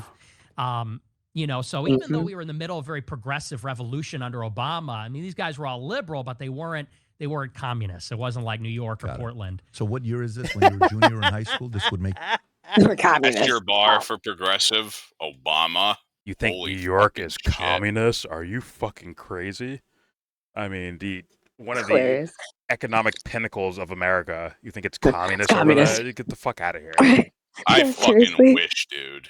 Holy I fucking Christ. wish. Right? If this Zoran Mamdani guy, if he's aiming for communism or socialism, it's going to take him a long time to unbuckle what's already there. Let's put it that way. Not that I'm in favor of that. I'm just saying, like, it would take him time. A lot of time, I think. Shit, something, right? But if they're so communist as Nick is saying, it'd be like perfect fit, bro. Fucking put it this way. Cinderella's fucking slipper. Perfectly If fitting. New York was even half as communist as Nick probably wants us to think it was, we would have free healthcare all over the state. Yeah. Hey, Nicky boy. Here we go. No, we were in the middle of a very Carry progressive on. revolution under Obama. I mean, these guys were all liberal, but they weren't communists. It wasn't like New York or Portland. Thanks, Obama. New York or junior in high school, this would make it what? 2015. 2015. Okay, so this is. I don't know has Portland Trump so well, yet but New announced York. anything? So he announced August 2015. So it was actually right around that time. Got it. Okay, so you're there, you're getting into these debates in junior year, and then Trump announces, and then what do you do?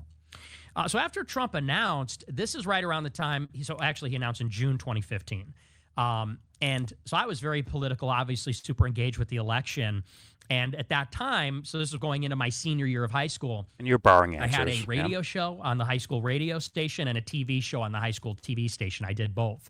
And You're borrowing stuff, one of my first shows I've ever done in my whole life was talking about the election. And that was a very crowded primary. It was like 17 candidates. I don't know if you remember back then. It was Trump and this huge Everybody, field. Yeah, it was everybody. And so I went through all the candidates, and initially I was very anti-Trump because I was a libertarian. So I was in it for Rand Paul and then Ted Cruz. And it wasn't somehow you ended up here. March 2016, about 7 months in to my senior year, that I really went in hard for Trump. And Trump, I would say, is the one who red-pilled me, quote unquote. He's What about the one. these guys? These are the guys we're looking at, right? Right. That was a Jeb Bush started with $140 million. He was supposed to win it. Carson had a little bit of momentum. Cruz was one of the guys that people thought could do something. Right. Nobody thought Trump up until I think Ann Coulter's like, who do you think today's going to win? And she made the comment that I think is going to be Trump on Bill Maher. Everybody starts laughing. Right. Okay. Yes, she did say it was Trump. Let me look through this.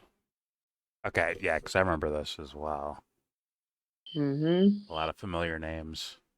Rick Santorum. Lindsey Graham. Rick Perry. Ted Cruz, Chris Christie. Pataki? Was he in that? That's the governor of New York. Yeah, he was in there for like 2 minutes, I want to say. A lot of these guys are like Go get old him, George. school.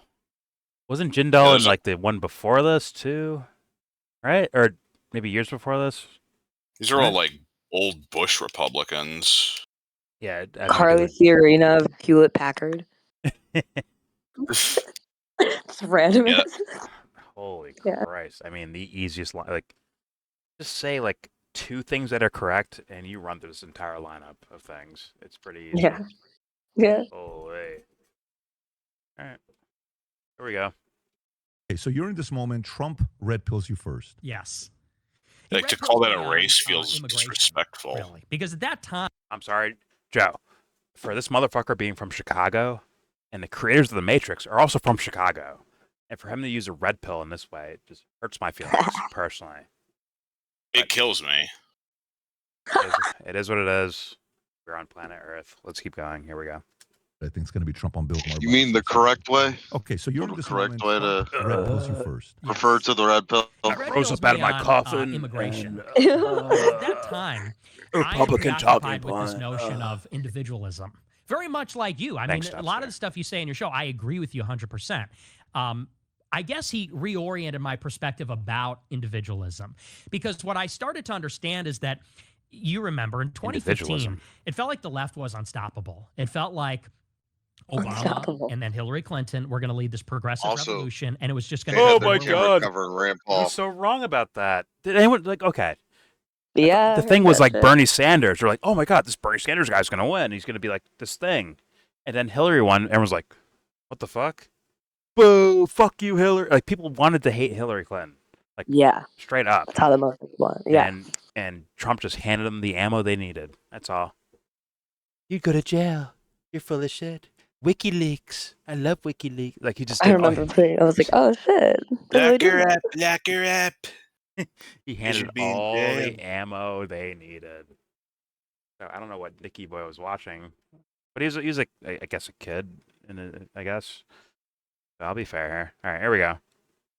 You remember, in 2015, it felt like the left was unstoppable. It felt like Obama and then Hillary Clinton were going to lead this progressive revolution, and it was just going to get more. Oh my God! He wasn't paying attention then. Like, if you don't mention Bernie Sanders in regards to that, that's crazy. That I was like crazy. 25. That means he was what, like 15? I don't. Crazy. I don't actually know, but he's not just wrong; he's stupid. What did you say it was? 17, 18 or something like that, I guess. But it's like, progressive revolutions, like, that means you weren't actually paying attention to politics. You're paying attention to a side you wanted to win, maybe, instead of like actually looking at it. And how do you know that's not? How do you know that's not driving your decisions right now? I get what he means. I don't know how you don't. That's makes me so fucked. Based on your own opinion, do you think the Clinton campaign screwed over Bernie Sanders? Do you think that? That's not what he means. I'm asking you a question right now. It's the question, Dexter. They did? Yeah. Was Nick aware of that? Based on his statements right now. Based on what he's talking about, he's not even talking about that. He said the Democrats were unstoppable, right? He said Obama to Hillary. Yeah. The progressive movement. Yeah. Yeah. How do you leave that Bernie Sanders thing happening out? How do you do that? Because that's not what he's talking about. What is he talking about? The fact that they were unstoppable. Just gonna, as in they were just gonna take the election. But they. Okay. Let's continue. Here we go. 2015, it felt like the left was unstoppable. It felt like Obama and then Hillary Clinton were going to lead this progressive revolution, and it was just going to get more left every day forever. More pro-woman, more pro-gay, more diverse.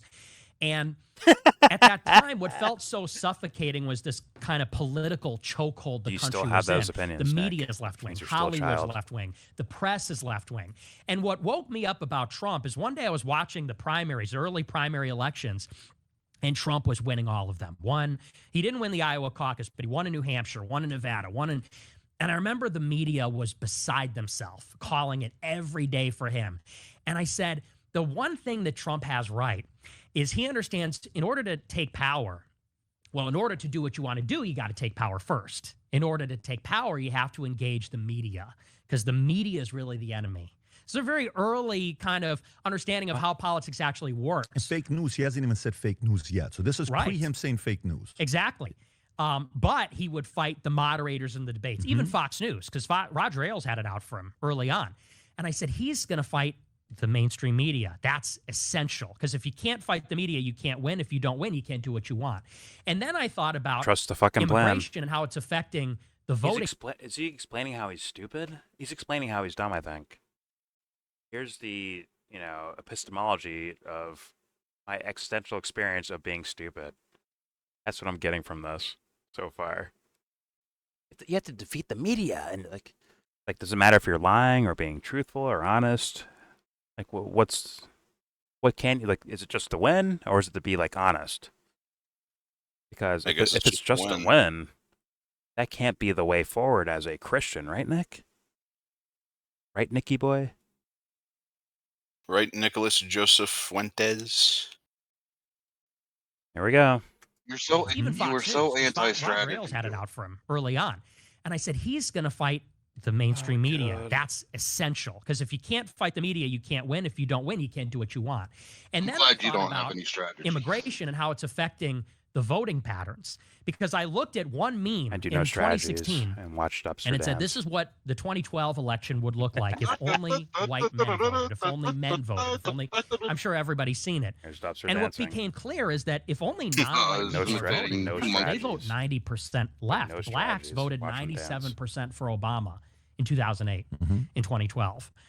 If immigration is making the country less white, one day, don't worry. And if non-white people only vote Democrat, Asians 75%, Hispanics at that time 70%, blacks 90%, I said it's clear where the country's going to go, what direction this is headed in. I said so. You know how I won? And the reason this is happening is because these people aren't assimilating.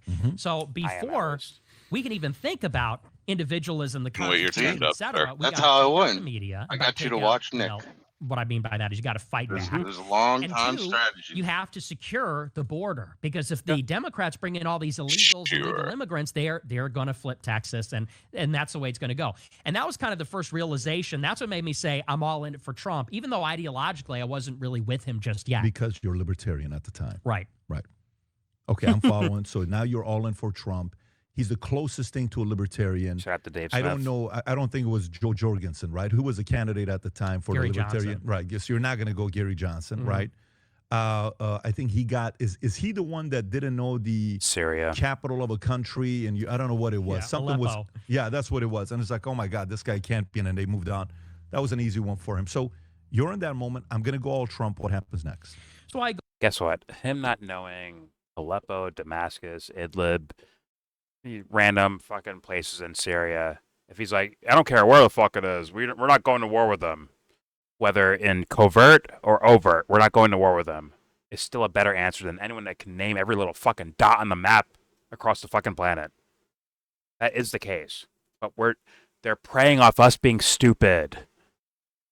They're relying on us to be dumb. And that's what happens in elections. Not saying Gary Johnson is some sort of fucking genius in regard, or just some sort of moral righteous hero. It's just, if someone said, like, I don't even know where the fuck Aleppo is, but I'm not going to invade it, and I'm not going to fund people to go invade it. That's a better answer than damn near all the field. And I mean all the fucking field. That's a better answer than a lot of them. Isn't that sad? That is sad. But what's sadder to me, Joe, is that someone's like, well, he doesn't even know where Aleppo is. So you know what? This guy can't win. Fuck that guy. I'm gonna go with the guy who does know where Aleppo is, but it's gonna bomb the shit out of it, or find someone else to bomb the shit out of it or invade it. That's how stupid we are. We think we're being smart when we do things like that. You're actually being an idiot. That's why they're treating this shit. They're treating this shit like it's a game of Trivial Pursuit. Well, like, suit and ties don't fucking trick me. Your alma mater doesn't fucking trick me. How much money you have does not fucking trick me. And guess what? Regular people have to get over that shit, bro. The sooner they get over that, the longer we survive as a species. I'm a little bit more poetic about this, Joe. hey, is anyone even trying to do the right thing by their own standards? How many people are actually doing that? It's not even a standard, Joe, at all. It's not a standard. So it's like, what the fuck are we doing then? Whoever does less harm than I can, in my mind, whoever does less harm, I'll go with that. How do you know that? I don't know. So what are we doing then? Guessing? Fuck. And apparently those choices aren't real choices until it's them.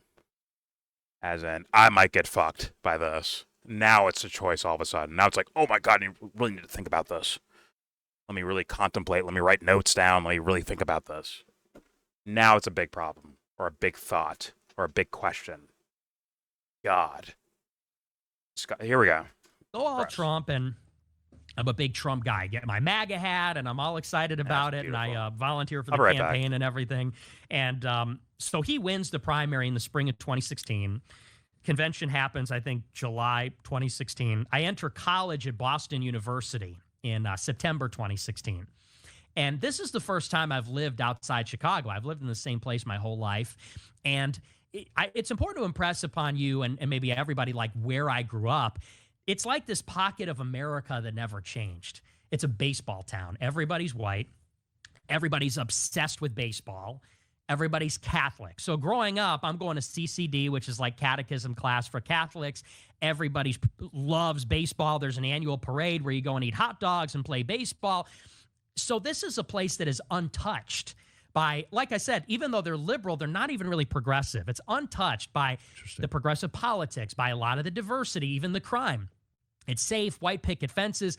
Take a trip down to Western Springs, Illinois. I mean, you'll see what I mean. It's like the land that time forgot. I go to college in Boston, totally different story. Boston's obviously super diverse. It's a lot of young people because it's all schools, it's all universities, and they're all from Asia, all foreign students, and they're all Chinese, they're all from these Asian countries. And there's also, it's a little dangerous. There's a little criminal element, and everyone on the campuses, they're militant left wing. And that was kind of a culture shock. And I kind of realized in that moment, most of the country looks like this now, actually. New York, LA, Miami, the big cities, and most people live in the cities, they all look like this because of immigration, because of left-wing progressive politics. And I kind of said, in that moment, my slice of America that I grew up with is a dying breed. It's literally going extinct. And I like my upbringing. I love my upbringing. I want to, if I have a family, I want to raise my kids in a place like that. But in 50 years, will there be places like that? The country's going to become majority minority in the 2030s. So when I'm old and gray and I have grandkids, what is the country they're going to look like? And you're questioning this. You're questioning, you're having this dialogue, you're asking yourself, I'm concerned that I'm going to lose the identity of what it means to be an American. Is it more that? Is it more Caucasian? Is it more white? What do you mean it's going to lose its identity? It's all of that. It's all of that, that it's not going to be white people. It's not going to be Christian. It's not going to be speaking English. It won't be safe. No baseball, no hot, like all these different layers of identity are kind of being Who are you blown sharing up. this concern with at the time? Are you talking to Nick, you can't throw a ball friends, 40 feet. mentors, Peers, you can't throw a baseball 40 relatives, feet. parents? Who are you talking to about this? It's all my friends in college. If I threw Nick a this is baseball, not it'd you, go you're through his talking to fucking them. chest. And are they agreeing, disagreeing? What are they saying to you? Well, we all basically agreed. Crumble We all like met a at fucking there was a watch party for the first like a fucking debate Jenga Trump and tower if you Clinton, did all that. three of us, Don't four be of mean, us. We were Jordan. like Trump supporters on the whole campus, and we all met at this watch party. Is this the one that said you'd be in jail? No, that's the second one, right? That's yes, that's the second one. right. So it was at the first one. We all met, and we developed this kind of tight knit friendship. What month is this? Is this September of? We all did coke together 16? and September 16th. Hugged it out. September 16th. Okay, got it. I'm trolling. I don't think he does troll. And so we all get together, and He's a bot, what was bro. interesting at that time, and this was kind of like a cultural. He's not ready shift, for is drugs. remember that Trump, when he came around, there was just this explosion on the right wing. They called it the alternative right. That had a very different connotation in 2016 than it did in 17. Because in 16 and even 2015, what it meant, up to that point, the GOP and conservatism meant kind of like one thing. It meant like Rick Santorum, like cultural conservatism, traditional. Karl Rove. Right, all that kind of stuff. And Trump comes along and says, well, I'm kind of agnostic on healthcare. You know, we just want to take care of everybody. He was more of a Pat Buchanan, Sam Francis like nationalist. And so there was this explosion on 4chan and on Twitter of a lot of young right-wing guys that were asking, well, what does it mean to be right-wing? And so there's guys like Stefan Molyneux and Jared Taylor and Steven Pinker and Jordan Peterson and Ben Shapiro. All these guys come into the fold, and it's much more aggressive. It's younger. It's more dynamic. It's a lot of new ideas or maybe old ideas presented in a new way. And so we were kind of holding like this salon, like this intellectual salon at the Tasty Burger by Fenway, talking about all these new people that are coming around. Richard Spencer, for that matter, Peterson, race and ideas like race realism, like Western chauvinism, people like Gavin McInnes. And we were all kind of developing our ideas and what we thought was right. And ironically, none of these guys... He hasn't named... All he's named is dweebs so far. Ben Shapiro, Steven Pinker, Stefan Molyneux. All he's done is populate a clown car. Jared fucking Taylor, J-Tay. Oh, it's a clown car. Gavin McInnes, who couldn't take a punch because, guess what? There's no chin to hit. It's missing. These are our fucking guys. And it's like, I was watching these same guys too, Nick, by the way, as like, in like grotesque. I'm like, oh God, who the fuck's falling for this? Well, I guess we just found one, right? Found their mark. And, actually, yeah, that is actually part of, like, he's a fucking mark, bro. He doesn't know it. He might not know that, dude. He may not know he's a fucking mark.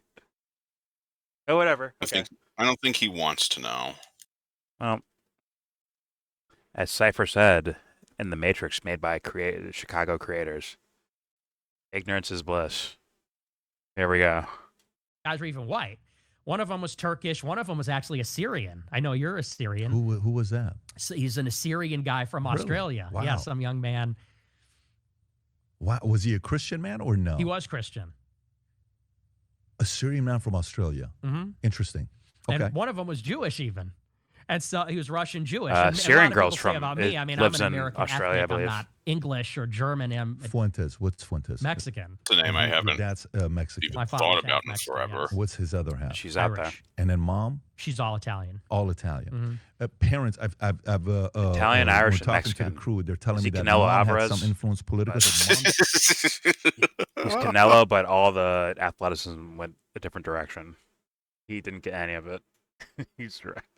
That had more influence politically, or dad? I really wasn't too influenced in that way. I'm really more by my grandmother, by my mom's mother. She was very conservative. My nonna. Who did she believe in? Who was her heroes? She would say, Nick, you got to follow this guy. Nick, you got to read this book. Nick, you got to watch this.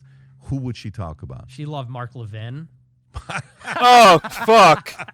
I got it. Okay. Oh, my God. Oh, God. It just gets worse. Super safe, conservative, pro-Israel. This is who your grandmother was. Mm-hmm. Okay. So now let's fast forward to where you're at with that's Trump. your guy, Mark Levin, He's the there, miserable little man. These guys, Jordan Peterson, Gavin McInnes, a Syrian guy from Australia. If she can make a good even sauce, one guy bro. that's Turkish, I forget her. Jewish. You're talking to all these guys. What is that? I love like? Italian What's happening food. with you at that time? It'll work So for me. we're debating. We're really kind of getting down into what it means. If you want Italian food, like look I said, no I'm further. having this evolution. I was libertarian from like 12 to 17. Trump kind of changed the way I think about things. Then I'm in college and I'm meeting these people and I'm on Twitter. I'm looking at all these new intellectual figures and we're debating, for example, the idea of race. Immigration is the issue of 2016. That's debatable. We're talking about illegal immigration, legal immigration, and we're talking about the big topic is the demographic change. America was a white country. Somewhat. It's becoming a non-white country through immigration. And we're talking about the impact that that's going to have.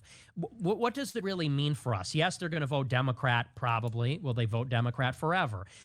Yeah, they're not quite like us. Can they ever be like us? What does it mean to be white versus black or white versus any other race for that matter? And we kind of get into the idea, I guess maybe the big idea is the politics of identity. That politics maybe is less about, whereas libertarians are obsessed with individualism, which is No, Nick. The guys you named here, they're maybe not Ben Shapiro or even Steven Pinker, but definitely Molyneux and Jared Taylor. They're not going on the politics of race. They're going on the genetic behaviors of people. You have these genetics. You behave this way, and you even busted those things out. Nick, pause. You busted those arguments out when Candace confronted you on it, bro, and you got caught, and you had to say those things out loud. So, and he acted like that was his fallback, right? In that discussion with Candace Owens, he had to fall back on those Jared Taylor arguments that most people would be like, ugh. No, thank you. No, thank you. I'm waiting for the part where that fucking Black Pigeon guy shows up. Black Pigeon speaks. Speaks nothing. All right, here we go. He speaks, but who listens? Speaks, but we'll have to see Jesus one day. Here we go. I love trolling Christians. Although I love the idea of Christianity. Yeah. There's a beautiful idea there, you know. Just good luck mixing racial shit into that. Good fucking luck. It's a nice idea. I just wish more people knew what it was. I say watch The Matrix from those guys from those ladies from Chicago. Here we go. Politics maybe is less about, whereas libertarians are obsessed with individualism, which is an abstract concept. The individual as relates to the state. It's not This is abstract. We're not... Oh, in relation to the state. Okay. That would be dumb fuckery. Because you can't prove or disprove anything without using your individuality in regards to it. Icky boy. He knows that. So, okay. In relation to the state, I guess the idea of the quote-unquote state, sure. That'd be pretty abstract, right? But just saying, just looking from your own point of view, your own eyesight, your own ears, your own thoughts, yada, yada, yada, that it is anything but abstract. It is the most objective thing we can actually see in the universe. Duh. But here we go. Whereas libertarians are obsessed with individualism, which is an abstract concept. The individual as relates to the state. That's This is abstract. Fair enough. We're now talking about the politics of identity, which is concrete, which is particular, not general, not abstract, but concrete in particular. You have white people and black people. They come from specific places, and they bring... That is not concrete, because what are you... Nick, what are you using to observe those? Are you using your skin to observe that? No. You're using your eyesight, right? Which is attached to a mind. Now, please explain consciousness to me, Nick. I'm sure you never went there before, but I beg you to. Until you explain that, you can't really actually go in this direction. Identity? Well, clearly, you're from Africa, and I'm from fucking Europe, see? How do you know that? I saw that with my own eyes. I saw it. Or, I read it in a book. Who wrote the book, Nick? Isn't there an observer before these things? Has to be. Exactly. I think, therefore, I am. Meaning the eyedness of a situation always comes first, consistently. If I try to disprove myself, I'm using myself to disprove myself. So thus, I'm using myself. Thus, there's a self. But Nick, oh my God, he's borrowed so many fucking ideas. It's unfortunate Stefan Molyneux and Jared Taylor never got there before, but it's still that's simple questioning, very simple critical thinking skills. That is kindergarten level. Oh man. There's one thing where I'm like, yo, Nick sounds like he's borrowing ideas. And it's another one you see it play out in real time. That's different. Or it's like, oh man, you actually are just borrowing ideas from people. They didn't have a wheel in Africa. Where's the wheel at? It's like meanwhile, some dude from Harlem's gonna steal $20 out of your pocket without you noticing it. What's that? What do we call that? Well, he doesn't know what a wheel is, but you lost $30 right there, bro. It's how do you define things? It always comes back to existentialism to me. And this idea of intelligence and who knows what. But what will always be the losing formula is borrowing and repeating shit you heard from someone else. That will always be a loss.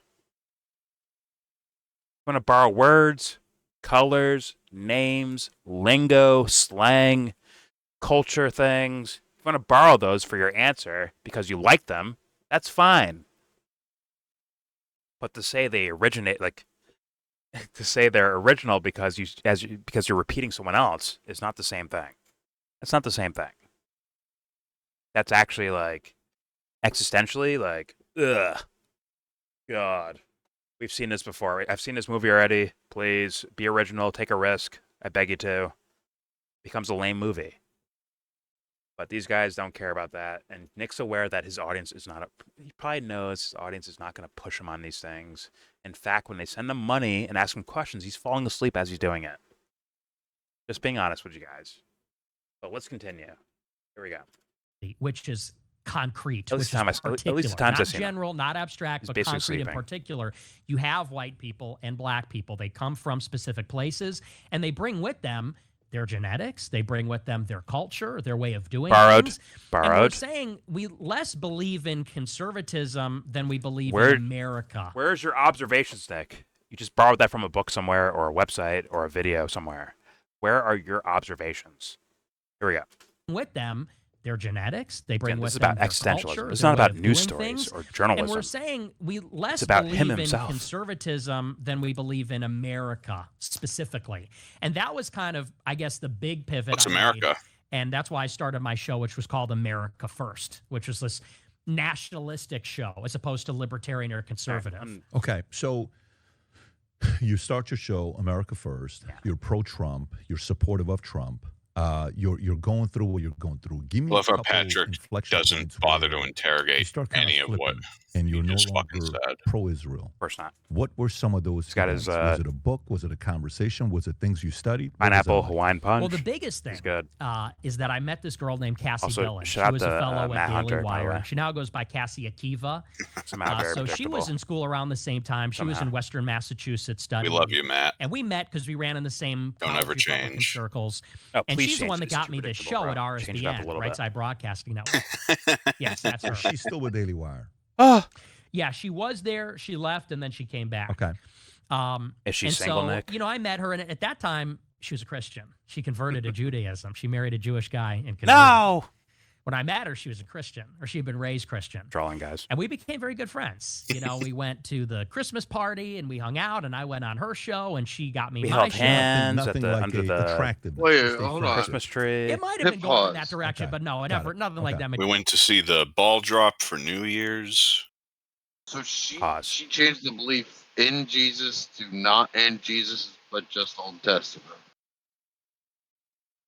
According to Nick's story, well, there's different beliefs and different, it's so fucking weird. But but how based on typical shit, yeah, I would think you're right. I guess. Just think that through. How do you do that? Like I know this story. It's pretty simple. But I know this story, but I don't like this story. I like the one where they were stoning people. I think it's pretty simple. It's called I was raised this way, and then I grew up and chose my own way. But that could be even based on conditioning, right? Fuck the peace guy. Let's get some rocks and throw them at people. I mean, at least in my observations of things, I guess on an overall sociological scale, it seems like a lot of people that were raised religious ended up becoming like these new atheist types because of maybe the school they went to, or the way teachers were around them, or the way the priest was around them, or whatever. No, I'm not talking about atheism at all. I'm talking about transferring from Christianity to Judaism. She maybe met a guy that was like, oh, I like this guy, but he believes this, and he can't marry me unless I believe this too. So I'm going to convert to that to believe in this. So she's that just a like. That's not me describing. I'm not describing her life. I'm saying possibilities. Oh Christ! Following non-thinker. Okay. Yeah. Yes, Hudson. Okay. We can do that. Okay. Once again, I was saying a possibility. I don't know this person. I never heard of her before. Hey, trad wife. Oh wait, no, she has a job. No, that's not it. Can't give her trad wife. Huh.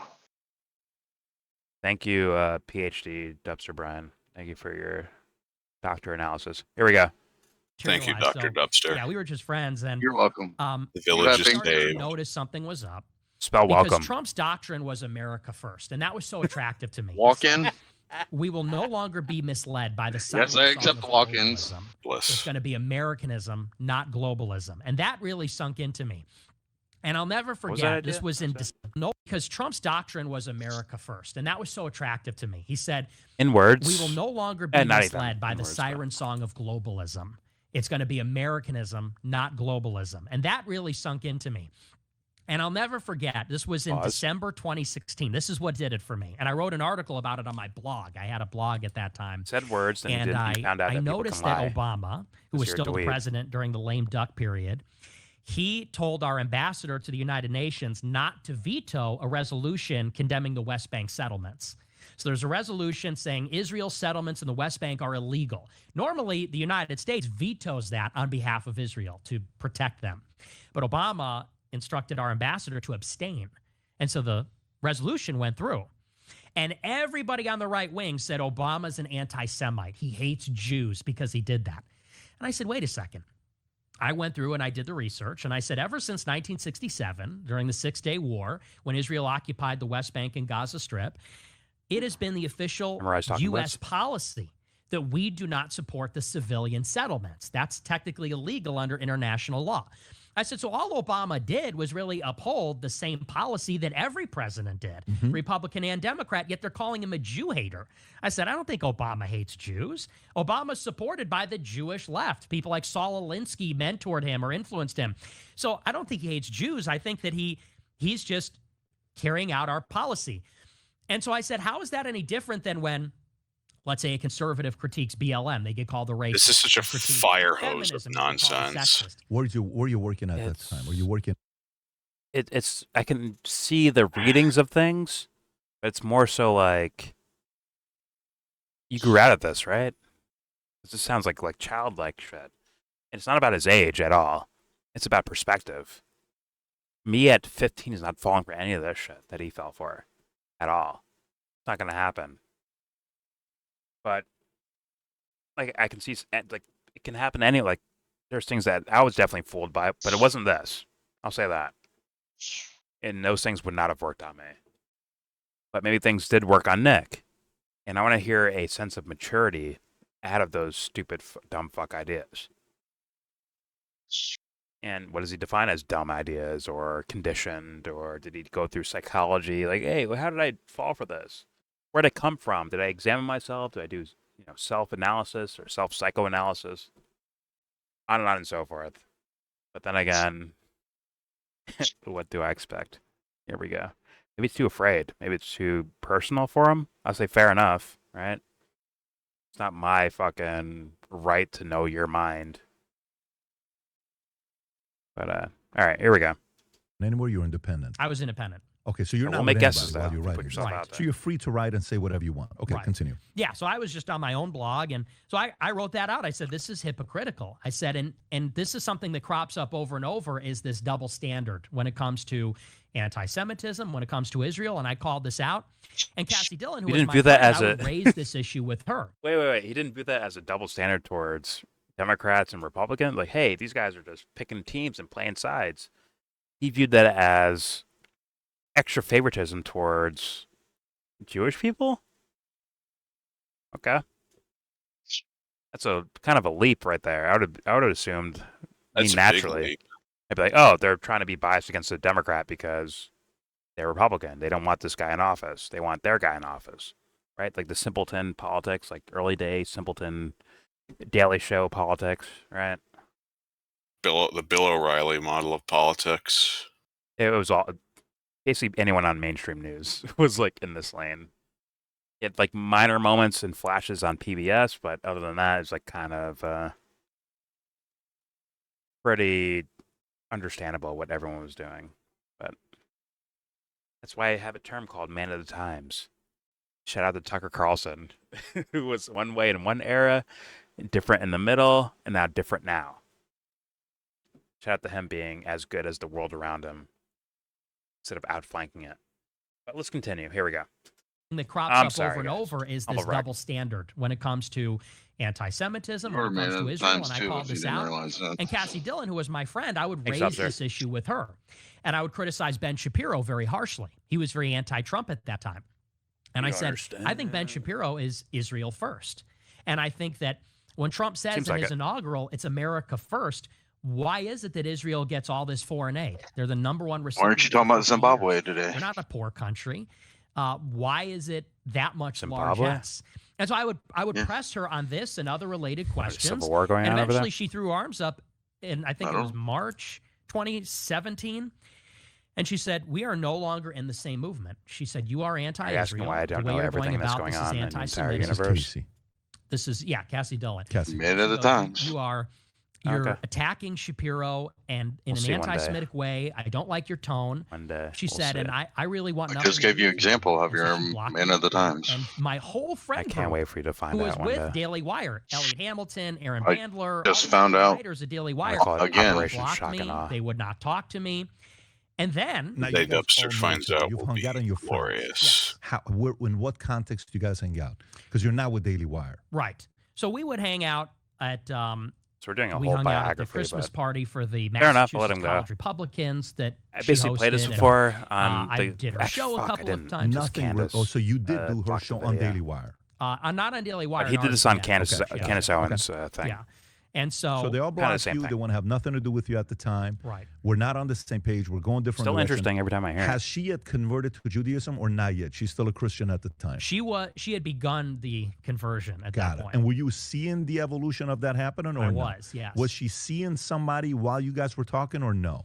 I don't believe she was. Okay, but she had been to Israel a bunch of times. So why was she wanting to convert? Why was she going through that process? What was her reasoning? Did she tell you? No, we never discussed it on an intimate level. So till she fell in love. Okay, let her do her thing. Why she became never. No. Well, maybe she can send you an email because I want to know. I'm curious to know why that happens. Too, yeah. Yeah, I'd want to know. Leave her alone, Nick. So, maybe she fell in love. Not that into you. Wait. Let's do gossip. Was Nick into her and she picked some other guy? That's how PBD opened this. Who happened to be Jewish? PBD opened this. Damn, bro. I feel your pain, Nick. Things happen in life. But guess what? I'm trying to think of that song. A song. Not coming to me right now, but whatever. Things happen, Nick. And this is why white people build concentration camps. What's the big shot? I fucking with you. That fucking song. All right, here we go. You're on August 18th. When's your birthday? August 18th. Yeah. Okay. So that is such an old song. What's the first emotion you're getting? Like you're by yourself. Or something? She tells you this. Everybody gets blocked. What is it? It's not that old. Is it resentment? Is it I'm going to get him? Is it vengeance? It's not that old, Jordan. Damn. I was stunned. I was honestly just shocked because you in the full manosphere. The idea on the right wing is we're the marketplace of ideas. Oh man, so nothing's off limits, and you're supposed to bring your best ideas and you debate them out. That's the whole program. And so to get such a cold and frosty response, it was actually a little disturbing because it's like, I slept over at her sister's apartment. I went to her Christmas party. We hung out. He definitely has hung up shit, bro. On this issue, which, by the way, isn't even an American issue. It's not like we had a falling gossip out because I became some communist or anything to do with America. It's because I didn't support a foreign country. And I said, even if we disagree on the issue, we can't even talk to each other or be friends personally. Forget about even professionally working together. I was stunned at how she turned into there was this transformation. And then I got angry, and I would talk about this on my show. I would understand. Go on the show, and it made me lean into the issue out of the club, I because guess. I said clearly something is here. Circles. It's being treated differently than other issues. Would you say at that time you're how old? 19 years old ish? I was 18. 18 years old. Okay. Up until that time, have you ever been offended the way you were offended by Cassie? At that level, that kind of a pain, that kind of a... I don't think so, no. Okay, so So that's the first moment where like, what do you mean? I'm just being reasonable. I'm just questioning things. What's wrong with that? Why do you not want to have a relationship? Because so that's the feeling you have at the time. Yes. So oh my God. Now like I feel for Nikki now. I feel for him now. I'm thinking of like what did I do? Like I didn't do anything wrong. I just asking some questions, and we can't let. Here's a piece of advice for Jordan, not for anyone else. It's advice for me. It's for younger me. Don't take your pain out on other people. Don't ever do that. Meaning, why not? You can't allow your suffering to be an excuse to do something fucked up to someone else. And you have to examine if you're doing something fucked up. You have to examine it. That's advice for me. That you will one day follow. Oh, wait. You already have. No. Oh, shit. He already did. Oh, fuck. I do what I want. I'm telling you, man. I do what the fuck I want. What did you just... Deli, man? The fuck did you just say? I'll tell you, man. Oh. I thought you said, like, deli, man. Like... What the fuck is deli, man? I don't know. That's what... I don't know. I'm gonna fuck your sandwich up today. Like... What? Knowing Dubster, I don't know. I thought I heard deli, man. That's all I'm saying. Knowing Dubster, you'd get some spit in that shit. I don't know how to do this without saying pause, but it's too late. Whatever. Like you ask for like salami, pause, and he gives you roast beef, also pause. I do what I want. I'm the deli man. You ask for oil and vinegar, I'm giving you mayo. How about that? I worked at a sub shop as my second job. We're just making shit up as you went. Food. No, I just smoked weed in the freezer. Listen, I made myself some sandwiches. I ask for provolone, and you give me regular low-fat American. Get out. I did have this one person like lose their shit on me for 45 fucking minutes once. You probably deserved it. I don't know. I was high as fuck. I didn't remember. I didn't know what was going on. And that was your last day. No, I was there for about 9 months. Yeah, and that was the end of your 9 months. No. Listen, to all the deli people out there, I'd rather have spit in my sandwich than getting the order wrong. Okay? Get my order right. That was probably, if you have to spit in it, do your thing. Okay? But don't give me like the wrong cheese or wrong meats. Pause. And make sure you cut through both sides of the sub. Okay? That's all I'm asking for. It's no big deal. If you got to spit, you got to spit. Do your thing.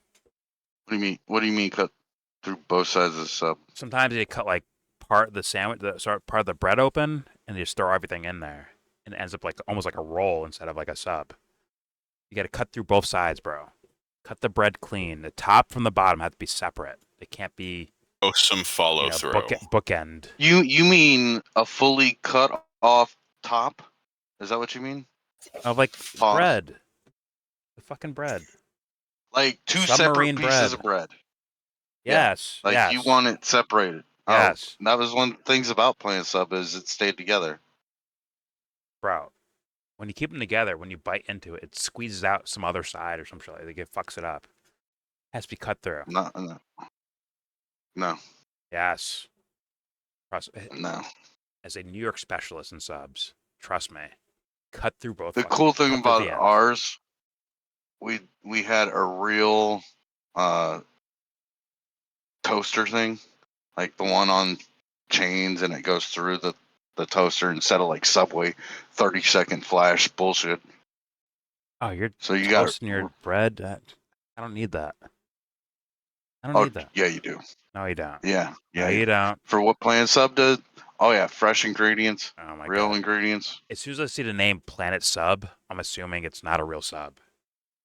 At that point, just so you know. Oh yeah, it's definitely is up. It was fucking awesome. It was one of my favorite sub restaurants. They're only in like the Midwest though. Joe, tell this fool that you can go anywhere in New York and get an awesome sub. Like at a gas station, you can get like great subs. I'm not talking about fucking what do you call them, hoagies up there or whatever. Not fucking they're subs. What? They're subs. We're not in fucking Boston or Philly, okay? This is New York. Hoagies? No, regular fucking sub. A real Italian sub.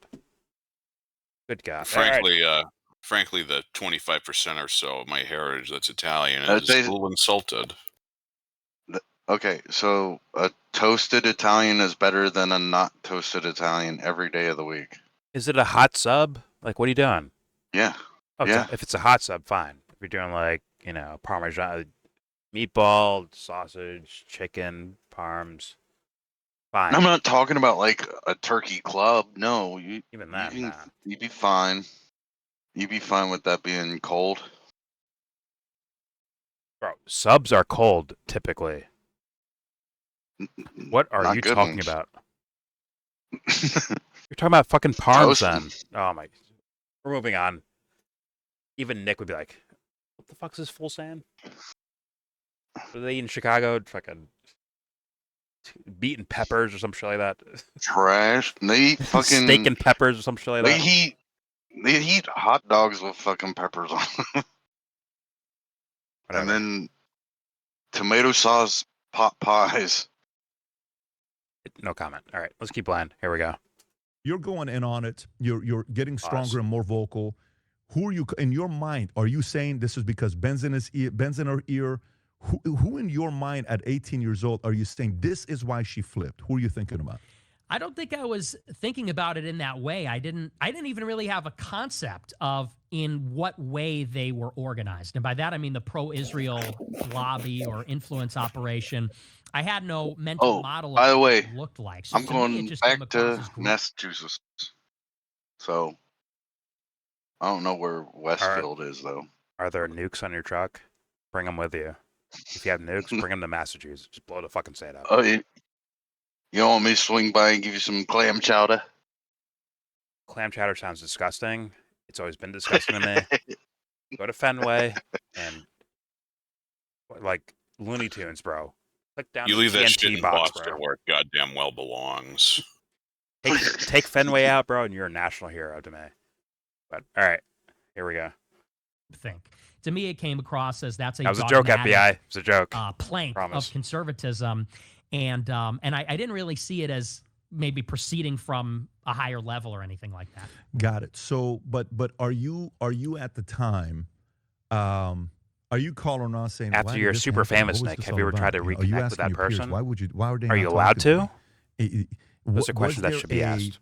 So from that moment to you having some sort of animosity or whatever word you want to use, animosity or frustration towards Ben, what is the timeline from that moment, 18, to frustration and animosity towards Ben?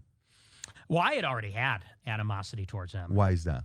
So in December, some months before, I put out a tweet on Twitter, and I had about 1,000 followers on Twitter.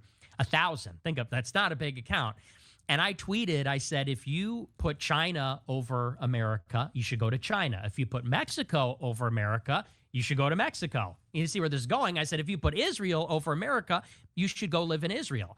Shapiro quote tweeted that and said, accusing Jews of dual loyalty is the surest sign that you're an anti-Semite. At 1,000 followers? Why would he retweet that?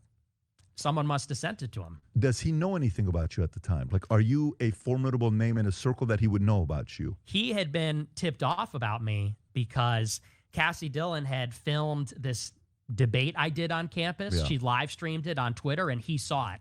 And she texted him and said, you got to take this guy under your wing. He's unbelievable. He's the next big thing. He's a little Trumpy, she goes, because they hated Trump at that time. His dick is so big. I know they were DeSantis 2020. But who were they 2024? But who were they during that time? In 16, they were for Rubio. How do you not smell? Oh, Cruz was it back at that time. I remember that. Mm-hmm. Okay. So she says you got to go because he's a little bit Trumpy. And then what's his response to her? He said, I'll take a look at him. I'll take a look and she told you that? So she said to you, I told Ben he should. And he said, he'll take a look at you. She sent me the screenshot, yeah. Oh, wow. Okay. So now this is starting to make sense. So at this point, while you're going through this, you when you put that tweet out, were you directing it towards him or not at all? Was it a general blanket statement? It was a blanket statement. So it was nothing like a little bit 10% was towards Ben. I didn't tag him or anything. I mean, I know, but were you like saying this is towards him because if you're saying, the feeling, when did you first get a feeling that Ben is Israel first? Pineapple Hawaiian bunch. It was right around the time that I realized there was a lot of Israel first. So I guess this debate started at 2 o'clock in the afternoon. What would it be? 16? Is this? It was around that time. Okay, right around that time. So you're or whatever the fuck you want to call this shit. Where you're like, I think Ben is Israel first. I don't know why he's not supporting Trump and he's going more Ted. A lot of life story and maybe stuff. Ted would be more it's still interesting. Israel. It's just, even we saw the conversation with Ted and on what do you call it? Tucker skip through and see which I thought it was a great show on both ends. No I actually liked watching it. I think it was good for the viewership. So you're talking to her. If there isn't, I wish more people would do timestamps on these things. Any goal in mind? Like, do you want her to convert to your way of thinking? Or are you trying to kind of tell her, man, listen, you're going to the dark side of where you're going right now? Is that kind of where you're going or not at all? I was just at that point, I wasn't even sure that I was right about any of it. I was earnestly asking. Got it. Okay. And saying why, like when I said why hear do we more give of his Israel modern this takes. much money? At that time, that was not PBD, a rhetorical question. Because now it sort of is. When we say, why does Israel get more money? It's sort of rhetorical, begging the question because they have this extraordinary influence. At that time, I was earnestly wondering, is there a reason? Is there a justified good reason that there is this special relationship between the countries? Fuentes, because that is what she believed. And, they would give these answers, but I would debate. I would say, well, here's why that doesn't stand up. Here's why that doesn't make sense. And they became frustrated that I wouldn't let that go. Okay, so Ben retweets a guy's tweet with only 1,000 followers. Okay, but he knows about you because Cassie already told him. You find out about the media matters and the messages being sent out to media other matters. places They're to still on censor his you. biography. Claims, but the other guy being called you saying this 2-3 o'clock in the morning. I'm in the street with a 15-year-old kid that's driving a car, and he's got a gun that I don't know he's got a gun. Guys pull up here to our left, handful of African-American guys. Where are you from, homie? Where are you from? He pulls out the gun. From New York. Boom, boom. From New York, homie. I'm 15 years old. We're out there running in the streets of Vegas. Guess what? You got to be careful who you get in the car with. That could have been the last day of my life. Mm-hmm. Somehow I made it. I go upstairs. My dad see me. My heart's like shaking. That was the risk then. I don't know if so much of that is the risk today. The risk is what you just did. You got to be careful what you're saying. Well, and that comes with certain, backlash and responsibility. But I also think, and this is going to give me some in trouble, I also think we should be forgiving. I also think we should be forgiven for Ben writing that. What a humble way as well as you saying it. Hey, I also think it needs to be like, listen. Love everybody. Maybe he said this. I don't know his upbringing. I'm trying to find that mom, dad. I've seen some stuff with mom and what some of the stuff she said, and maybe it's the influence from grandma. It's not. It's Mark Levin. It's not like you had a racist person. I don't see that. But we also have to be a little bit forgiving because if we don't and we stoke it more, you're going to get worse and worse and worse. Pause. Right? The next person's going to want to get even more and more radical. Let's go past this one. If you don't mind. I just want to say one thing. Please. If I can, because I hear you and I agree with you. And I try to tell my followers now, I shake my head when my followers are trying to be edgy or edgelording, trolling, whatever. I totally agree. And I try to be a better role model now. And in politics, you do got to be careful what you say because you're right. And everybody's always watching. The only reason I say that I would love to see Nick shave his head, actually. My entire 18th That'd year be really on Earth, I'm an 18-year-old college freshman. Did I say pause for that? It's not like I was out here being problematic, being hateful, being a monster. I don't think that's earned. A decision was made that I had the wrong distracted by views. pause jokes. And because I had the wrong views, there was a basically ceaseless political attack, which is, I make a tweet about the double standard on Israel, and Shapiro's amplifying that. I have a show, and someone's calling my boss saying, get this guy fired.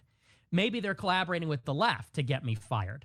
Up to and including strangers that I don't even really know are secretly recording me, setting me up. The point is they made a decision, this guy's got to go, and they said we're going to use in a careless remark to take the guy out. So, people see, here's a guy that said a bad thing. I don't support that. And I'm not saying you do. I'm just explaining that's the side that a lot of people don't see. They see the bad remark. They don't see the calculation. And that's why I'm having these questions with you. Okay. And by the way, if someone secretly recorded this podcast existed, there'd be no problem. Because I don't know if there's one where someone's asking you for people to know how did you become the way you became. Exactly. That's why I wanted to take this approach with you. But let me go here and hold you accountable a little bit. And again, feel free to push back. for themselves, image-based motherfuckers. You're 27. You're no longer 18. True. So when you go a week ago and you're like, you don't need to do it. Here's why you don't need to do Batman it. song? Dropping the N-word. Some of the words that you drop. I don't You're mind gonna do that the again. F-word, shit and all this stuff. I drop it all the time. I try not to drop it on camera, but I'm also not sitting here telling you I walk on water. And I say all the words, and I listen to hardcore. I don't mind if you do the Batman song. I just don't want to hear Patrick growing up. That was my do it. taste of music. I don't know if it was yours. It was for me. He's like, no. N-word. For a person who knows how to communicate as well as you do, when you use those words, you get an average person to question your intelligence. Man. And you don't need to do that. You're above that. It hurts feelings, man. You're so talented. Why go there? Now, if you tell me, Pat, I'm just doing it because I don't want anybody like you to tell me that I can shut up because I've gone through them. Fair, fine. You want to do that. I would just say, I want to show you something. Ron, can you pull up the, you ever read the book Power versus Force? From New York, bro. No. Okay. I got it here. So this book, Power versus Force, I read it like 23 years ago. I was 23 years old when I read it. Yeah, it had a very, very big impact on my life. The guy breaks it down on what types of leaders eventually get to a certain level of consciousness that they gain power naturally and they truly become a positive force to the world. Like, I believe Charlie's a positive force to the world. To me, I had, believe it or not, Charlie at #1 spot. He's my #1 draft pick. If I'm building a super team, he's my #1 guy. No one was above Charlie. And there's a lot of guys, okay? No one. That's a major pause, by the way. Major pause. But, really? It sounds like you're like playing us almost, PBD. That statement right there. Like you're almost feeding off of the, like if Charlie didn't die and you're talking to Nick Fuentes, is Charlie your #1 guy? Maybe he is. I don't know. I just kind of doubt it at the same time. But here we go. Fuck it. I respect all of them. I think they're very capable. I'm like but bored. I thought Charlie was unique because of one maybe specific the wrong reason. word. I'm just uninspired. In this thing, he explains where if you look at all the way to... Oh, God, the fucking chart. You see the third row where it says level? So go all the way down to the level. You see where it says shame? So shame. Like, I have relatives who are driven by shame. They're so tough. See how shame is like red? Life. That's not you. And red is like... I can't believe what I did 10 years ago. Go back for a moment, Jordan. I want to see that chart again. Not you. They're so... What idiot made this up? It sounds like someone trying to analytically find their way through existentialism, which doesn't work that way. As far as my life experience tells me, you need a balance between... Is this some Scientology bullshit? What is this? We're assigning scores to things? I've seen this before. I cringed at it the first time I saw it. It's what is it now? Who made it? What is it supposed to be for? I don't know, but apparently it's a map of consciousness, apparently. And yeah, where's the black swan at? Where's that at? Well, wherever it is, I think the black swan knows to stay far away from this. If there's a perfect chart for how to existentially express yourself in life, that means it wouldn't be life at that point. It'd be programming. Duh. But if you made this for yourself, with your own actual definitions of everything, fine. Fair enough. It's you taking chaos and ordering it in your own likeness. That makes sense. But to tell other people, like, yo, this is what it is, bro. Here's what these things mean. Here's a score for them, I guess. They have like scores. Yeah, this is self-help bullshit to me. Which never came across to me as like legitimate. Although you can take some things from them, personally. But, oh, I like this idea or this word. The idea of apathy. I like that word as far as trying to like describe how I'm not engaging with something and I'm like too far away from it. Just like mentally just miles away from the actual thing I'm engaging with. So thus it's like, to me, I call that apathy. That makes sense. And you have understanding, right? It's like, okay, understand. It sounds like a nice word. And I make it mean something that I mean, right? It's like, if you actually like go through this chart and do it yourself, the rainbow turns into a blob of colors. Right? As far as you trying to like tell other people about it. For yourself, it may be lined up perfectly in a chart. But for others, when you try to express it to them, it comes off as like a mishmash of splattered paint on the fucking wall. That's postmodern. What's it called? Postmodernism? Postmodernism artwork. There you go. Now you listen here, young man. I've had enough of your postmodern neo-Marxism. Who are you? I'm Batman. No, you're not. Where's your cape and bat ears? No, I'm Batman. Trust me. I am Batman. All right, here we go. They're so tough to be around. They're living a tough life. Okay, now he's covering the fumes of guilt. the I can't believe what I did 10 pineapple years ago. Hawaiian They keep punch. reliving this guilt. It's not you. Apathy. It's not you. Grief. That's not you. Fear. I don't think that's you. We all have these things, you fucking dummy. That's the point. That's why life is hard, you idiot. Sorry. I'll keep playing. Sorry. Desire. I don't know if that's you. Use them where you need to use them. Pride. Maybe. I was probably a fear, desire, women, and I was the one that wasn't as disciplined as you. I was very undisciplined when it came down to women. I just couldn't stop. I got was so my much vice pussy, that man. It I wasn't tell you, video man. games, I it tell wasn't you. porn, it wasn't gambling. It was women. Thank you, PBD. So then you go to anger, pride, right? Pride. Women as in like... I could actually see him claiming that in public. It's like, my weakness was women. Were those people too, or are you the only person in this story?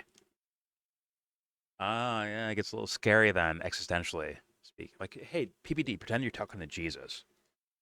Oh, women were my weakness. Which ones? What's their names? Oh, so they weren't even there. Wait a minute. Quant. Wait. Those are their names, Bluefus and Quant. And then Jesus said, well, wait, PBD, so you were fucking yourself the whole time, weren't you? You were just fucking yourself. Because they didn't even exist to you, did they? As other beings in the universe. Forgot your empathy, didn't you? Oh, shit. So sex wasn't your problem, it was apathy towards other people. You aren't actually in this orange range. You're in the red range, aren't you? By your own standards, by the way. This conversation is getting Ireland's attention, Jordan. What is it, Ireland? She smells what the Rock is cooking, okay? Anyways, here we go. Patrick should know his role and shut his mouth. That's the first level of consciousness where you're entering. I think you have it. What is it, Ireland? You have the courage to share there's a lot of risk in sharing your opinion. But then do you want to discuss the pros and cons of various philosophies? Let me hear both. Is that what you're interested in? And let me see what's going on. Then you're willing to speak to everybody. I actually think you're willing to speak to anybody. Listen, I wouldn't PBD. say you're not willing to We'll speak get to shot anybody. every day, B. And then you got acceptance That'd be all right. that we're different. She's climbing up And the then you got side of the passion, chair. I and think then you she's got love. interested. I actually believe Charlie was at reason and love. And I don't think anybody else. Charlie was at reason and love. Go on, Ireland. And I don't think... Share with Jordan your thoughts on Jungian psychology. Is at reason and love. I don't think anybody else. This is my opinion, what I process this.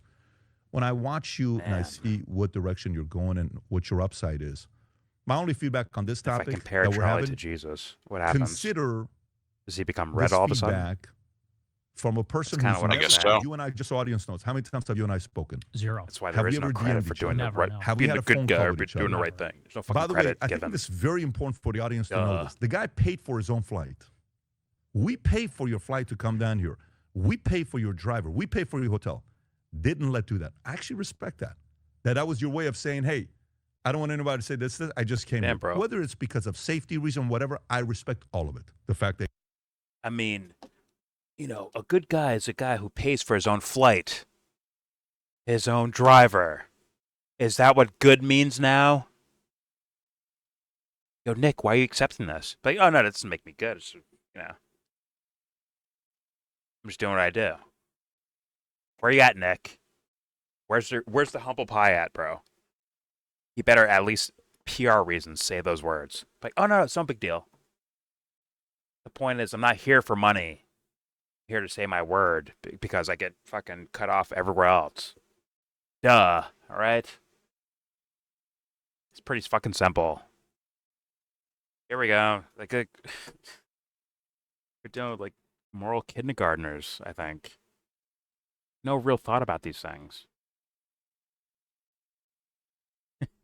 But hey, man, yo, PBD, if I give it like a $30 tip at a restaurant, am I a good guy now? No. It's just a $30 fucking tip. Doesn't fix anything. Now, their intention behind doing that, that's where the good guy's hiding. In that area. But no one's bothering to, like, investigate that at all. From another person or themselves, for the most part. If I had to guess. But then again, I'm on YouTube ranting. Here we go. And I think the audience needs to do that. Know that because they need to know where your Win for aliens. All I'm saying is, pump the brakes a little bit. And here's why. I wouldn't mind coming back to the story, but we can transition back to this because I still want to know the history. Let's go back on what happened this week with, not this week, 12 days ago, I think it is now. Charlie Kirk, right? And you know what clips are going viral with you. A month ago, you're calling out, what do you call it? Turning Point USA. And I don't know what you said, but you said it. You know what it is. You can fill in the context on what you said, right? I'm not going to play the clip. But you were saying something. It's the clip where you're at the top and the other one's at the bottom, right? What you said before, and now it's like, hey, listen, Charlie was a Christian. He was trying to do this. You were very complimentary about Charlie. Okay. And a real question. Charlie Kirk got assassinated. Modern day shit. And you've had death threats of people coming to your door, right? And things happening. How much has the last 12 days... Because, at first they're like, well, it's Israel. You're like, no. Did you forget the guy, Israel. Nick? You're actually a person that I would have thought would have been the first to go there. You actually said, no, I'm not going there. Charlie, Nick is a Fed. All right. This person's CIA. All right. That kind of went away. Didn't have a long lifespan. It's gone. Hey, it's the Groypers that did it. It's your crew. It was out of the 13 questions, 11 were Groypers. Does everything sound like a board meeting with this guy? I don't want to... Don't fact check me on what the numbers, but I read somewhere that a number of the people that asked the question were Groypers. Groypers asked me a question when I was at Amphis, when the guy got up and said, how come you've never had Nicholas J. Fuentes on? And I said, he's got to stop saying the N-word. And this is when you kind of came back and reacted to the video. How are you processing this with Charlie Kirk? I've seen the tweets, I've seen the videos, but how are you processing this? Well, on a personal level, it's terrifying. Well, because he was out there and he got blown away doing what we all do, which is a public event or something like that. And of course, the same thing happened to me last year. Somebody came to my door with the gun while I was doing my show and tried to kill me. And so you realize we do really have a problem in the country with this kind of violence. That was kind of the first level. My first reaction is I didn't know if this was some lone nut job. Is there some kind of coordinated attack? If there would be copycats or something. Oh my God! Does he have a crossbow? What is that? Why is he dressed like a Rust player? What is this? Is this real? Rust player is right. Holy fucking shit! He's got a handmade crossbow. What is that? Okay, I've never seen this before ever in my life. But yeah, I could believe someone being like dumb enough to be like, "Oh, let's go kill Nick Fuentes," like as idiots. Because there's always a special few bots out there that got extra botted versus other people.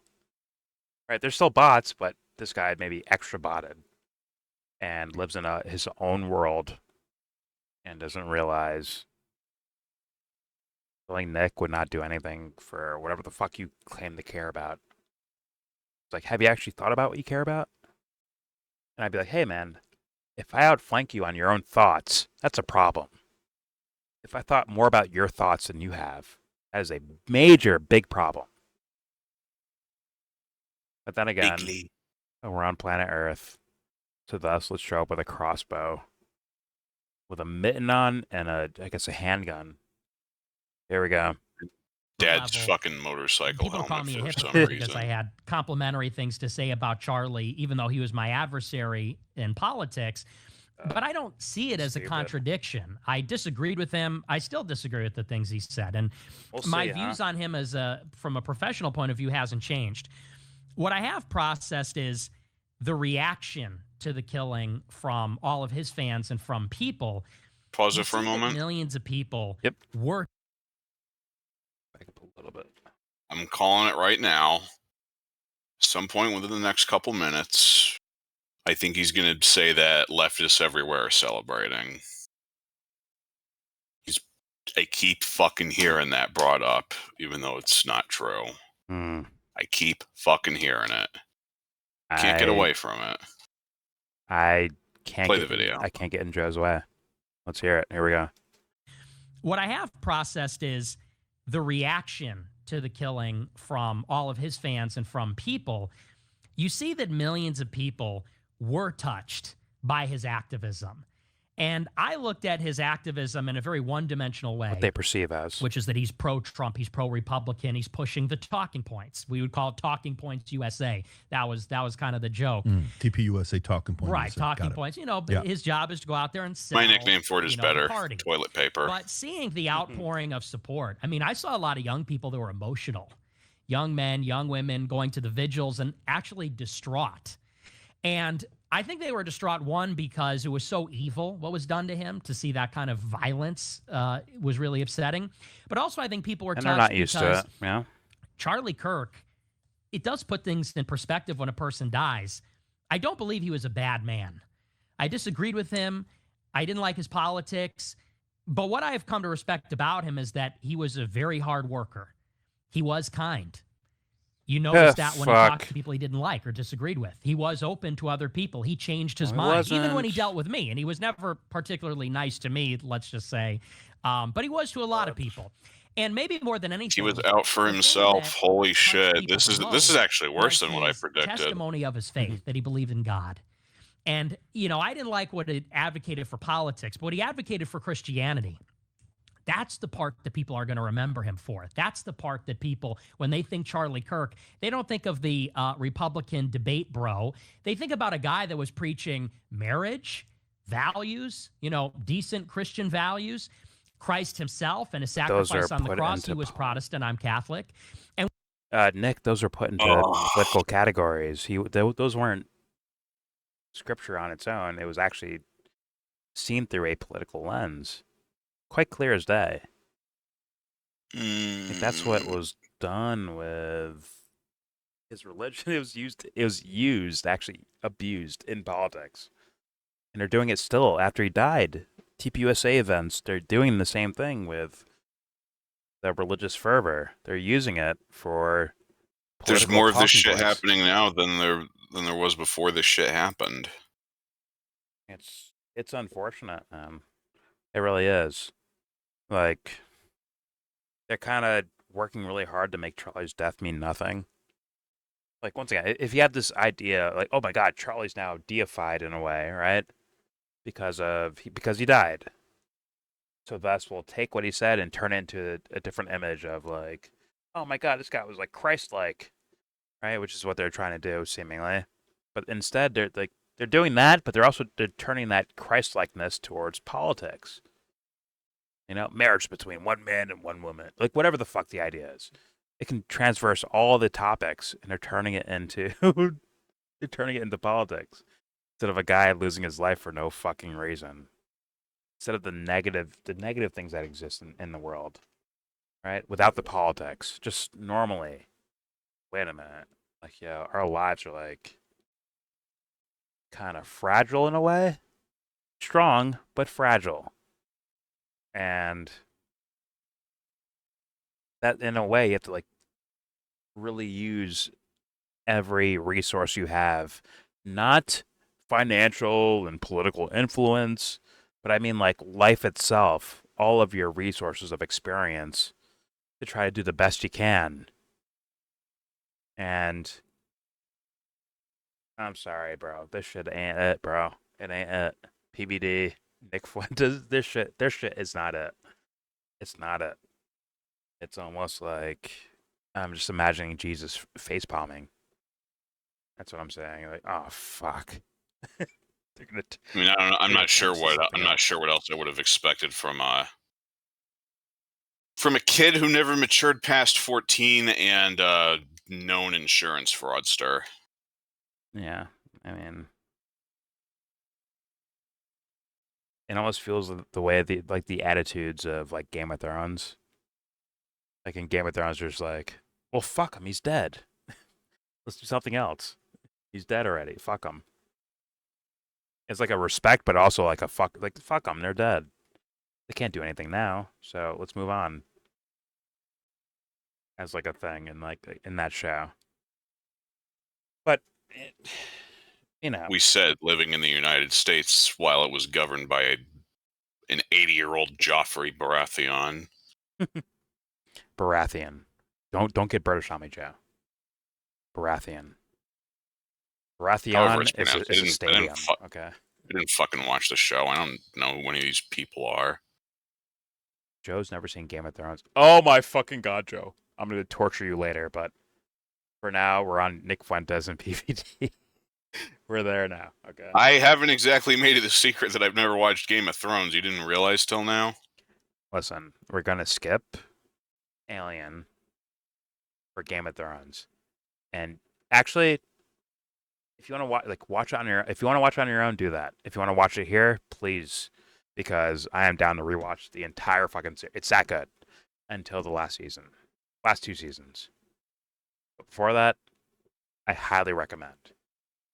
For season 6 is where it starts dropping off. I think, based on my knowledge of Joe, my guess is you will love the shit out of this show. That's my actual guess. K2C, he's kind of a kid. But when talking to Joe, I'm like, based on the things you told me about before, and the content you recommended to me, I almost guarantee you would like this show. I almost guarantee it. I will watch Game of Thrones with you if you watch Jinro the Wolf Brigade. Oh my dear lord. Joe, stop trying to nerd me out right now, okay? Stick with Game of Thrones, okay? Stick on topic, okay? Nick Fuentes, PBD, Game of Thrones. We don't need anything else in this conversation right now, okay? It's a 3-way that we all like. Phrasing. I actually waited for him, I'll stay quiet. Yes, it is a pause, Joe. You're learning. All right, let's continue with let's continue with this. Here we go. When they held the memorial yesterday, I'm going to tell you the truth. I thought there were things about the memorial that were distasteful. About the 4-hour mark of but this one thing that was video. Exceptional about it is the way that the name of Christ was proclaimed to everybody. And I think that, when you see someone die like that, the reason it's jarring for people is because we realize that we're all going to die suddenly. Oh, shit. Unexpectedly. Just said what I just said. And like him, he's 31 years old. Nobody expects that a 31-year-old with that kind of money and influence is going to die all of a sudden. He had plans. He was going to get on his private jet and fly to do another event some other time. Nobody expects that you're going to die, someone like that at that age. And when you see someone like that cut down so viciously, you realize how life is so fragile and it's so temporary and it's so short. Any day we could all die. And what that then naturally makes us think about is, well, what does it all really mean then? If you could get stopped in your tracks... Wasn't expecting this degree of profundity, but I'll take it. I mean, I would have wished he held that same thing when you see a random boat of people in international waters getting blown up. I would hope you'd feel the same thing, but once again, people are selective, and Nick's a man of the times. He's as good as society around him, or the world around him. Not going to think deeper than that, and be as pissed off when that happens as much as Charlie Kirk getting killed. Equally pissing someone off. But Nick he can't hold those things at the same time because he has a limited sippy cup of water. Meanwhile, the savages are trying to deal with the fucking ocean. But let's continue. Here we go. And what that then naturally makes us think about sounds good is, well, what does it all reality really mean then? If you could get stopped in your tracks at any time like that, what actually really matters in life? And what mattered about Charlie when you see in the end being truthful and honest, right? It's not actually the times when he was maybe taking the piss and saying, what is a woman? It's the times when he was sincerely professing his faith, talking about moral virtues and the moral virtues that he lived in his deeds. And so to me, I guess it was a change in perspective, kind of realizing everybody asks the same question, how will I be remembered? Maybe he means a different Charlie Kirk that looks exactly like the one that everybody knows about, but said totally different things. I don't know. Everyday thinking.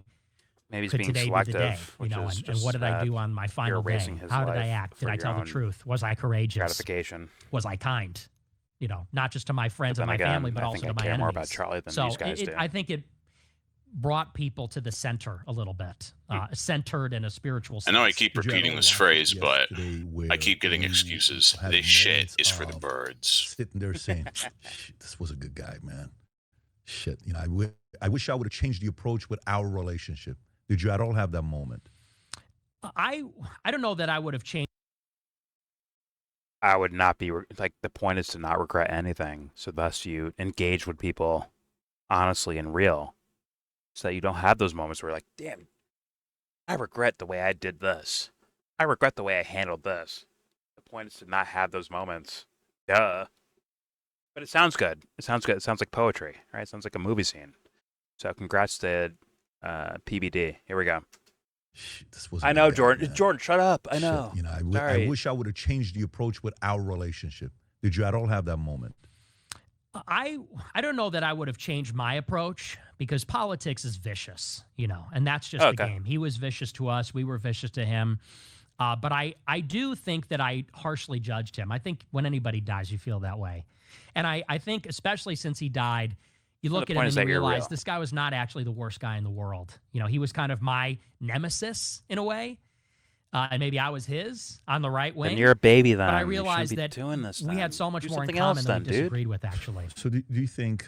do something else then. You made a grave mistake like that. When you hear the statement, let's find a way to lower... I mean, I don't feel especially badly about the way I judged Charlie Kirk. I think I judged him pretty accurately overall. I feel as though the same. Like, I would, like, step back and, like, take a sabbatical and reassess everything. Like, damn, have I been fucking up the whole time? If I fucked up with Charlie, who else did I fuck up with? It begs the question. If you're not doing that, then you're not taking this shit seriously. So let's get the fuck out. Get out. Do something else, man. Learn a craft or some shit like that, bro. Do something else, dude. This is not your shit. Sorry. So sit here and watch him, like, learn things on the fly? Is that okay? He desperately needs a hobby. Hold on. I hear. Go ahead, please. I was gonna say he needs a hobby that's less debilitating than picking fights with people and ranting about Jews or whatever the fuck. I hear knitting is more fun. It is what it is with that shit. I'm saying, like, I watched him after Charlie died, and people are leaving comments. And is that like a thing he does where it's like he's just half asleep, barely listening, skipping comments? Shouldn't there be like a renewal of dedication to everything? Heck, you're so alert with PBD, but now with your own fucking audience. How'd that happen? What the fuck is that phenomenon, Nick? Yo, Chucky. It tells me the fucking human Chucky doll over here sees this shit as exclusively a game. He's setting ladders of who's important, who's top rung and who's bottom rung. Pause. He's setting that shit up essentially in his own psyche. Is that not like worth observation, audience? Or is it shut up, Jordan? We're having fun right now. In 10 years, when I realize you're right, oh fuck, sorry. Oh, sorry. Actually, they won't say I'm sorry. They'll just stop watching Nick and move on with their lives. Life is stupid and simple. It is what it is, and yada yada yada. The same nihilistic approach that they're complaining about, they will engage in at some point. You watch them. You watch. And it's sad. It's very sad. But, you know. I'm waiting for aliens and Jesus. There we go. And Buddha, by the way. And Muhammad. I'm waiting for a super team of savages to show up and change the world over. We're waiting for the super best friends over here. Exactly. I'm waiting for them. Captain America, Captain Planet. Hold hands and do this. Do it right, guys. Pause. But get it done. All right? Here we go. So with our powers combined, he is Captain Planet. Put our rings together and grow some vegetation. All right, here we go.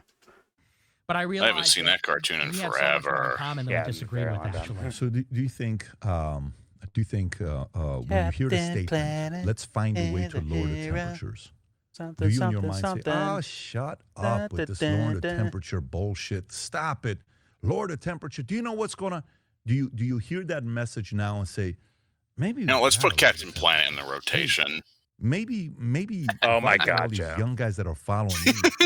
How Christ-like am I being? What am I? This whole WWJD. I had a call with somebody 9-year-old me 2 days ago. I won't mention the name, but also very talented and I capable. did love it as a kid. I won't Very. lie. It was cool. Person I believe in Cool tremendously idea. as well. And we also, have had a challenge. Cartoon Network But, reran that shit a lot. I thought it was cool back then. As I'm going through this, and I'm out there, I took my See, I kids. saw mine on, Everyone's like, Fox don't take your kids to cartoons, really like 6 a.m. in the morning. The Charlie's and I said, no. I'm taking my Cartoon kids. Network was like Johnny I believe Quest in God. and I have faith. And if I move forward with fear, Johnny Space Quest, Ghost. old Hanna-Barbera cartoons, and Space Ghost.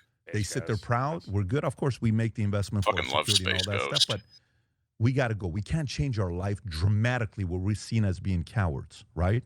We're never going to do that. This is America's the greatest country in the world. I'm going to do my part. My life is changing. Greatest because of country in the God, world. Jesus, America. God, I am the luckiest Jesus. human being alive. That is my... America's the greatest country in the world. God, Jesus. Like, stop it. I can't stand that shit. No one's going to take this shit seriously, though, Joe.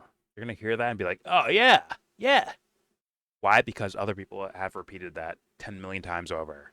And they're used to it. It's very comfortable. It's like a blankie. It's a little blankie for them. Oh, this is nice and comfortable. Nice and warm and snug. But if the actual Jesus showed up one day, they'd scream for their lives. Like, oh, fuck. Run. Run for your fucking lives. Our decisions matter now. Run for your lives. I've said this 10 million times before, by the way. But I have to repeat it every time. Say it 10 million more if you gotta. I probably will. God, Jesus, like the owner of the universe, he's gonna see like a continent on one planet in one solar system and all of the universe. Be like, listen, where's your borders at? Who's protecting the fucking border, huh? What are you guys doing? Is that what God's gonna do? Is that what Jesus is gonna do? Of course not. It's a make-believe fairy tale. They can repeat and look like good guys as they do it, just like suits are. See the suits, the microphones, the laptops, the tablets, the background, the headphones, all of it, the haircut, all of it is a signal to you that we're safe and you can trust us, psychologically speaking. But if a guy with rags on shows up, say, hey man, give your money away. I dare you to. Give your money up. These guys will say, kill him! Get rid of this fucking guy. He's fucking up the plan. Kill him right now. That's the twisted nature of what you're watching right now. God, if the real Jesus showed up tomorrow, they would smear him as a communist. Would Jesus point out as America? Like, yeah, America. Was he even born there? No. It's like, come on, dude. I know you're joking, but they actually fucking would. God, Jesus, America. Bullshit. Neither of these guys, like, okay. I hope that Nick is just like a childlike, understanding of things. So he's just there with that. But PBD, I don't believe him at all. I think he knows he's using words that sound good. And he will best repeat them because it works on people. It works on them. And if it works on you, I'm talking about you. I'm talking about you. Hopefully you're offended. I hope you are. Like, fuck you, bro. I ain't fucking brainwashed by nobody. I'm good. I know what I'm doing. I love America. I love Jesus. I love God. He just said that. Well, what? I know what I'm talking about, bro. I know what I'm saying. Huh? Good luck to you. Good luck, and you better hope that that thing is not real. That spaghetti monster in the sky that judges all your good and bad actions. You better hope that thing is not real. You better hope we don't see any biblically accurate angels that are just like 6 wings and an eyeball. I'm just saying. Bro, they wrote a fucking cliff note. Let me guess. Some guy came in and was like, yo, this is all fucked up. Let's try to do the right thing. And they took him, killed him, made a cliff note out of him. So, yo, if you just say, like, I'm sorry, you're good. So do fucked up shit all day and night, but just say I'm sorry and you're good. I bet that worked. We're really, really sorry. But, okay. Fair enough. Do your thing. Just make sure you're trying now. Make sure you're actually trying. Otherwise, someone will know about that. Santa Claus. All right, here we go. Feeling the vibe that I have, right? But when you this hear video's the damn words, near over because there's no real details we got about to lower the political temperature things at all. What's the first thing you think about? I think it's kind of just a wrong perspective on it because this is, you know, I'm reminded now, this is why I don't is a decisive bother with moment Patrick for Bet David. And, you know, what because he always answers everybody's questions with a fucking story, and the story has nothing to do with someone killed Kirk, the because subject there's a lot at of hand. crazy people out here that unfortunately do carry out acts of violence. It was that there were like 100,000 liberals who are in their right mind that were celebrating. There it that is. were glib about it, that crashed vigils, that 100,000 liberals. that said it was a big deal. See? And you realize that it is a battle between and I don't they believe had that when Jesus you're in their evil, lives like you I lower the do. intensity. I think that we must very intensely fight evil because we have to win. If we lose, and by winning, I was not in the mood to be proven right about this. Holy shit. So for me, it's not necessarily about I'm actually angry now. I would. By the way, there it is right there. There's the $6,000, allegedly, $6,000 for expert advice from this Chucky doll. There it is on screen. That's beautiful. And also, yes, the idea of blaming like, the liberals, hundreds of thousands of them celebrating Charlie Kirk's death. Which, for me at least, yeah, that is a bad thing, but I don't use the word liberal. I'll go with Sally845 on fucking Instagram. Johnny246 on fucking... Am I giving out my own phone number? Oh, shit. Don't do that. Did I subconsciously do that? 555-5555.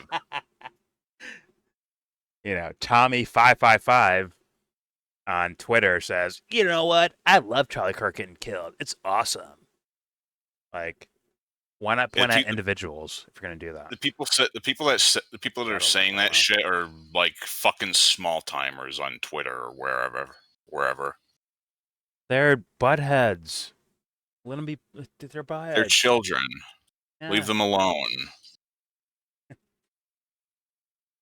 Like, it is what it is. I wish I could like transport, you know, maturity across the planet, but I can't do that. So thus, we're dealing with what we have to deal with, and it's like, yeah, people are gonna do stupid shit. By the way, it's still a major minority of all people on planet Earth that do these silly things. From either shooting Charlie Kirk, to cheering on his death, to abusing his death for their own political means. All of them are just minorities in regards to the rest of the population. Everyone else is like, I'm going to school tomorrow, I'm going to work tomorrow, I'm fucking playing a video game tomorrow, I'm fucking... Who the fuck is Charlie Kirk? Tomorrow. Yeah, exactly. Who the fuck is Charlie Kirk? There's a lot of that. So, I really want people to understand something. He was a glorified TikToker. That's it. Yeah. I basically agree. Yeah. I'm sorry if that bothers anybody, but That's the reality. He was a glorified TikToker, and he got a lot of attention because there's a small pool of billionaires who decided to fucking throw money at him, and Trump thought he would be a useful mouthpiece. Well, he was there before Trump. Well, he's kind of around Trump, I would think. And you could say glorified TikToker, which is kind of true, but it's also like there's a lot of big money behind him. There's a lot of narratives behind him and talking points behind him that aren't organic, folks. They are not his natural beliefs. They are a concerted effort by a lot of cunty motherfuckers. Let's just be honest about that. But don't worry, go to Minect and get some expert advice instantly when you scan the QR code for Nick Fuentes, who's going to give you life advice, apparently. All 70 pounds of him is going to give you life advice on how to do things, you know? How to be successful, I guess. Thanks, Nick. He's going to teach you how to get that girl at the coffee shop to notice you.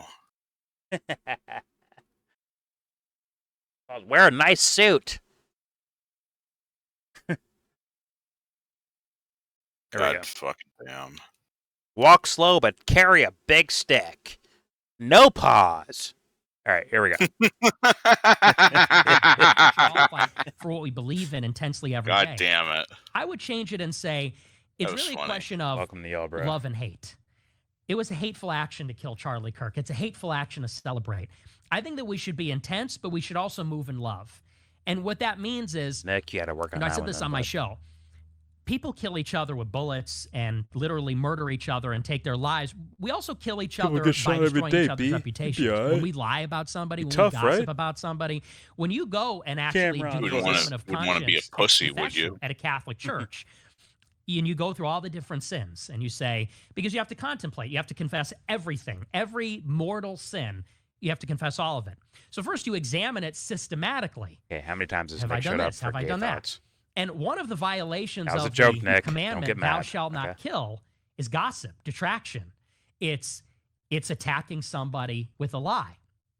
Because that's a form of killing somebody in a certain sense. It's a form of damning somebody. And so...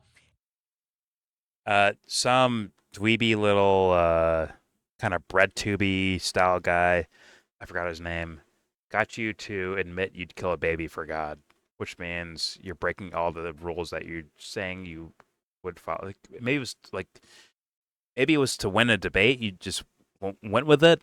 Sure. What was that? What's this guy's name? I forgot. The blonde-haired kid. He actually cried when Charlie Kirk died. Well, he cried on camera, at least. I forgot his name. I don't think it's anyone I follow. He's like a younger guy. I forgot his fucking name. But he got Nick to admit he'd kill a baby for God, if God asked so. And I seem surprised. Well, it's like that's just like very disappointing. I mean, I'm tired of people trying to follow God. Why not try to know God? Do your best, you know? Would God ever ask you to kill a baby? I'd say no. Me personally. But Nick, yum. And if he was just like trying to like lean into it for the sake of debate, that means you're abandoning your principles for the sake of deception, which is not good, not considered good in any church, I would think. Right? Pretty sure there was a story somewhere in the Bible about this exact scenario. Well, you're supposed to snatch the question out of the air and make it into... No. We're talking about morals right now, and I'm never crossing these. I would think. But Nick's a child, and he's still learning, I guess. But don't worry. He doesn't know he's still learning, so thus he thinks he's an expert right now. But meanwhile, he's just a child. And don't worry, people will follow that because they're also children. Let's continue.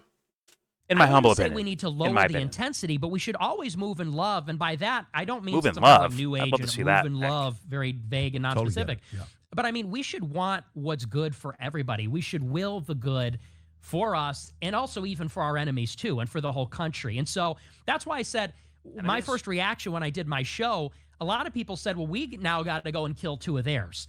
They killed one of ours. Now we need to get violent. Now we got to go and pick up arms. How many's too many? I think there were, not anybody notable, but I think there were a lot of people. Did you call the who were cops, thinking Nick? that. Don't lie. The conservative side. I think so. You think so? I do. Are you saying groypers, or you're saying like what part of that? Because are you saying groypers? No, absolutely not. You're saying just conservatives, period. I'm saying, yeah. You can't say I that. think that, do you think that after people saw Charlie Kirk get murdered, there weren't at least some people that said, we have to match the left? Perfect. I'm glad you brought that up. So my initial reaction, I'm a very bad person. Very. Initial reaction is vengeance, right? That's normal. Initial. It's not normal. We made it normal, but it's not normal. That's the part where, there's certain people that will come say stuff about me. They say it all the time. You've got money from Assad. We don't do sponsorship money here. We haven't taken sponsorship money for 2 years. The only thing we take is AdSense, and that's what YouTube does. We don't pick and choose what it is, right? But they'll say stuff like that. You can't pick and choose. Because it's like, if you fight it, they're going to do more of it. So we're going to, that's what bothers them. Let me keep going. Nah, I'm good. I'm going to do your part. PBD, we're not stupid. They can sponsor your other businesses. Not saying that's the case. I'm just saying, like, that's a worthy possibility of a question. So you can't just say, hey, we don't take money on this podcast. See, look, we don't take money. But they can pay you through your other businesses. Duh. And this is all on top of the fact that it's been known for a while now that he's a fraudster. At least allegedly. That I haven't heard him like actually answer for. I think there was like that Jubilee thing, right, where he's like surrounded by a circle of people, right, and they ask him questions and push him. But I don't know exactly, but I'm not stupid enough to be like, I'm sorry, dude. They may not have to sponsor your fucking YouTube channel. They can pay you somewhere else if there's like an idea of a they, and for what reasons or whatever the fuck. For sure that can happen. We're not stupid, dude. There's no where's the paid advertisement on my channel, huh? Where's that? Like, we're not whatever. I'll play. Here we go. Maybe if I was in my 20s, I would treat it like a child over and over and over again. I'm not. As far as the ideas of what corruption can happen. I also think there's a moment here where we have a moment. I feel like within the Conservative Party, there's a lot of different gangs, okay? In a mob, if you go study the history of the mob with Lucky Luciano, when they created the commission, all these different families came together, right? Lucky Luciano. It doesn't mean going back to the fucking we're buddy. Hey, shit? how you doing? Everything's good. That's not what that means. It just means, listen, at the end of the day, you're not that New Yorker. The enemy isn't who we think the enemy is, okay? Maybe you and Charlie, 90%, I don't know, 80, 90%, you were on the same page. Is it worth us getting this nasty over the 10%? I don't know. I don't know. I feel we're at an era right now that I think all the voices matter. And I think, I don't know what your aspirations are long term. Do you have any aspirations to run for office one day? Potentially. Okay, potentially. Do you think Charlie was going to one day run for office? Absolutely. Absolutely. And I said that all the time. I think you probably have some plans of one day running. It's not going to work, dude. Yeah, Nick has too much of a mixtape of statements that will turn off the average American because they want to be past certain ideas. And Nick is... let's be honest, he borrowed a bunch of ideas from a bunch of dumb fucks. Some might be feds, who knows. But he borrowed those ideas, said them out loud, and now there's a mixtape of them. Yeah. He said something on the, what do you call it, Fight Back podcast with Jake Shields that I've said many times. And I was very happy that somebody more famous than me was saying it. I doubt he got it from me, but I was very happy to see that. You don't want the kind of fame that Nick Fuentes has. Trust me.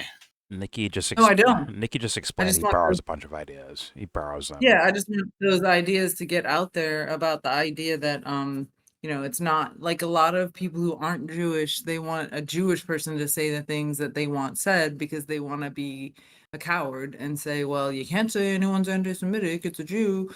And that's just not being an adult. We have to just face down the censorship and the cancel culture. And it's like, no, everybody can talk about the foreign policy of the United States and the, financial policies and the moral situations, and we can all have an opinion. And to say that you have to be Jewish to say something or to feed into that is very, it's undermining our society as a free society. So but Nick doesn't stop there, right?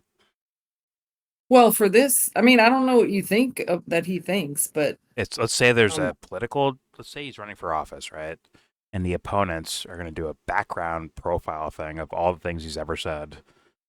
That's not where it stops at, right? It doesn't stop at, hey, man, I could say these things and not be anti-Semitic. It doesn't stop there, right? There's a whole thing that the whole country would be like, who the fuck is this guy? No, thank you. Right? Yeah, I mean, I think what's going to happen is, there's this whole issue of people, well, like Trump is sort of the model of this, like this, it's hard to remember now, but like the Me Too movement and stuff, I can't remember when exactly that was. Me Too movement? Is that after Trump's first election? It was just after. It's almost irrelevant to the point I'm making, but go ahead. Well, it's just the idea that there was this huge fear that people had. So like the border, no one would talk about the border because they'd immediately be called a racist bigot who hates, people who aren't white or something. And so people just wouldn't talk about it. No one would talk about it. And if anyone did start talking about it, they'd immediately be slandered. And then it would end the discussion. And then if he brings up race and genetic IQ, what do you think is going to happen? That these guys couldn't make a wheel or 2-story buildings. What do you think is going to happen? Well, what I'm saying is that people were silenced from ideas and they weren't allowed to be discussed. He can be allowed to say ideas, but like if they play a mixtape of his ideas he said out loud, it's not going to look very good, is it? Thus he can't run for office. So just hear me out, that the Gen Z people are not as freaked out by people having really bad ideas, and they're not as willing to just write someone off the way millennials and especially Gen X people I'm not writing them off. I'm saying other people will. Because it's too much. It's too dramatic. It's too much. That's what I'm saying, that the younger people are they just saw that as a technique. And so they just are willing to say anything, sometimes even just to be allowed to say anything. Sometimes not even because they think it, but just because who are you to tell me I can't say this, Are they going to hear, hey, these guys, like their lower IQ makes them they have less delay of gratification, so that's why they behave the way they behave. And he's pointing at skin colors while he does it. Is that going to flow in Gen Z too? That'd be crazy. I think people are saying that kind of stuff, but that's the whole point. If you bring that conversation, it came from Jared Taylor and Stephen Mullen. These are old men saying these things. Nick Fuentes is repeating them, but yeah, and a lot of young people agree with them. And I had a guy talking about this stuff. No, but the point is, I don't know anybody who agrees with Stefan Molyneux. Most people don't know who the fuck that is, or Jared Taylor. They may know Nick Fuentes. I do.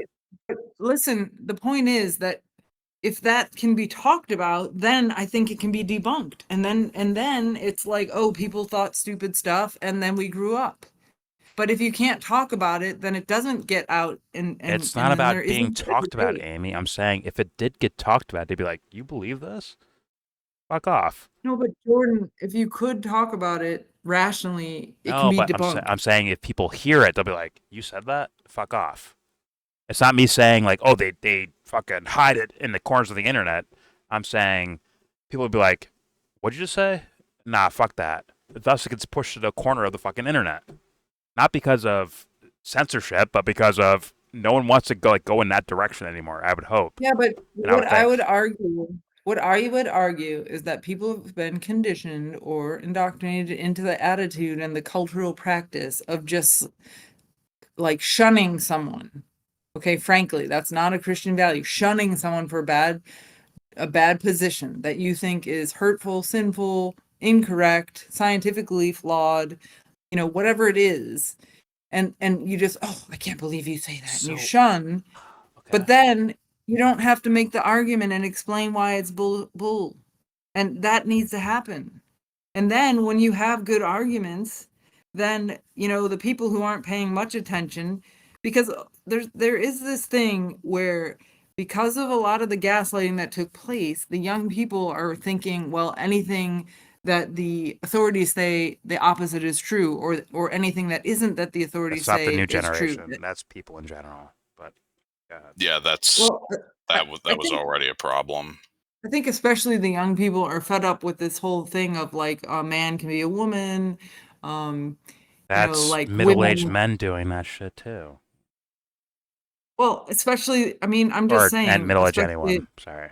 Especially the young Sorry, people are not seeming to go. They're not like the young people are just like, okay, call me a racist, whatever. I don't care. Whereas the older people are like, no, that's terrible. I don't want you to think that about me or whatever. And it's not just like, you know, some people it's like, oh, I don't want to not get a job. But other people, a lot of people just don't want people to think that that's what they think because, you know, they don't think that or whatever. So sure. So that's the whole problem is that we need to have the actual effort of debunking these bad ideas. And then, they're not you know, some people bad ideas. still They're have just it. ideas. Not even bad. It's just I'm saying, like, because of the Well, conditioning, I mean, people will be like, you can this is measure, condition. you This, can I don't like measure the this. IQ test of this group and that group, but that doesn't necessarily Do you mean think they're going to something actually important. scientifically go over it, or it's just condition-wise, based on their conditioning, going to be like, this is trash. No, it's not the direction we're trying to go in. We're trying to figure out if we give funding to fucking Israel or some shit like that, right? It's more so of the narrative than it is like, hey, let's have a scientific debate about whose IQ dictates what behaviors and all that shit. It's such background shit, right? That where What someone I'm makes a saying mixtape out is of it, that- it's like, ooh, never mind, get this shit away from me. Something else. Well, are you seeing what's happening with that subway girl in North Carolina and all that? Subway I have girl. no idea who that is. The Ukrainian girl? Yeah. Mm-hmm.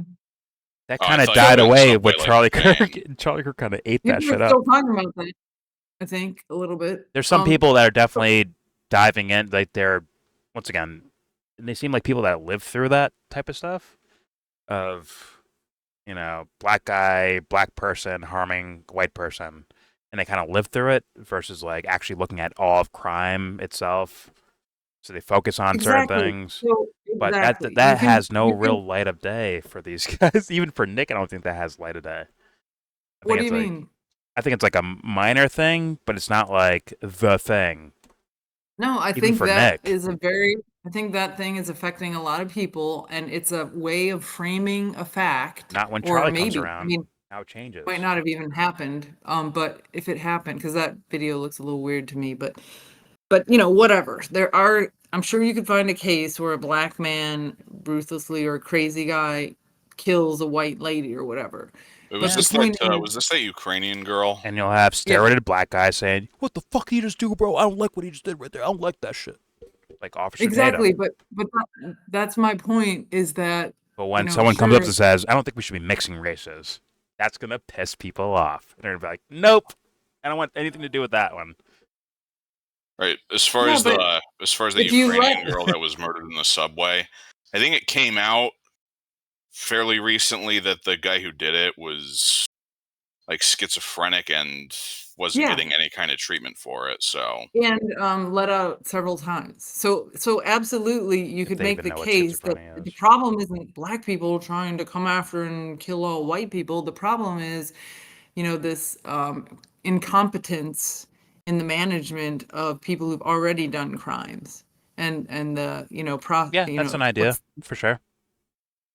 But considering that the the guy other thing is, like you clinically know, diagnosed with schizophrenia, I don't think he knows what the fuck he did. probably He might have been seeing he might have been I seeing mean, if like that's eight-legged true, demons for all I know. if that's true, you can't claim that he's motivated by racial animus. Exactly. So, I mean, that's the whole thing. You just see black person, white person, and then you project this whole story on it. And then you generalize that out to all black people and all white people, and it's very dumb. But I would argue that is been facilitated by, I mean, isn't that what happens to Palestinians? That all Palestinians are evil terrorists October 7th, and they all have to be, and they are being slaughtered? and it's almost laughed out of the room right now, right? What is? It's all Palestinians are like this. Like that's kind of laughed out of the fucking room right now. The idea that every Palestinian baby is just Hamas waiting to be made. It's kind of laughed out of the room. I mean, it might be laughed out of the room, but the fact is, it's happening. So when you can do something, that's worse than saying something. So it's very ignorant to say something that's wrong in broad brush and generalizing about a whole group of people and projecting some kind of conflict that may have no legs at all. But it's another thing to say it and then actually be able to liquidate the people that you're complaining about. I mean, I'm only laughing because it's so sick, right? I mean, it's just so over the top. And wait. It wasn't about. I'm sorry, but there's a whole thing like with Gaza. You're saying there's a whole thing around. It's not just strictly they're Arabs, kill them. It's not enough. You have to do like a lot of tricks.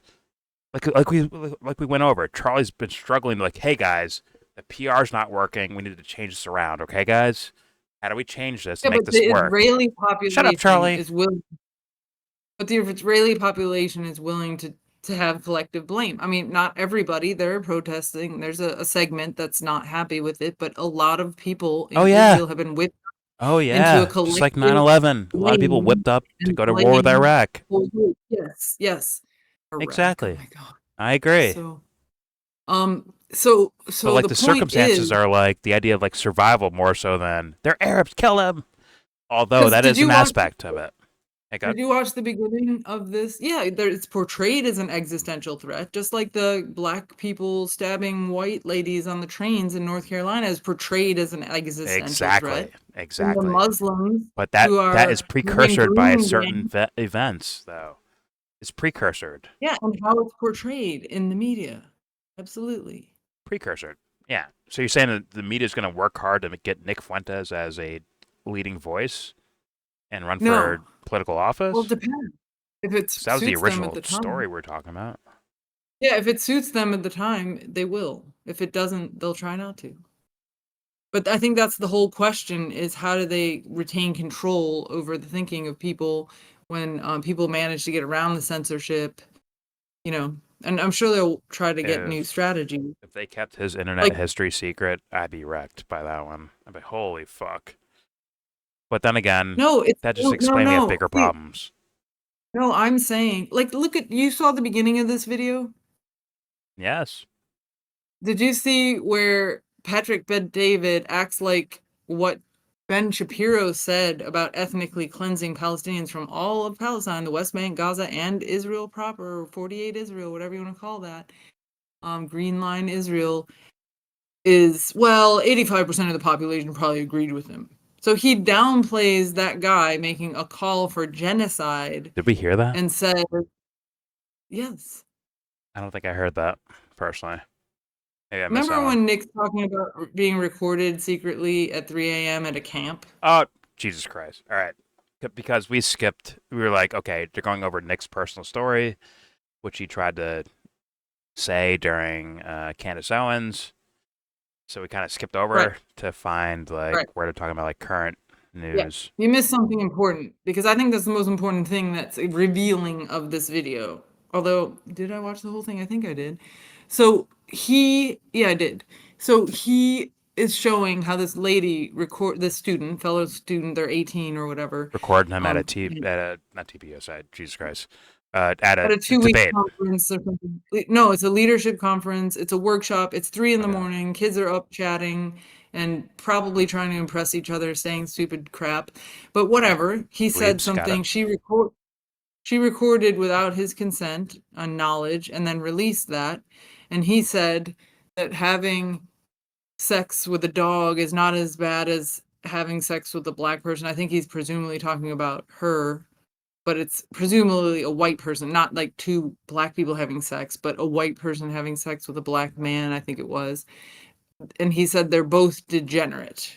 Okay? Because my pee-pee's too small. Sorry, go ahead. Well, that's your take. But the point is, I mean, his take, if you listen to him, is about, and I think it is a valid point, that you have in the media because there is an agenda to normalize certain things to, I think, make society more chaotic and scrambled, and having more intercultural, You'd have to apply that language. before 2015. Well, I mean, people react to the thing that after they see it, right? I mean, even Biden said, "Oh, every commercial is an interracial couple. Isn't that great?" He said that because I'm saying like before that, it was very normalized of same racial things and all that stuff in Hollywood and commercials. That's what you have to see. I is mean that for like decades and decades and decades. Yes, and these young people are reacting to what they're seeing being now. pushed. Okay. Being pushed. So that's half of the thing. It's like if you told them they had to be someone they're seeing, then a lot of them would be like, no. Here's where it gets weird, though. If I leave it from before 1995, all right, and there is no movie called Jungle Fever or some shit like that, right? And I leave it the way it was, would they notice? Would they be like, yeah, they're trying to manipulate us into thinking like this is the way the world should be? Would they do that? There is something. Listen, saying that people of different race shouldn't marry or whatever is, that's pretty crazy. But at the same time, saying that it's better to marry someone who has the same culture, language, and religion as you is valid. There is wisdom in that. And, really? Okay. Yeah, generally that's going to track with race, but not 100% of the time. So it's not so much the race of the person, it's the culture, language, and belief system. Because then the more you have in common, the easier it is to communicate, understand each other, not, have the same plan for how you want to raise your kids and all that. You're still going to have differences and disagreements and, discussion. But I think Save the Last Dance. No, Julia Stiles from a ballet background doing hip hop dancing. Got it. Right. I think we that's stop bad. that right there. Okay. I think you should actually. I think we should. I should tell you. We should stop that right there. Dance camp, and I'm like, my kid's not performing that. I'm sorry. I consider that sexualizing children. Oh shit. And they're like, well, that's part of African culture. I'm like, yeah, I don't think I'm in Africa right now, am I? What's crazy is in Saudi Arabia, when they do like wrestling events, they cover them like the girls when they wrestle. They have to cover them from neck to ankles, right? All the way covered. But yet, I mean, the boobs are bouncing, butts are bouncing. These girls are pretty. Do we just cover them completely? Is that the fix for that? They're hot. Yeah. They're hot girls. What do we do with that? Those outfits don't actually hide that much either. Look Should away, they be Jordan. wearing baggy clothes? You're supposed to lower your gaze in Saudi Arabia. But wait, wouldn't baggy clothing like leave mystery towards like, can you imagine what's underneath there? Well, that's just fine. That's okay. But maybe you should also clean up your thoughts. Clean up your thoughts. Elevate, Amy. Jordan. One day my boy Jesus is gonna show up and be like, yo, listen to Jordan. One day he's gonna do that. And you're gonna be like, God dang it. I mean, dang nabbit. Dang it, Bobby. So, if you're like a black person who grows up in a white suburb because whatever, like, we had a neighbor, she was adopted, whatever. She's just like everybody else. Her skin is black, but her culture is those people that she's all around all the time. That's not she talks Nick's like them. thing, Her accent. which is the original argument. It's not her race. It's her culture, her language, and her value system. I understand, but that's not Nick's thing. It would probably make sense to marry probably a white middle-class suburban person from a certain part of the U.S. than a person from. Your fucking Lord. Oh God. We're going backwards, Amy. What are we doing? No. Think of what Jesus wants, Amy. That's great. Backwards. See, but this is where you, Jordan, have values that you don't hold up to the light and claim. You just assume that they're good and other people who don't agree with it are bad. And that's just another indoctrination. You got that from watching TV. Oh my God, poor Amy. One day, my boy Jay's gonna show up one day. He's gonna tell you gonna let you know. Sweet summer child. He's gonna let you know who the fuck I am one day. But right now, we're on YouTube. All right, I'm just gonna end the video. We can keep arguing, Amy. Please stick around and keep. No, please stick around. I want to keep. I would love to keep arguing with you. So stick around. I'm gonna end the video real fast because we're in Nick's biography now, I guess. There's your video, audience. Please subscribe if you feel like. Comment, agree, disagree. Tell me what you think in the comment section about anything. We did a triple, a triathlon here. Pause. Of we got Candace, we got PBD and Nick Fuentes, and we have, of course, Triggernometry. I mean, the lowest of the low of intelligence and substance and empathy, in my humble opinion, as far as their words are concerned. But please tell me what you think in the comment section. Please do not forget to share, support, hopefully donate to all the links in the description box. They are charities.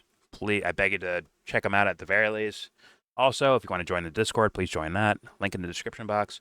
Also, the sources for these 3 videos, all in the description box. So check them out. And with all that said, please give this video a thumbs down. A thumbs down. Joe, how dare...